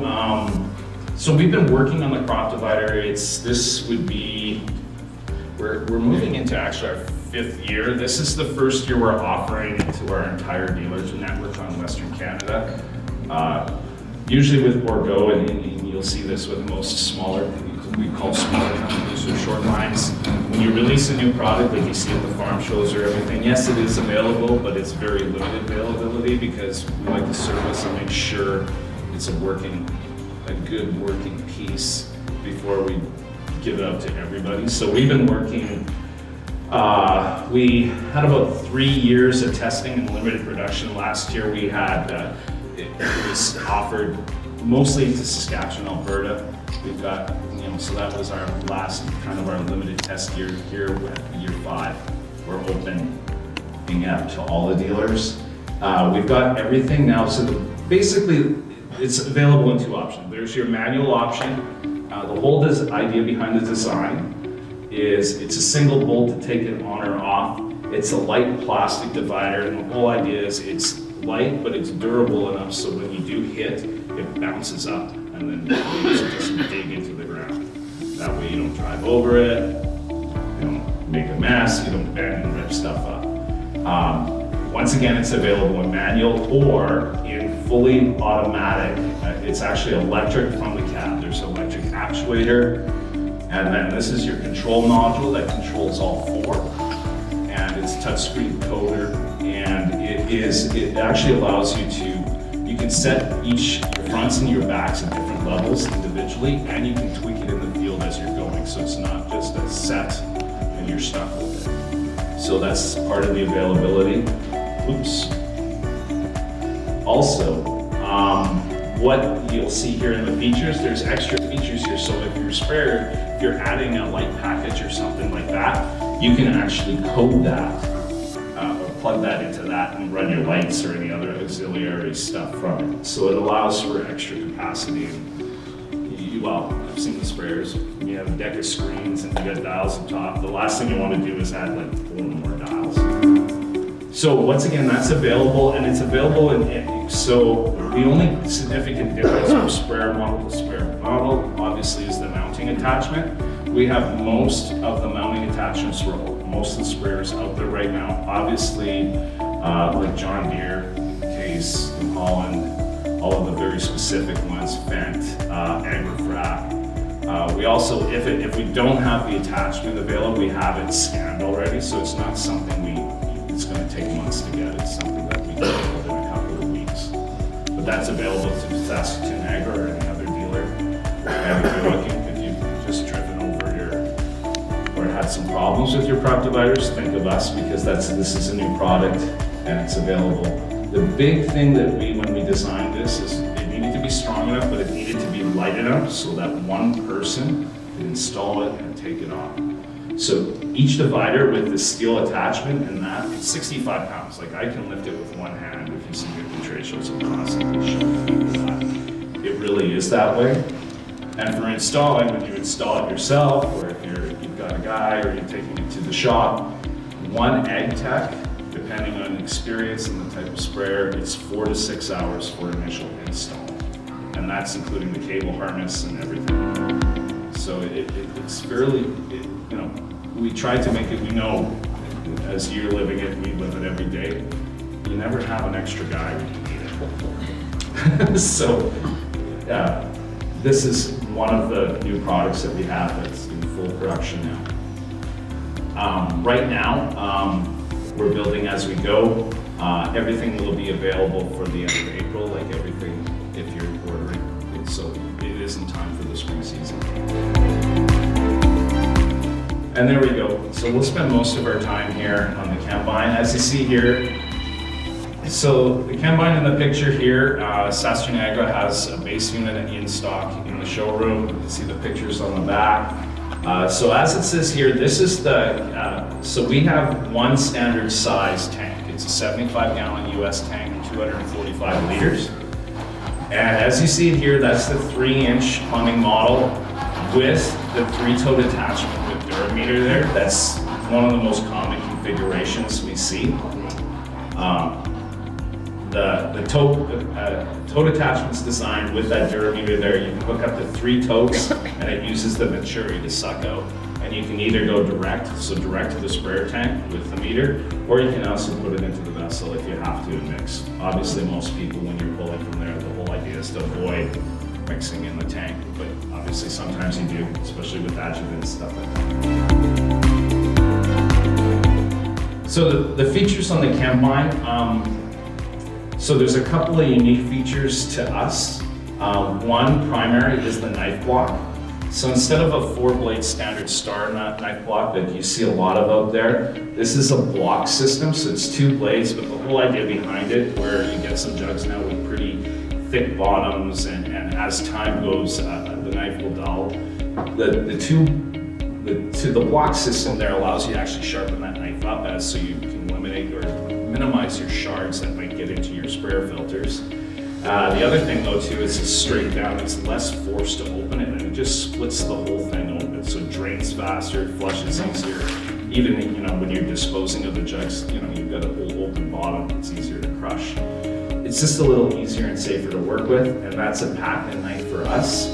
We do offer that as a part too, so if you're building your own conductor or you're upgrading whatever you have, as long as you have a 16-inch hole, that fits a standard 16-inch hole.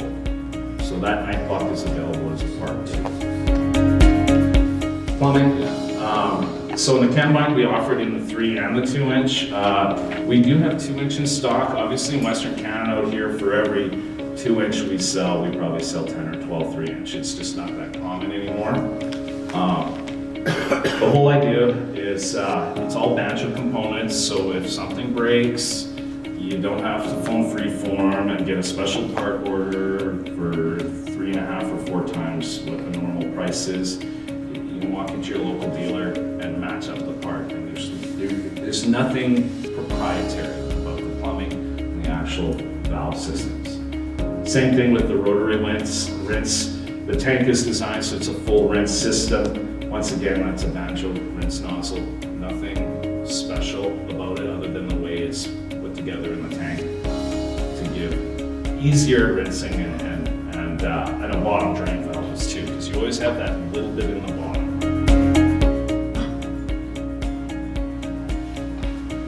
So for mixing, as you see in the tank here, so there is a few little different things. Part of what you're going to see, and you're probably seeing more and more dry powders and heavier liquid stuff that's a little bit more difficult to just dump in and it mixes automatically.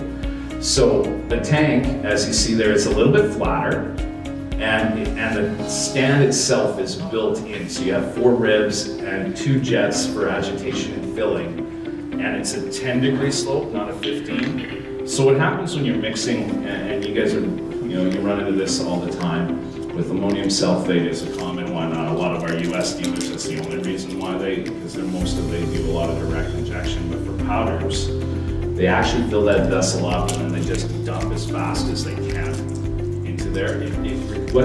Because of the way the stand is built into the tank, the 10 degrees and the dual jets, you don't get a spinning vortex where things just suspend but don't really mix. It actually looks like a washing machine on steroids when it's in there. I'll show you links to the website, but there's videos that show that agitation. It just looks like chaos in there. It truly is a mix. So the whole days of taking the drill with the paint mixer mixer and slurrying. I've seen, you know, that is no longer necessary with that tank. So yes, it's a little bit bigger footprint, but it's that flatter, and there's purpose behind that design. And that design was designed to try and make some sort of break so that you don't get the vortex, the spinning wheel of death kind of thing. You get a true agitation. And then everything else that you see there, like the secured hinge tank lid, locking tanks, it's pretty common stuff, but you learn pretty fast when you're flying down the road, even at 20 miles an hour, that if you don't have a lock on that lid, that's it's a really nice lid, but it's pretty expensive to replace, and if you're losing 1 or 2 of those a season, it gets interesting fast. And then a couple of simple ergonomic features, just the flatter feet on the frame and stuff like that, that just makes it a little bit more stable when you are agitating and you're running that pump and everything's rattling around and shaking. Pump options. So the Combine system, the way that we developed it, it's like Legos. It's fairly easy to build out, and we try to make it as flexible as possible. So you can buy the base model in 2 or 3 inch, and then you add your choice of pump.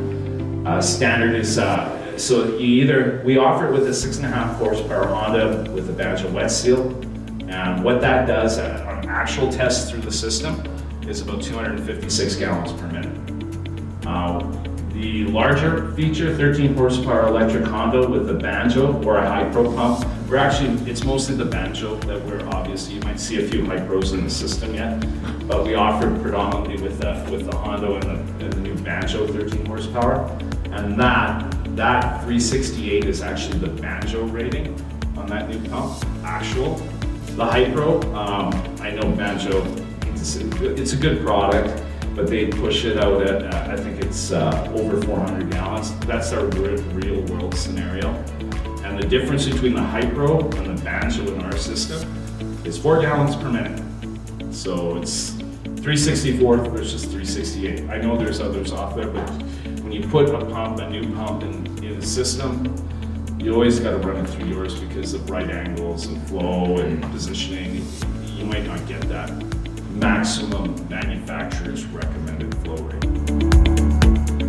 Same thing, everything's in a black powder coated frame, and we also offer 3-way valve kits, and we try and make it as customizable as possible. I've seen you see almost every sprayer trailer is just a little bit different, and that's why.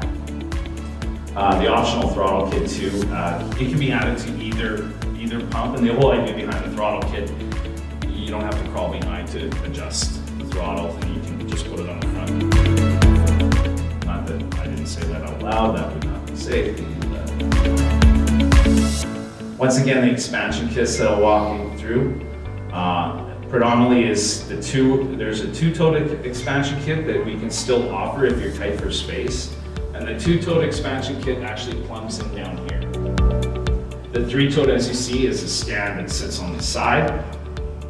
And it's all 1-inch totes, so it's a 1-inch line.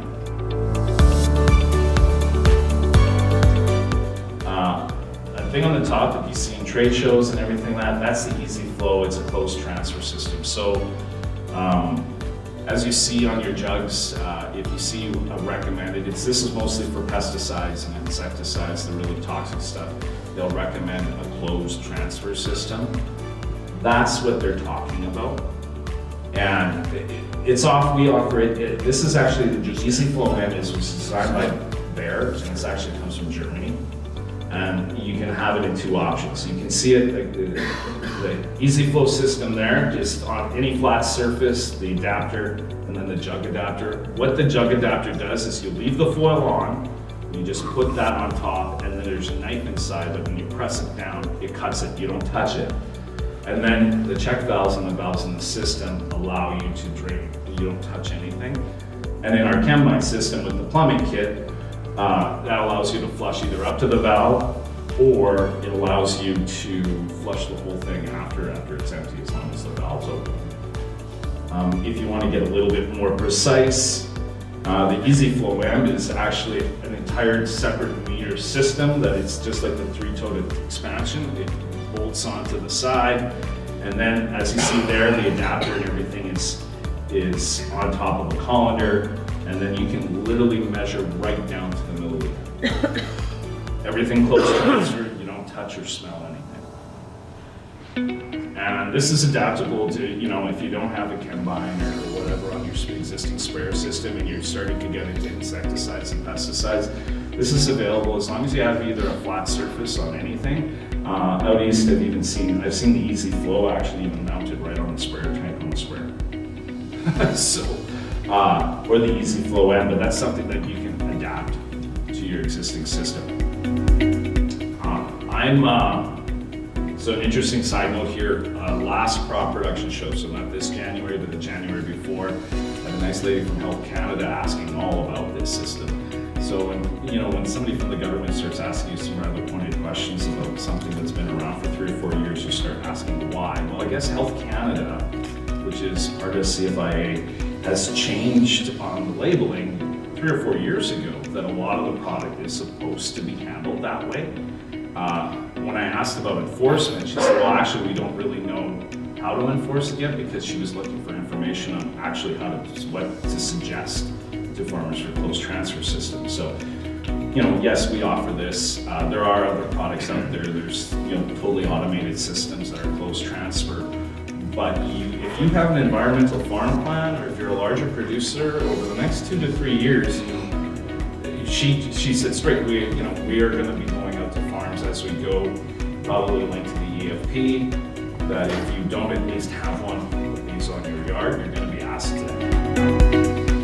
So it's coming. And this system obviously was designed in Europe, and this has been part of regulation for a long time, so it's coming. And I say that every year, and every year it is coming. There is more and more questions being asked. But right now, predominantly, obviously for your average grower, you're not working with a lot of insecticide, but it's for mostly aerial custom applicators, stuff like that. And we're seeing now in the drones, a lot of people asking, even for, just being able to measure you're working with smaller numbers, smaller quantities. And the hot tank. So this would be an add-on to the Combine system if you're running a larger operation and you want to have, this will give you up to 1,680 US gallons hot, ready to go. So you would take, for instance, your Combine with the 13 horsepower pump option, you can plumb this to that, so you're mixing, putting it in there. There is 4 agitators in the bottom and grids up top, like as you can see the inside.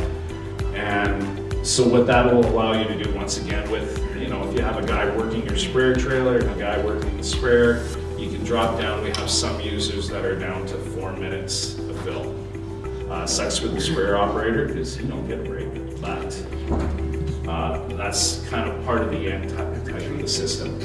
So you can start with the Combine base, add your pump, you can add either your totes and then pump to the hot tank. So we have options here to actually completely redesign the sprayer trailer for you. I'm going to move into the Dura products, the pumping and metering systems, because that's a part of what we're doing. So the Duramine and Dura pump, as you see here. When you mentioned the 4,000 to the 6,000, the 6,000 was actually new last year and it's been in the system. Basically we went from 15 gallons per minute to 18 gallons per minute. So just an improved pump. You won't notice from the outside if it's any different other than the labeling. But now most of what you're going to be seeing out there is 6,000s, which is 18 gallons per minute on the 1 inch. And as you see here, you can get that. That's an easy catting hanging off the tote. So if you're pumping direct from a tote, the same meter will allow you with a nozzle to pump out directly and meter what you're doing, so you're not looking at the lines. You can also get this in an auto batch version, so you can set like I have in the back there, that basically shows, you can set whatever your batch volume is, throw it on auto, press the button, and only dispense that. So there's a link I always say, there's 100 different ways to skin a cat. And if you walk into you can walk onto 10 different farms right now and look at their sprayer mixing station or their trailer or whatever their setup is. There will be 10 different ways of doing it, the same thing essentially. The Dura auto batch meter, like you see there, like I talked about, it's basically automation made easy. In order for the auto batch to work, you need it connected with either a valve or a pump or motor, because it needs something to tell it what to eliminate. But yeah, you can connect it with these Banjo EXP valves to totally automate your system. And you can see how it would work with the Chembine system here. If you're pulling from totes, so you can open and close the valves, set your auto batch. Basically automate your system without going to a totally new trailer altogether. And there's another picture of the auto batch system, see there. So once again, the caddy is same as before. The only thing is the difference is, this is your programming for the auto batch. So as you do, one of the common questions, if you have a standard meter, can I upgrade to the auto batch? No. You either buy an auto batch or buy a standard meter. And once again, you can measure in gallons, liters, or ounces. The other thing I'll note that each one of these durameters, they are not self-calibrating. They have a disc in the 1 inch, in the 2 and 3 inch, they have a ball and system. The reason for it will work with almost every chemical, but you do have to calibrate. You can calibrate up to 5 different products in there, and then you can just move your buttons and just move to which station. There also is a quick calibration feature in the field, because obviously you can calibrate once in the day, but you always recommend it as the temperature increases depending on your product. I'll bring out that word again, Liberty. Liberty is an awesome product at 24 degrees Celsius. When's the last time you guys loaded a sprayer when it was 24 degrees Celsius? So they do recommend recalibration, but there is a quick calibrate feature if you put down here. You just press that button and then you get like a gauge with some baselines. 10W30 is here, antifreeze is here, water's here. So in the field, you can actually do just a quick. So it's not going to be perfect and exact, but it's way quicker than trying to run fluid through. You basically got to run, 25-gallon pail through to calibrate a 1 inch. If you're going to the 2 inch and 3 inch, which are also available in that, you have to, like for instance, on the 3 inch, you have to run 1,000 liters of product through to calibrate that. Basically a tote, that's what they recommend. They all come calibrated to water, so if you're working with fertilizer or something in the larger ones, they're going to be pretty accurate right out of the box if they're water-based. But that is one of the challenges of a calibration system that needs to be calibrated. We also offer the Banjo meter as well, and that's a self-calibrating meter. It works really well, except it's magnetic, and so it only works on water-based products. So there's some limitations to what it will calibrate accurately.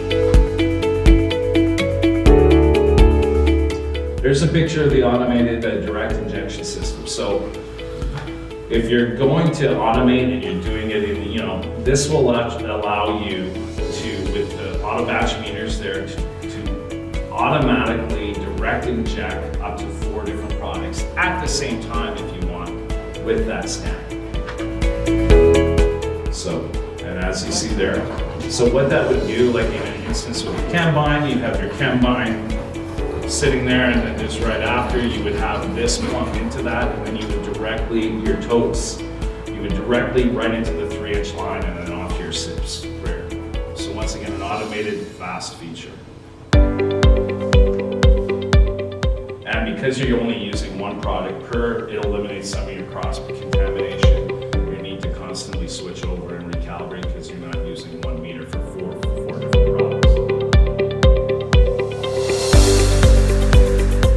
So I'm gonna add into here. I've been moving pretty fast. I've kind of worked this down to about 30 minutes really, and then more time for discussing. But Dura products came out last summer with drone fill kits by Dura and stuff like that. So for drone applications, I'm starting to get a lot of that. What we offer, the Chembine, as it sees it with the plumbing, we have always offered, and we still continue to offer, the combine tank assembly. So that's the tank and the span with some educator nozzles and the rinse feature. And if you want to add the knife blade, we offer that. That's a call to the people of Saskatoon Agri-Auto, so that we know exactly. But what we're doing with that right now, so your combine tank and stand, that assembly as is, take off the 2 or 3 inch plumbing up front, and then you can add a drone fill kit. So you can add a drone fill kit, so either mix your product in the hot tank and then you can mount that kit and then use that to fill your drone from there. So we're working as like with most things, drone operators, they have 100 or 1,000 different ways to do things. So this is our first step into, adapting a drone fill kit by combine tank and stand. This is a DIY thing. So this is you getting the parts necessary to put something together. And like I said, right in here, contact your free-form dealer for tank and stand options. So it's not something you can look online and just get the part kind of thing, because we don't really want 300 calls a day for, okay, I want the tank, I want the stand, I want the tank and stand, can you add 4 nozzles? It's just, it's not doable at the factory level, but at the dealer level, especially when you have other products available, definitely is. So we do offer that. New products to expand our combine mixing options this fall. So because of the demand for drones and the feedback that we only have the 1 tank, the 75-gallon tank, and feedback, for some operations that are just really want to bust some jugs and do some mixing that's a little bit big. We are going to be offering this fall a smaller combine or an inductor, the ability to do that. And also, instead of the 1,680-gallon hot tank, we will be offering a smaller hot tank version for a drone application. Will probably be in that 500-gallon range, US gallon range. And the reason for being the 400 to 500, most people that we've spoken with operating drones, they really want to be able to have, it's all over the map, but if you can build a tank that will allow for you to handle up to 160 acres at a time, that seems to be, let's call it the cherry spot most people are looking for. So when you talk to most drone applicators, they're looking at 2 to 3 gallons per acre kind of thing. So even on the 3 on the extreme side, when you do the math, 480 gallons gets you 40. So that's the math behind figuring out why the size that way.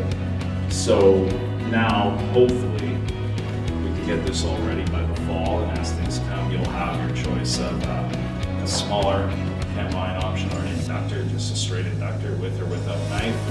You can either add the combine itself, you can add just the hot tank, you can add any kind of series of 3. It's just we're getting all these special requests, and we have a lot of the products available. It's just in pieces, so let's try and offer something a little bit more complete that makes it, once again, I call it like Legos, it's modular. Pick your base, build your options around it, lay it on your trailer, and good to go. I'm hopeful, but I almost start to regret as I say that what that's going to mean for me as I get texts constantly this fall. And as I said before, our website, we have a pretty decent website. We have all our videos on all the products are online, available through that online or through our YouTube channel. All links and also different videos through our social media channels.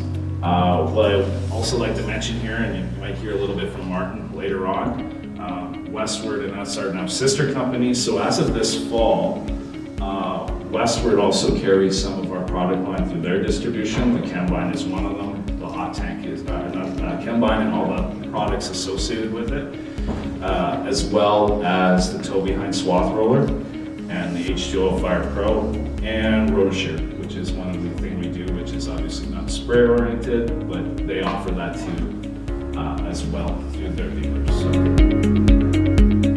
So Janine has 2 people to call when you can't find anybody. That's right. For 4. And once again, So I tried to keep this condensed now. I think I'm only at about half an hour. Bang on. So the whole point of this is to try and get you guys to, do you have any questions? Is there anything I missed? Is there anything specific? On the tanks, which you can order through Saskatoon Agri-Auto, once again, the Gen 2, but we do offer full drain low profile tanks now. So if I go back,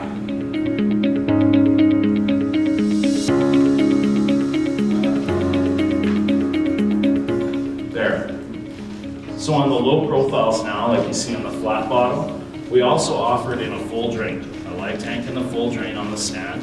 And that was specifically, once again, a lot of the new products, it's because we've gotten demand, got you guys asking us, can you build this, can you build this? That's how the hot tank came about, because we were selling cone water tanks and scans and plumbing kits separate to dealers, because you guys were building it. So we offered it too. Here in the Gen 2, it's available in Gen 2 and then heavy duty as well. But the big advantage is with the full drain, yes, it's a little bit more money on the scan, but it offers a side drain. So it's a side drain versus the back. So for fertilizer application, or even sprayer applications, if you have deep ditches, narrow roads, or soft fields, that allows you to actually pull from the side, just pull a hose through. So there's some pretty decent conveniences with that.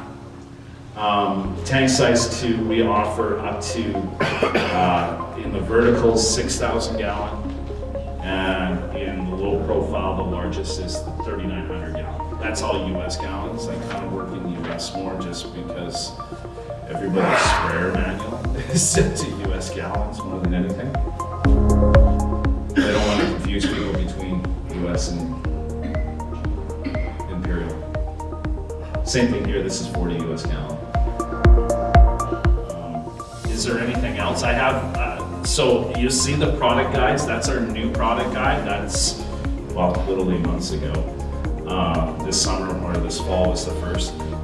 Everything that we have in regular production is in that guide with parts numbers. So if you're, grab one, I have extras on the back.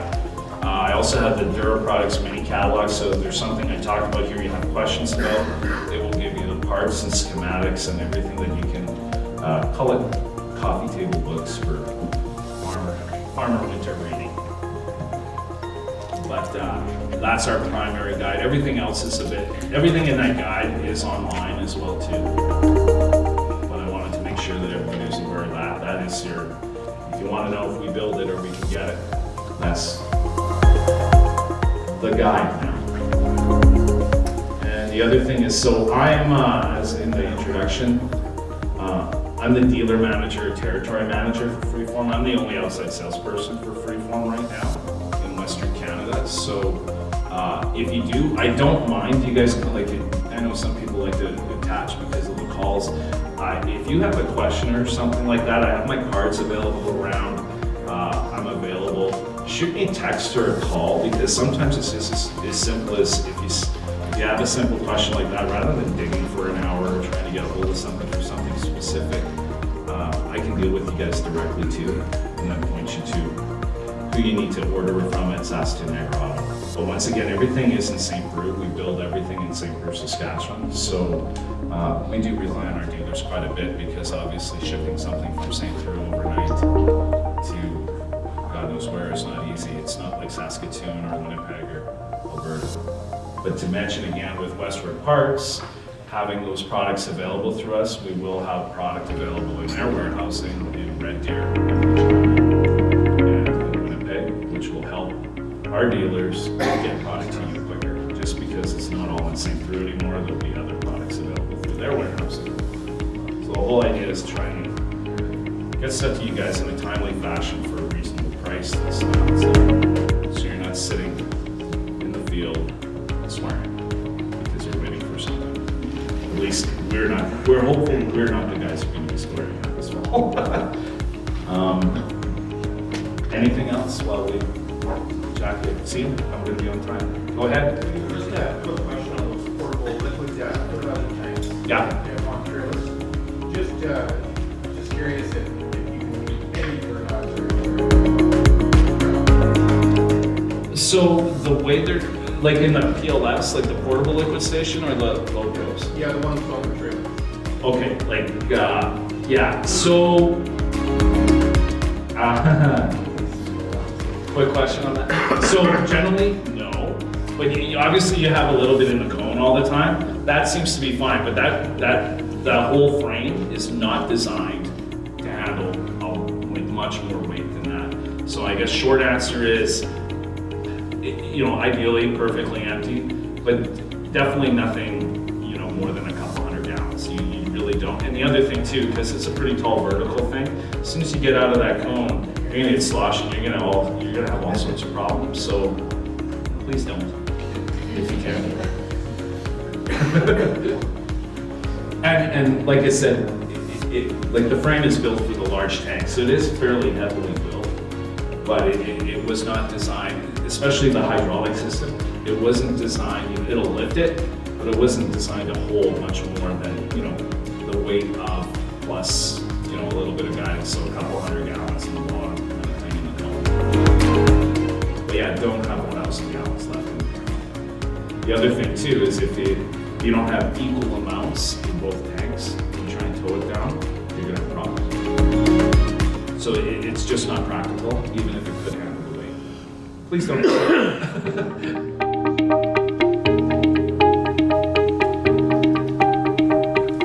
And I guess from a stocking situation too, last year this time when I was talking to you about tanks, well, we were done. We do have stock, we have good stock in most of our dealer network right now for the spring season.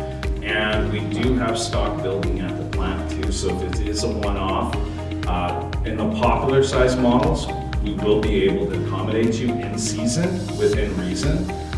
If it is more, anything to do with tanks and stands or anything a little bit specific, we're at about 2 to 3 weeks right now, which is excellent. Like, this isn't, and in part it's because of the market, let's be honest. But it's also because with Linamar, we made some production improvements and been able to switch stuff around so that we actually have better turnaround times in some of our larger, more popular products. Same thing with combines. I was just there. I was there last Thursday and we got combines on the yard, which at this time of the year, I'm really happy about because this is the time of year when you guys get calling and we do have, so stock is actually decent. Once again, within reason, if it's April 30th and you want a combine, a special combine with some sort of special options, yeah, 2 to 3 weeks is gonna be tough, but otherwise, we're in pretty good shape. On your auto batch, you can put 20 liters and it'll just give you 20 liters? Yeah, on the auto batch. On the auto batch. Yeah. And the easiest when you're looking on the shelf with the auto batch, like I said here before, one has the little thing on top. There. So this is the base one, and then the auto batch always has that little thing above. And so as a reference, the standard meter is just below $700. That's right, yeah. Yeah, and the auto batch is about $1,000 more. If there's a difference, there's a jump. So just so you're aware. And you need a electric meter to go with it. To totally automate it, yeah. Or a pump or something, right? Make the auto batch work, a Venturi isn't gonna work without a valve. Oh, so it will turn a pump on and off without the valve? Yeah.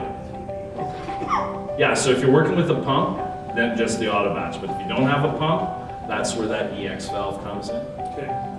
You need something. Go ahead. The feedback on that quote, you sold one on the tank. Yeah. For the pesticide stuff, it works excellent. Pardon me, sorry? It works excellent. Yeah. You don't get no smell, no nothing, that used to be for flushing out the tanks. Yeah. And then when we went that system with that air meter for that, that system does work great. Okay. You got a vacuum, but on the trailer. Yeah.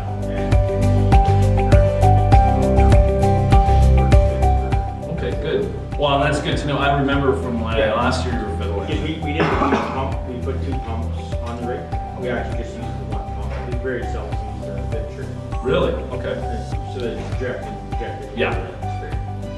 And that's And that's the purpose, is to, especially, so what's really important, like I mentioned again, when you're working with a Venturi or like you said, the pump system, especially with Liberty, the Venturi, the way it's set on the Chembine, if you're working with gravity in a Venturi, especially with a thicker fluid, it's really important that that bottom of the tote where you're drawing from is at least an inch or two higher than where the Venturi is. It's kind of like, it's like sucking gas out of a, siphoning gas out of a gas tank, right? You need something to get it started once the flow goes. Well, if you're working with, like you said, a Liberty or something like that, I right away always recommend, love that you use the Chembine and the Venturi and whatever, but if you want something that's more efficient, the Dura product and the direct injection, it's the way to go. I'll add with the Liberties always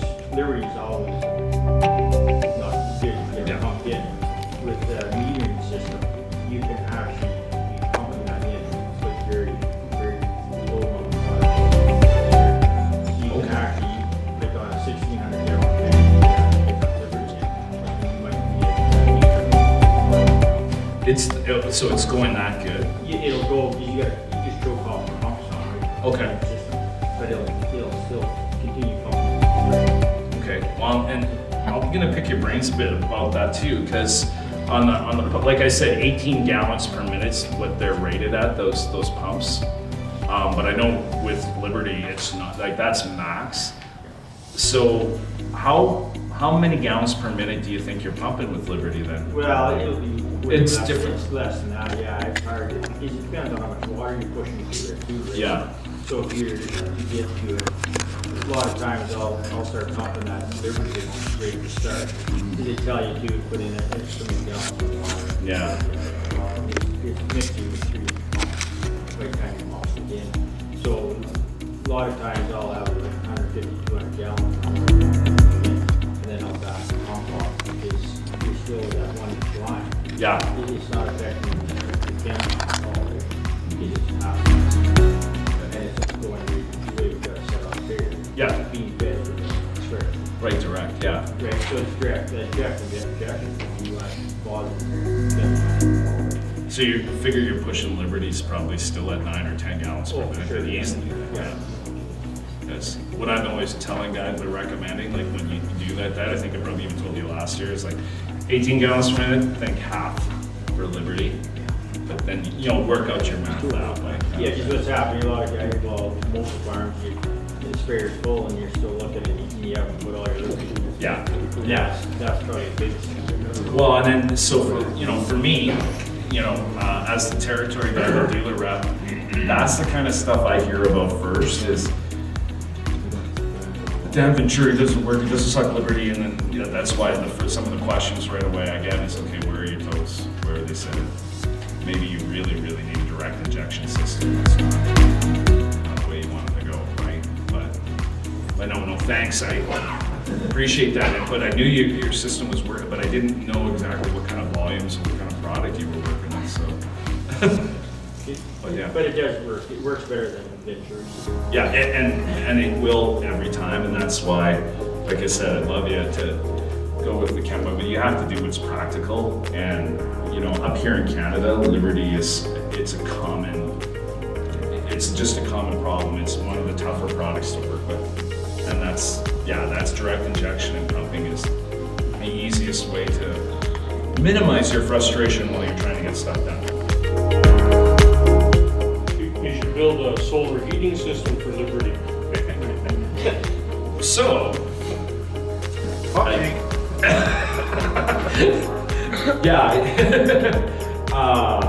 no. Or we could standardize where your Liberty's coming from so that it doesn't do that.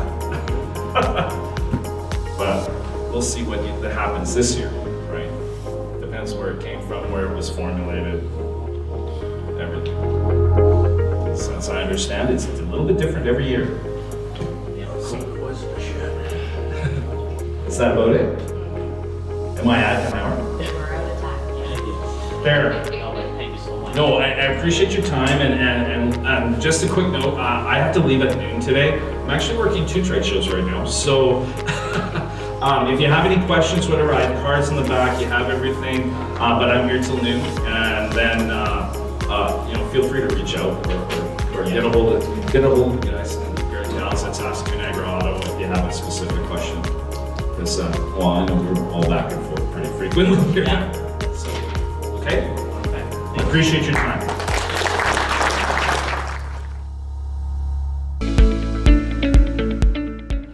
Good afternoon, everyone, and thanks, Kat, for that introduction. I'm Greg Brown, and I own OEM Lubricants here in Saskatoon. A little bit of a training package. I've heard over the years, oil is just oil.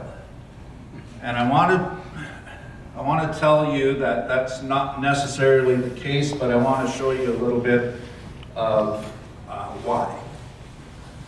So, when you're talking lubrication, you're talking about viscosity, which is basically the flow of oil.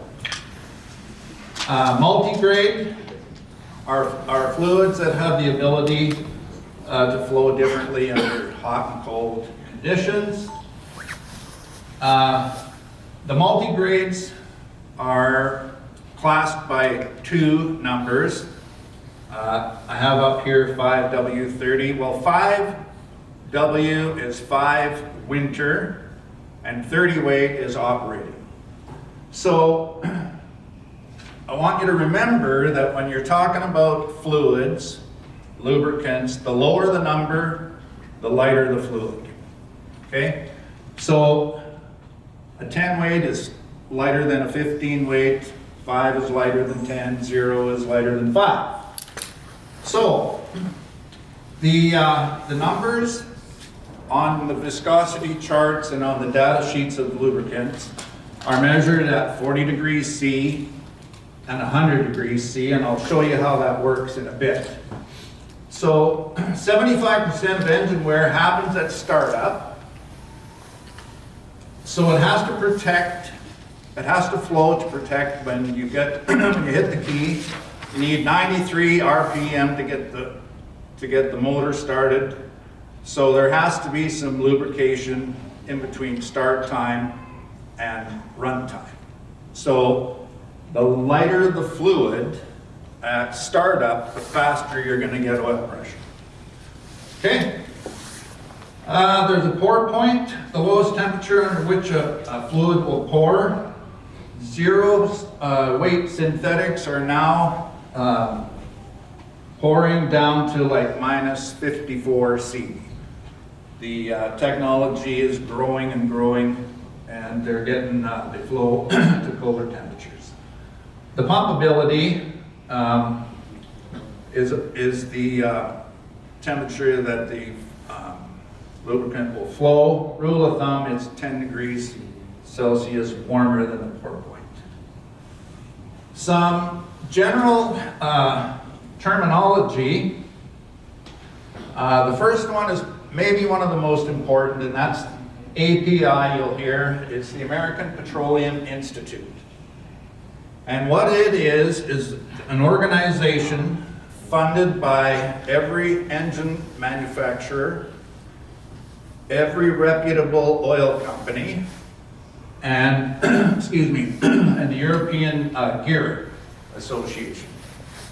So what the API does, it sets standards that an engine oil, or any oil, sorry, but mostly an engine oil, has to have the characteristics to reach that standard. The oil companies don't set those standards, the engine manufacturers do, and then they work with the oil companies to formulate a product that will work in their engines. Over the years, gasoline engines have,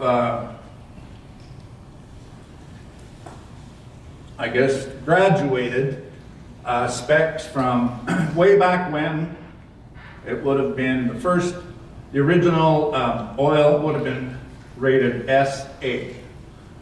So every time there is a new set of specs that come out. They increase to the next level. So we're up to SP for the 2018 and newer engines. That's the latest spec that that we're using. In the diesel engine, we're up to CK, but I'll back up. I want to talk a little more about diesel engines. AW,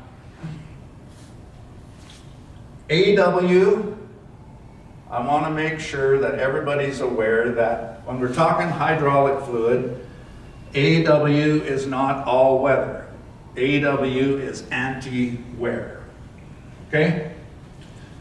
EP and EP additives, they're additives to oil to prevent welding or seizing of metal surfaces under extreme loads.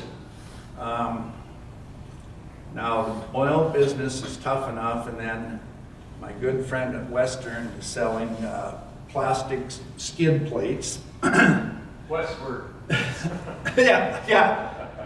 So I bring that up because EP, that's a good example of where EP is used. EP is actually a metal, and it's put in grease to actually help the two plates from touching when under load. So EP is great for a grease plate, but it's not very good for wheel bearings. So what I'm trying to get at there is one grease will not do your whole farm. It just, we can't make it work. So a good engine oil lubricates the moving parts of an engine. It cleans, it seals, it cools, and it protects against rust and corrosion. There's a lot of things happening when the oil is going through the engine. So, you can take a look at the percentages of additives, but mainly base oil accounts for about 75 to 85% of a liter of oil, and there's 15% of all of those additives in different formulations. So just a couple things about the temperatures that we're dealing with. You can see that by the time we get up to the piston crown, we're looking at 800 degrees Celsius. That oil has to keep a skin so that the piston doesn't touch the ring. We can't have metal on metal. That's when we have catastrophic. In the base stocks that I'm talking about, or we refer to, Group 1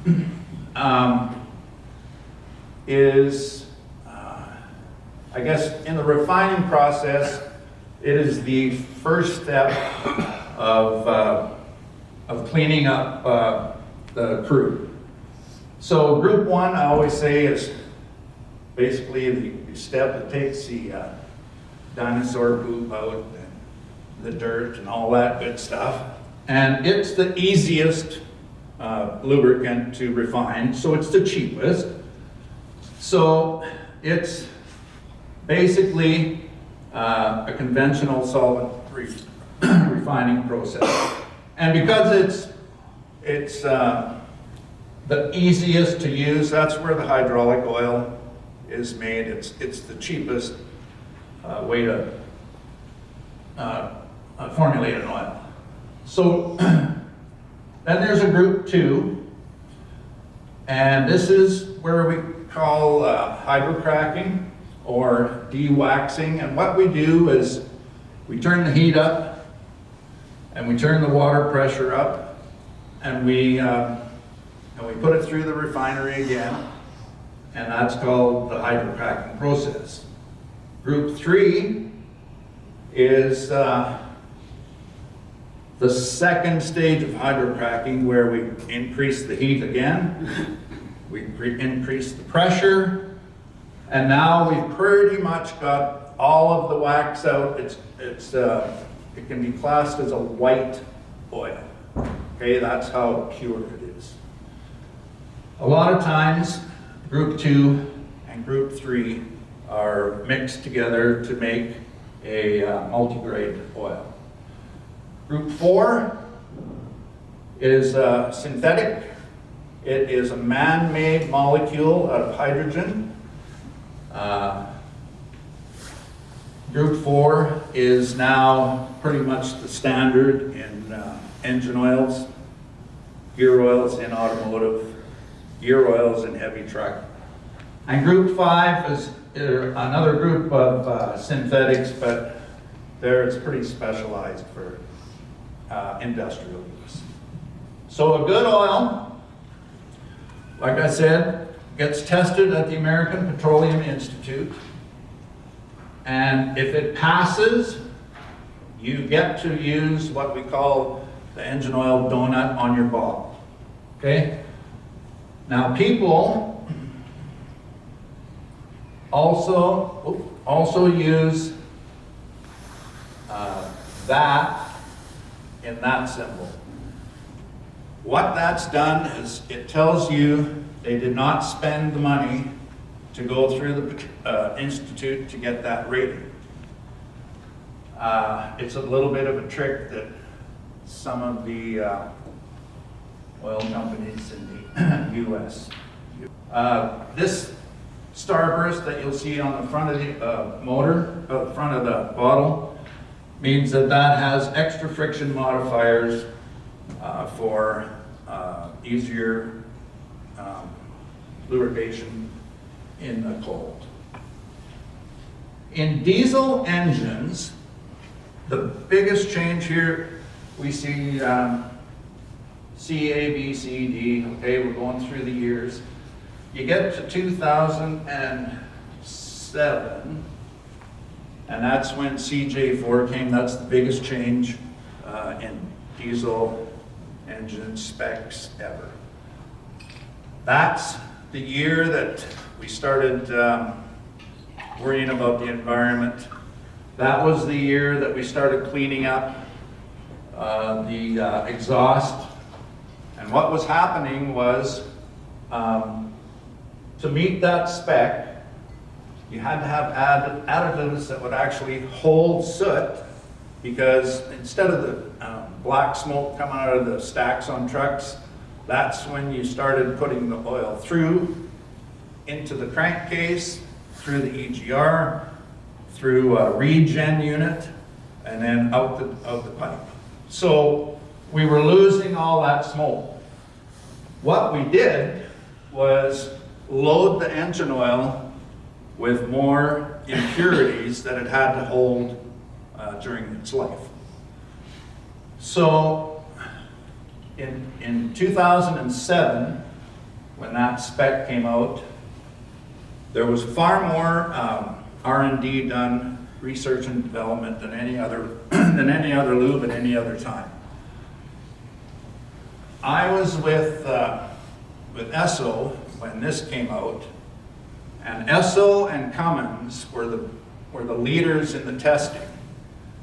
And Cummins burnt down 2 trucks with the regen, and Imperial Oil failed the CJ4 test 3 times, and it was like $840,000 per test. So the price of oil went up in 2007 because of all the research that had to be done. I mean, people had to get their money back. So today we are up to CK4, and that's just another spec for the newer engines. But what we can do here, if you have an engine that still requires CE oil, CK4 will work backwards. What's coming down the pipe here in the next year or 2 is a spec called FA4, which is the next generation of anti-pollution that we're going through, FA4 will not be reverse compatible with any other oil. I can see trouble coming, but that's where it's going to be. This chart here is interesting. I was talking about flow and I was talking about multi-grade. This chart shows 1540, which is conventional oil. The red line is 1540. The blue line is 040. What I'm going to tell you here right now is 040 is thick enough to run in the summertime in a heavy vehicle all year round. It doesn't matter. Everybody thinks, a lot of people think that 040 is too light to run in the summertime. So this chart is a scientific chart measured at the API, and it's showing that at -10, the centistokes of the 1540 oil are around 50,000, and 0 is 10,000, so smaller number, lighter oil. Okay? So as we move across the chart, we're still at 40-degree test point, 040, still thinner, okay? But what's happening at 100-degree or operating temperature, the zero weight oil is actually getting thicker than the conventional. Here's why. Conventional oil, I want you to think like your hand. Okay, it's natural, it's different lengths, it's different thicknesses, and when this oil is going up and down in a piston, the little finger will break off. Okay, that's the oil breaking down. Okay, the man-made molecule, consider it like your fist. It's uniform, it's thicker, it will flow easier because there's nothing catching, and that is why a synthetic oil flows better at the cold and holds heat better at operating temperature. This chart is pretty busy here, but I do have them at the back.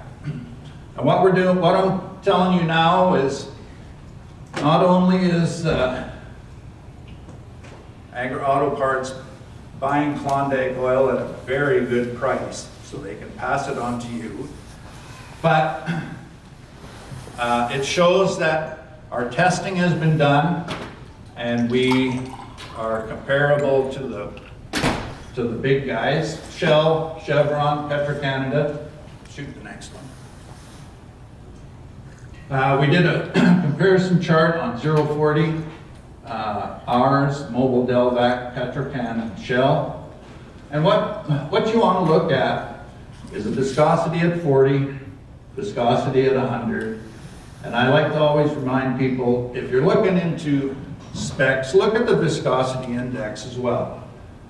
So let's say 040 at 40 degrees Celsius, our 040 measures 84.3 centistokes.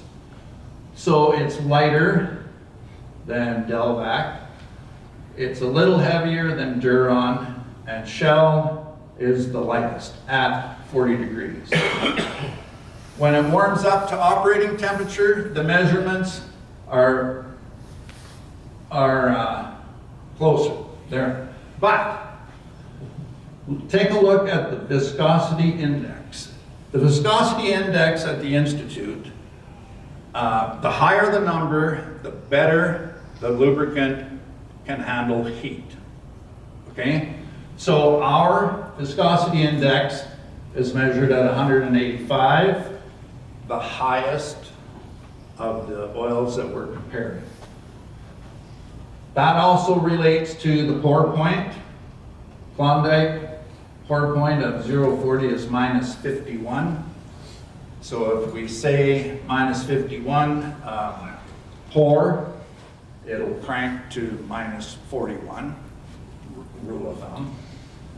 And Delvac is 48, 45 for Duron, and 51 again for Rotella. Now that's interesting because Klondike does not have a refinery. We use the same base stock as Shell does for Rotella. The pour points of Rotella and Klondike are exactly the same. So it's the same base stock. We did the same thing with 1540. I won't go through all the numbers. You can look at it at the back, but universal tractor fluid, we've done the same. This time we compared John Deere, Pace, and Petro-Canada. Numbers are similar to what we were doing before. Viscosity index is the highest again. And if we put the right amount of lubricant in the right place at the right time, you are backed by the Klondike Lubricants Lubricant Corporation warranty, which basically says if we bust it, we buy it. Okay? So you can easily put our fluids in any application that's correct, and you'll be fully covered by a warranty.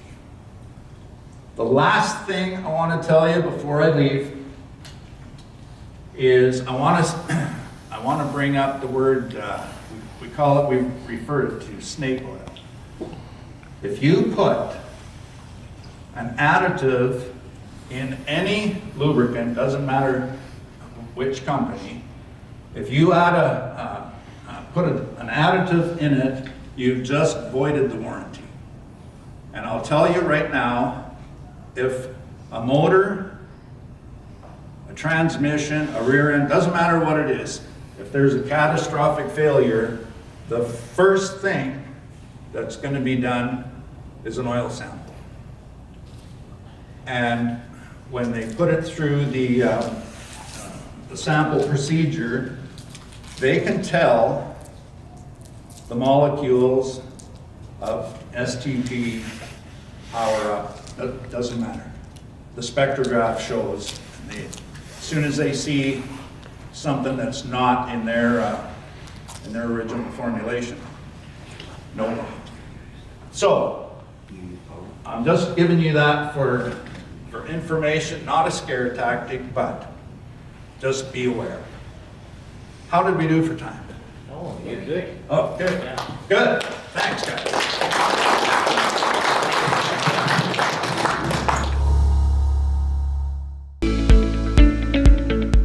My name is Martin. I'm the regional parts manager with Westbrook Parts. With Westbrook Parts, we carry a wide variety of products, so I'm not going to go into all of it because I'd need a week. So, who's Westbrook Parts? I'm sure everybody's heard of us. We are an aftermarket parts distributor. We carry parts ranging through all seasons on the farm, whether it's spraying through to harvest, through to haying, even products for during the winter time. So we have 3 warehouses that we provide part support out of. The main one being Regina for here, obviously, but then as well in Red Deer and Winnipeg. All told, about 165,000 square feet of warehouse space, so lots of space to keep parts in stock for you guys. We have over 200 different suppliers from across the world, some as close as Saskatoon. Lucas with Wilger has been a vendor of ours for many years, as well as T-Jet, and a new addition recently was Freeform, as Trevor mentioned.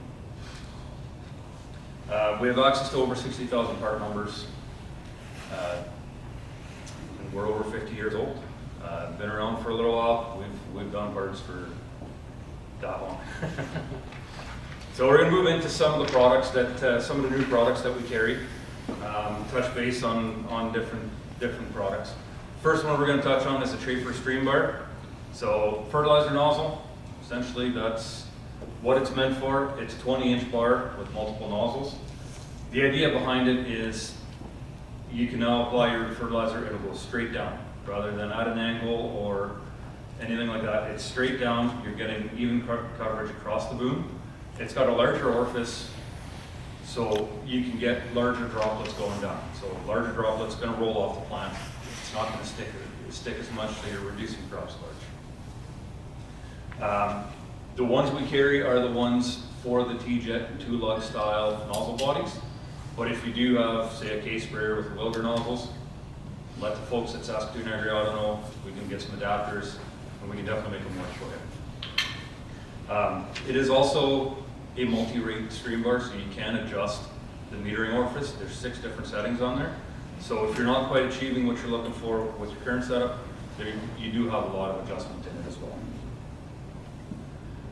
Moving on, still in the sprayers, much smaller units. A line of sprayers we've carried for a while is Pimco. These are going to be more estate-focused sprayers, very simple units, stuff you can tow behind mowers, for ATVs, UTVs. They'll go all the way up to a 3-point hitch, 300-gallon units. We also have some skid units that you can slide onto the back of a pickup truck, and those will be 200-300 gallons as well. A lot of them will have a variety of different pumps available. For the most part, the smaller units are going to be electric pumps, but the bigger ones do have roller pumps, as well as the skid units will actually have gas powered pumps as well. Lots of boom options available for every unit. So just because you see one with a 12-foot boom on it doesn't mean there isn't something else available. A lot of them will offer a boomless option as well that'll be up to 35 feet coverage, I believe. They're pretty, lots of customizability as well. With the electric pumps, you can get remote controls, as well as wands, you name it. Switching gears a little bit, going to go into harvest and haying. Company we just brought on recently is a company by the name of May West. They've been around for quite a while. They do a lot of work with poly products. Skid shoes, skid plates, cutter bar polys are some of the common ones that everybody think of, but they also do auger liners, trough liners, lots of products like that. We've carried their poly auger fingers for quite a while as well. It's been a neat product. Nice thing with that is if that breaks off and goes in the combine, it's plastic. It's not going to do any damage. It's going to come out the back, great. One of the neat products that came out of us working more with them is the slick plates, which is actually this guy right here. And essentially semis, fifth wheel hitches. It's a poly liner that you would mount on top, reducing the need for grease and stuff like that, so it's much cleaner installation. And with it being poly, it's always going to be frictionless, right? So, one of the things we get asked about quite a bit is May West does carry poly pickup vans for balers. We actually carry them from a company called Tobin. I don't know if you guys are familiar with the poly pickup vans. Again, a neat product, really leveraging the plastic and the ability to ease crop movement, but also it's now taking the noise out of the pickup, so you can hear what the baler's going on, what the baler's doing. I've had folks that have claimed that it saved them a baler just having them on there, because now they're hearing something different going on inside the chamber, and they've been able to pick up on, hey, I got some bearings that need to be replaced, and things like that, right? So, moving a little further through the year, going into the harvesting, something we've carried for a couple of years now is the KX7 concaves. These are made by a company called Condex. A lot of folks will look at it. I think somebody actually mentioned it today. Hey, this is a Sunnybrook. Yes and no.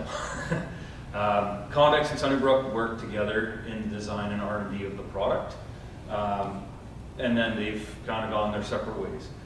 What Condex has done is they've designed a premium concave where they've taken and put a tungsten carbide laser cladding on the leading edges of the wear boxes, ensuring for much longer life out of the boxes themselves, right? One of the big things with these concaves is with these angled bars that they have, it actually meets the crop head on as it's coming around the rotor. So you get a little more aggressive of a concave, and it actually allows you to slow the rotor down. Maybe give yourself a little bit more opening in the concaves so that you can put more crop through and really focus on crop threshing. They are customizable. General rule of thumb for most folks when you're putting them in, for every single concave you're taking out of an OEM concave, we're putting 2 in. So they're half the size, much light, much easier to handle. And then there's a couple of different versions available where you see at the bottom, I've got the max thresh, which is the 2 square boxes with the angled bars on it, and then the round bars. Most setups will have 2 to 4 strips of the max thresh, and then the rest of the round bar. Because essentially you're getting most of your threshing started right at the start, and then after that, into the round bar, you're just doing more separation. And last but not least, another product from Condex is the straw claw chopper blades. I know we're a Greta Cobb country, but this is a product that I feel needs to be mentioned. That same tungsten carbide laser cladding that they're putting on the concaves, they're putting it on the chopper blades themselves. And instead of doing the whole strip, the whole side of the blade, they're putting lines on it. So what happens is, as you push the crop through, it builds these little pockets, and it wears like a sickle section, and it really holds onto the crop, pulls it through your stationaries, really creates much finer straw coming out the back. A lot of the response I've seen with units that are running it is a lot of your straw out the back settled down between the stubble. It's not laying on top. A couple of the pictures you see there is actually a unit out by Yorkton where they did a full set of blades, and you see what the straw claws are looking like compared to the flail or to the wind blade. Really shows the difference of it. They are a reversible blade, and you are using your OEM hardware. So there's no need for changing of bushings and bolts and that kind of stuff. So that's it. Questions, comments, concerns? Death threats? Perfect, I'm on it. Thanks, guys. Thank you so much.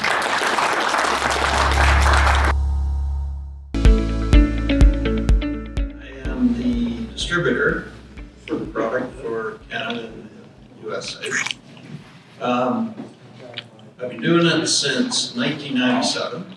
The product originally hit the market over in the UK, where they made 2 years previous to that. However, the best part is, prior to that, they had spent 5 years developing the product because chemical drift or spray drift in Europe is just a big issue, as it is here, of course. So the product we sell now, today, is the very same one that was introduced 27 years ago to the market. Nothing's changed. So in other words, they didn't use you guys and your crops and your fields to find out if they work. So what makes them work is the percentage of driftable droplets. If you take the standard flat fan nozzle that you're accustomed to using up until the air induction nozzles hit the market, roughly 25% of the droplets are driftable, those being the ones under 200 micron. With the air bubble jet, it's 2%. Now, on the other side of the spectrum, if you get too large a droplet, over 660 micron, the leaf can't hold it. The surface tension of the leaf just can't hold anything larger than that. So with the ABJ, all the droplets produced are between 200 and 550 micron, with the majority within that range being in that 300 to 400. And the average only changes as you go from the smallest nozzle, say the 01, up to the 06. The only thing that changes is the average within that range. Probably a good way of demonstrating that. Gary Moffat, he was my distributor at Lethbridge for Alberta, he passed away a few years ago. Gary, he's worked in the chemical industry, then he moved into doing sprayer testing, certification for spray planes, probably one of the most respected in the industry in North America. So when they do testing, what they do, they'll take water sensitive cards and they'll get spaced every 3 feet. This is actual field conditions, we're not in the lab doing this. So, so the cards are spaced, sprayer goes over to set PSI, gallons per acre. Cards are gathered, scanned, they count the amount of droplets on it. They break it down to what size of droplets are on the card. But I'll let Gary explain. This is an interview we did at the crop production show a number of years ago with Gary, what's happening right now in nozzle technology? Well, the main thing we're trying to do is get the best coverage for the farmer and get the least drift. Okay. So we actually sell and promote the air bubble jet nozzle. Has financing options for every budget. Bring home new furniture. It'll give us the most consistent droplet size. Any air induction nozzle on the market today. It also gives us less than a 2% drift factor. Okay. So is there a good balance between getting that coverage but still minimizing drift? That's correct. Like, coverage is actually droplet size, and a lot of the nozzle and the proper droplet size is what we're aiming to get. So a lot of times we'll go to a single air blow jet in a smaller size, as an 01 or an 015, or else we'll go to a twin combination, where we'll have 2 nozzles spraying at the same time, giving us twice as many droplets. Really, that's the way to increase the coverage and still do a water volume of the 4 to 6 gallons an acre. So how much of a surface area is this droplet hitting? How big is this droplet? Droplets that I'm talking about will be in the medium size, around that 280 to 350 micron. Okay, so across the different products or competitors, where does that fit in the range? Like, is that a small droplet or is that It's a medium droplet. medium? Okay, you said medium. Sorry. Yeah, if you put that on a chart, or anybody's information on a chart with a contact or a systemic, you'll see that it falls into the medium droplet size. So that's where we like to stay with the nozzle. That's giving us that droplet. Okay, so when we're spraying a fungicide, is this the kind of nozzle or the nozzle we want to go with? Yes, it's giving us the most coverage or the most numbers of droplets. So that's what you're trying to do with the fungicide, is hit the most contacts and the most area covered. So I guess this is, kind of a marketing question, but so what makes the bubble jet different?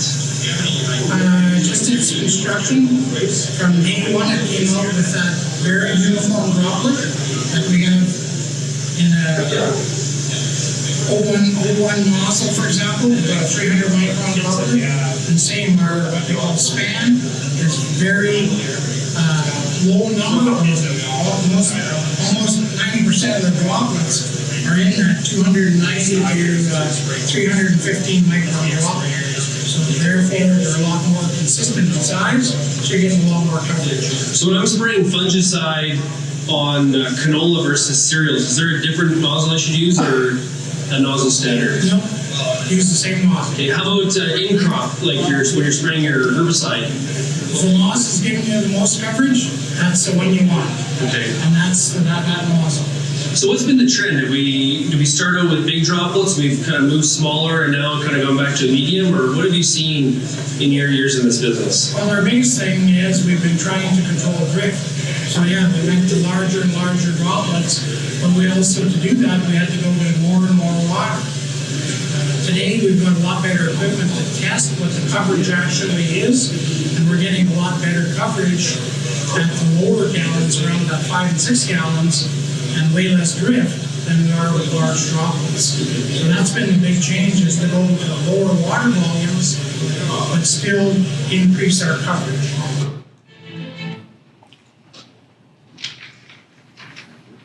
So yeah, essentially, one nozzle, all chemicals, all drugs. So moving on, as years went on, the casing came on to the market. The air induction nozzle, at least speaking for our product, it didn't do what it was supposed to do in that system. So problem being is that the solenoid with the PWM system is because it's opening and closing rapidly, you get a reduction in pressure. And then when it goes through the nozzle, because it's drawing air in, you get another reduction in pressure. So we don't provide the proper spray pad. So the bonus was that actually we're at the crop production here. We thought, okay, what if let's make this really scientific, so let's just block the air holes off and go to the capstan booth and see if it works. So, sure enough. So I talked to the manufacturer in the UK the next morning. And lo and behold, back when they were developing their bubble jet, they asked themselves, wonder what happens if we don't have air holes. And really, not much. The comparison, so the product's called EasyJet now for the PWM system. So the only difference is with air bubble jet, drawing air in, the larger droplets, once you get over that 450, pushing the 500 mark, you do have a little particle barrier that supposedly helps them to collapse, spread out evenly on the leaf opposed to rolling off. But the problem there is only about 5% of them are that big. All the rest are down in that medium droplet size.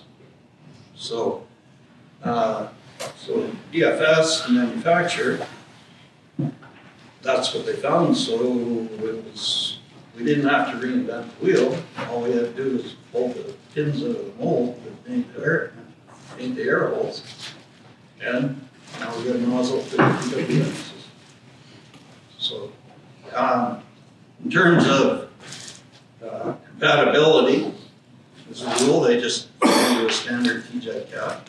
If you have a different setup, there are adapters available to accommodate it. In terms of operating pressure, they've got a range of 20 to 90. Ideally, 40 is where you want to be. If you get down to 20, in the corner, or just temporary situation, you're still going to get satisfactory coverage. But back in the day, when there were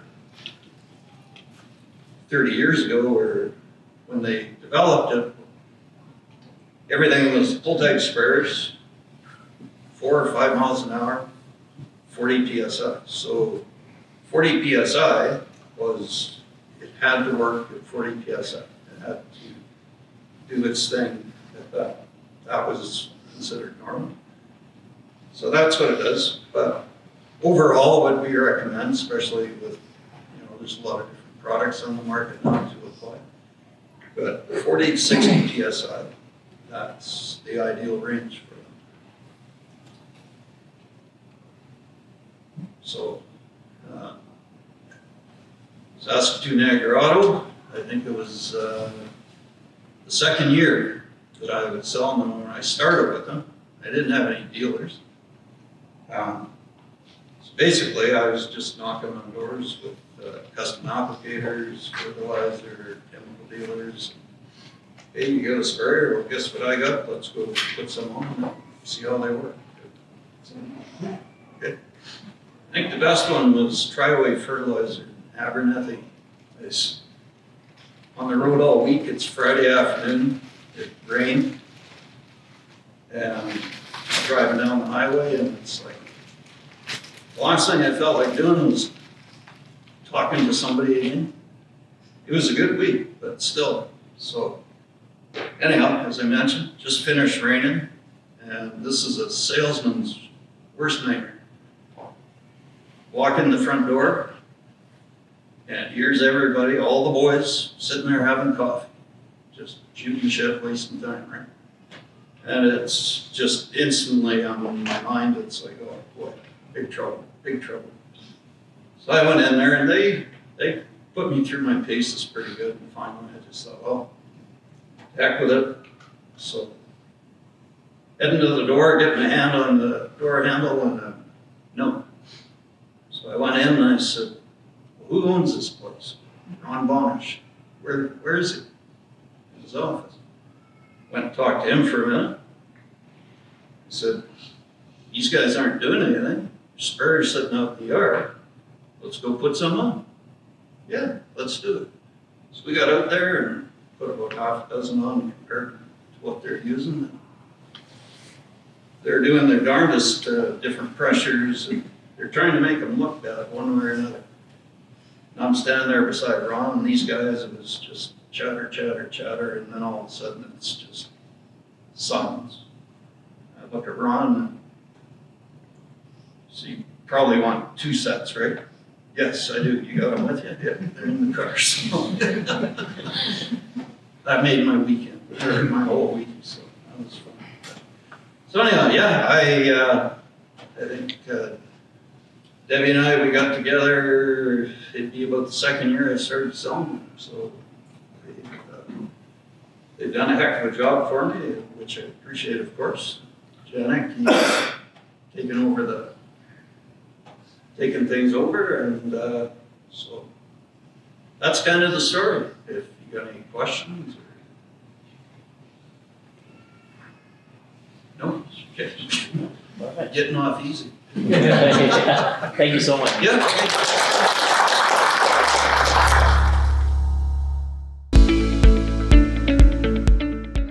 Speaker, we have Darwin with Stardust Farms Limited.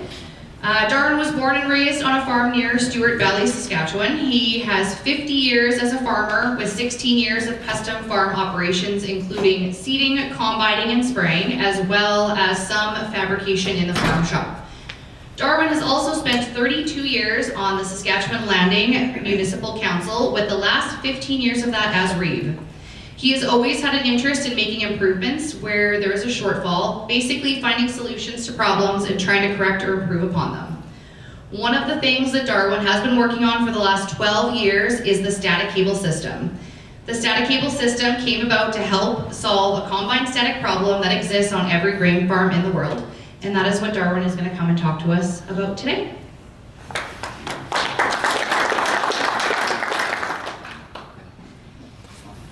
Hello everyone. I'm Darwin Johnsgaard. I have come across this problem with combines about 13 years ago now. Well, actually it started long before that, but I didn't know what I could do about it. So here's what was going on back then. I had about a half dozen times on our combine where I had smoldering going on, and even though I was dragging a couple chains for grounding, I still had the smoldering happen, and I was kind of was kind of befuddled. I did not know what the heck I could do about that. So the last time we had smoldering happen, while we were going through the combine, my son took an ohm meter to the chains that we were dragging, and we were dragging 2 chains, and lots of farmers drag chains to try to control their, to have some kind of a ground on their combine. Just from the static electricity that all combines create. The newer combines are probably a little more prone to static than the older conventional ones, but we've seen them catch fire and have issues as well. But anyways, my son took this ohm meter to the chain and he says, well, Dad, it's no wonder you keep having smoldering problems. He said, you haven't got no ground at all. And I says, well, how can that be? I said, I got 2 chains, and one is here actually, and or part of it is here, and the other one was about twice as heavy as the one I got here. But he took an ohm meter to it, and by about 3 or 4 links down, he couldn't even get a reading. So that ohm meter didn't have no, or the chain didn't have any continuity, is what it boiled down to, or continuity you couldn't trust anyway. So we kind of felt that the chain might work a little bit if the humidity's high enough, but sometimes when the humidity's higher, you might not be combining either. So anyways, after he had discovered that we really weren't grounding or didn't have proper ground, we didn't have any damage happen to our combine, but there was like a dozen spots smoldering on that combine all at the same time. So we knew it was static that had caused that. So anyways, I wanted to keep combining because it was a good day. It was nice and dry, but also windy, which is also not a time you want to have a fire. So anyways, what I did, just so I could keep going, was I just weaved a small piece of cable through the chain that we had, and that seemed to give us proper ground. So we pulled that, dragged over.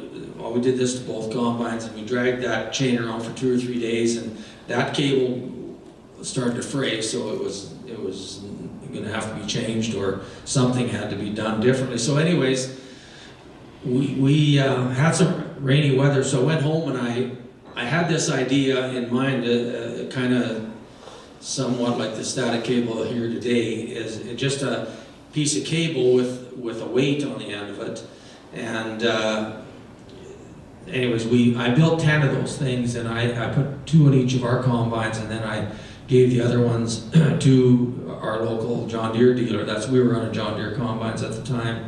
And every color can burn, so it doesn't matter if it's green or red or yellow or whatever color it is. I've talked to everybody, and everybody's had issues no matter what color. But anyways, we found that the cables were certainly, you could trust the continuity in them. It was no question about that. It wasn't like a chain at all. So then, and I gave the other 6 to John Deere, and I just said, put them on some combines. I said, I gotta have more opinions than just my own here. So they took those 6 combines, and they just put 1 on each combine, and then used them for the rest of harvest. And there was, I guess everybody that used them was more satisfied that there was a lot better control than with the chain, because the chains were, the one chain was being put on by the John Deere because they were having so many combine issues with static and smoldering, and some guys lost their combine and burnt right to the ground and different things like that. And anyways, it's kind of grown from there. You know, that first year like I say, we gave 6 away, and the next year we built 50 or 60 of them. We kind of took baby steps, so we didn't, because they were costing some money to do and lots of time to build them too. And then the next year was a couple hundred, and then it came to be 1,000, and it kind of built its way up. And our area used to have lots of combine fires, and they've just kind of disappeared. We haven't even heard of a combine fire for a number of years. So in spite of there not being a real scientific way other than checking your chains with an ohm meter, when you check your static cable with an ohm meter, there's continuity. There's no way it can't have continuity. So at that, I'm not sure, I can't really remember, but I'm sure I didn't use stainless steel to begin with, but when we started making them in a little bigger way, we wanted some durability, and I didn't want corrosion in the off-season and stuff. So we've made all the static cables. We started making them all out of stainless steel, and the cable stainless steel, and the weight on the end, it's about a 3-pound weight on the end. So it contacts the ground good, and then we're preventing that corrosion in the off season. as well. So it's been a good thing, basically, to come to something like this, or I've been to the crop production show as well and talked to a lot of farmers. It's just basically to promote awareness that, and lots of guys say, well, I don't worry about static, I'm dragging chains, and I just say, well, I did too, and I still had lots of issues that you know, took me a while to figure out. But anyways, there isn't nothing more scary than a combine fire when the wind's blowing, and I bet 75% of the time when you find the smoldering going on, it's windy and it's dry and it's scary. So if you've never had the good fortune to have your combine smolder, you're lucky. And I don't know what kind of combine you run, because I've never seen one yet that isn't prone to this happening. I've never had a fire, but I've helped put some fires out. And sometimes, of course, it's usually a field fire along with a combine fire when you're dealing with it. So it's a big deal. The whole countryside ends up being there, and sometimes you lose, you lose a combine. Sometimes you just, you might not lose anything, but it just depends on what kind of help you got, and if you're prepared with the water truck in the field and extinguishers on your combine and different things like that. So when we had that dozen spots, or 10 or 12 spots smoldering on our combine, I was combining behind the combine that was dropping the smoldering chaff off, and I radioed to the combine. It was my dad was driving the combine. And I said, you got to stop. We got something going on. We got smoldering chaff dropping off the combine. He says, well, there's nothing wrong with the combine. And I said, yes, there is. So he stopped, and we looked, and there was just smoldering, just a little bit of smoke coming from all over the place. So what we did to get those spots out, lucky enough, because it was a pretty good wind that morning, I just took one of those chrome fire extinguishers and a leather glove, and I just grabbed all those smoldering spots and we just squirted them out. So we were pretty lucky. But I was scared of what might be going on inside the combine. As it turned out, not much was happening on the inside, which was lucky, but you never know that. But static isn't just it might not just be starting a fire. It can affect your electronics. We had a Hutterite colony that had a cat combine, and they couldn't use it, darn thing. It was a brand new combine. They bought 3 of them, and they started out using it, and they got a few hours into it, and something happened to their computer. So they had to wait about 2 weeks for a new computer, and they got it, and something happened to that computer, and they couldn't figure out what the hell was going on. So that combine sat most of the fall. As it turned out, that combine, for some particular reason, it wasn't being grounded as well as the other combines. But it was they put a static cable on the combine, and then lo and behold, their computer system worked properly. I don't know why it was different from the other combines, but that's what was wrong with this particular combine. It just wasn't grounded properly and up into the computer system. So that's another thing that can bring you big downtime and a costly breakdown. If you only have one combine in it doesn't matter how many combines. Nobody wants to have a combine worth $1 million sitting in the corner. So anyways, it can affect your electronics in a big way too, and it just seems like the newer, or not so much the newer, but the newer combines create more static just because there's more going on. That's how they're getting their bigger capacity, because they are pushing more material through. They aren't just going through a concave and up the straw walkers and bouncing out the back end. They're going, that material's coming out, which most of you guys already know this. I shouldn't even have to say this, but it's coming out into the combine, and it's going around and around, and we might be going, around that rotor 10 times before it comes out the other end, and that'll all happen within a second or two. So you know what kind of static is coming from that dry straw going around that shiny metal inside the combine. And so right from the get-go, your header, if you're doing lentils, your header is dragging on the ground with your plastic on the bottom of it. If you don't have plastic, it'll be metal, and if it's just metal, you can start a fire just from dragging over a rock. But anyways, the plastic on the front of the header can create static. Then the material sliding up that feeder house, 4 feet long or more is also creating static. Then it goes through the rotor and then through a couple of beaters and through the chopper. There is a lot going on in these combines that's going to create static. And if you haven't had a smoldering, or if you are just using it ground, do something about it. Don't just, maybe you've been lucky, but that is something you don't want to have. You need and the only thing I know of that anybody's working on, I did see another outfit at one of the shows where it was actually a disc blade they were using for a ground, but it was like $1,500. And I just didn't pay that much attention to what they did for when they transported it or anything like that, because I just knew that even though these make a big difference and they're in the $200 range, farmers are still reluctant. They still think, well, I'm just going to use my chain. I'm not spending $200 to save my $1 million combine, which is kind of weird, but that's how some people feel about it. Anyways, yeah, if you still are using chains, take a good look at the static cable, which the static cable basically is just a mobile grounding system. So it's like a mobile lightning rod, really. So lots of guys have lightning rods on their home, on their shops, or maybe their house as well. And so what happens when the lightning hits it, it just takes it to the ground, and that's what the static cable's doing as well. It's just when the static is in the combine, that static is building constantly, and that the static needs to be drained off.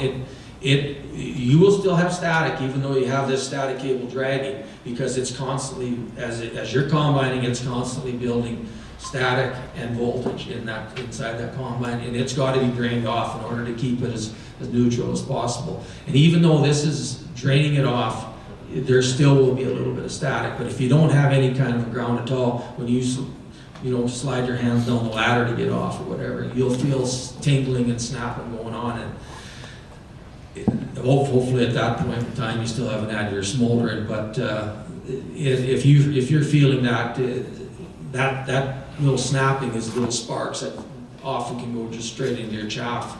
And if it gets fanned by the wind, you're off to a good start towards a perfect storm. So, and you just might have a little fun before the day is out. So don't, take a good look at this. Junique is selling them. I guess if you guys, I'm not sure what he keeps around for stock, but if he runs out of them, it's only a phone call away to get more of them.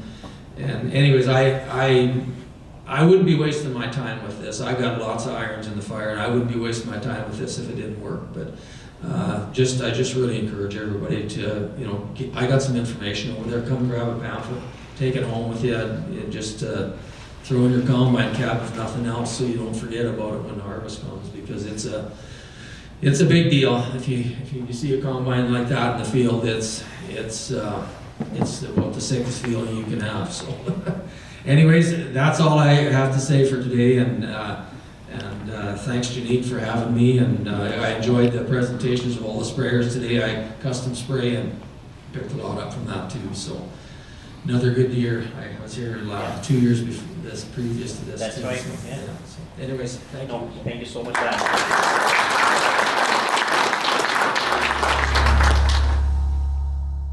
Okay, last thing, we're gonna do the draw, and then Janique's gonna quickly do the closing remarks, and then I swear you can go home.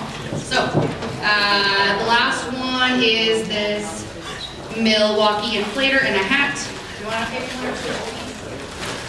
I guess if they're still here. Len Thiessen, are you still here? Should we go home? You don't get the Milwaukee then, I guess. Josh, we was going to, because I know his dad won the Milwaukee. Jason Billboard, not here. Randy Chauvin. Darcy. I guess it's coming home with me. Greg Abrama.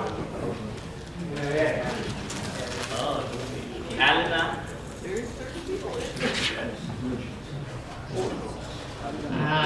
Daryl Kassahoff, I know you're still here, so perfect. We just had to get through that. That was his plan.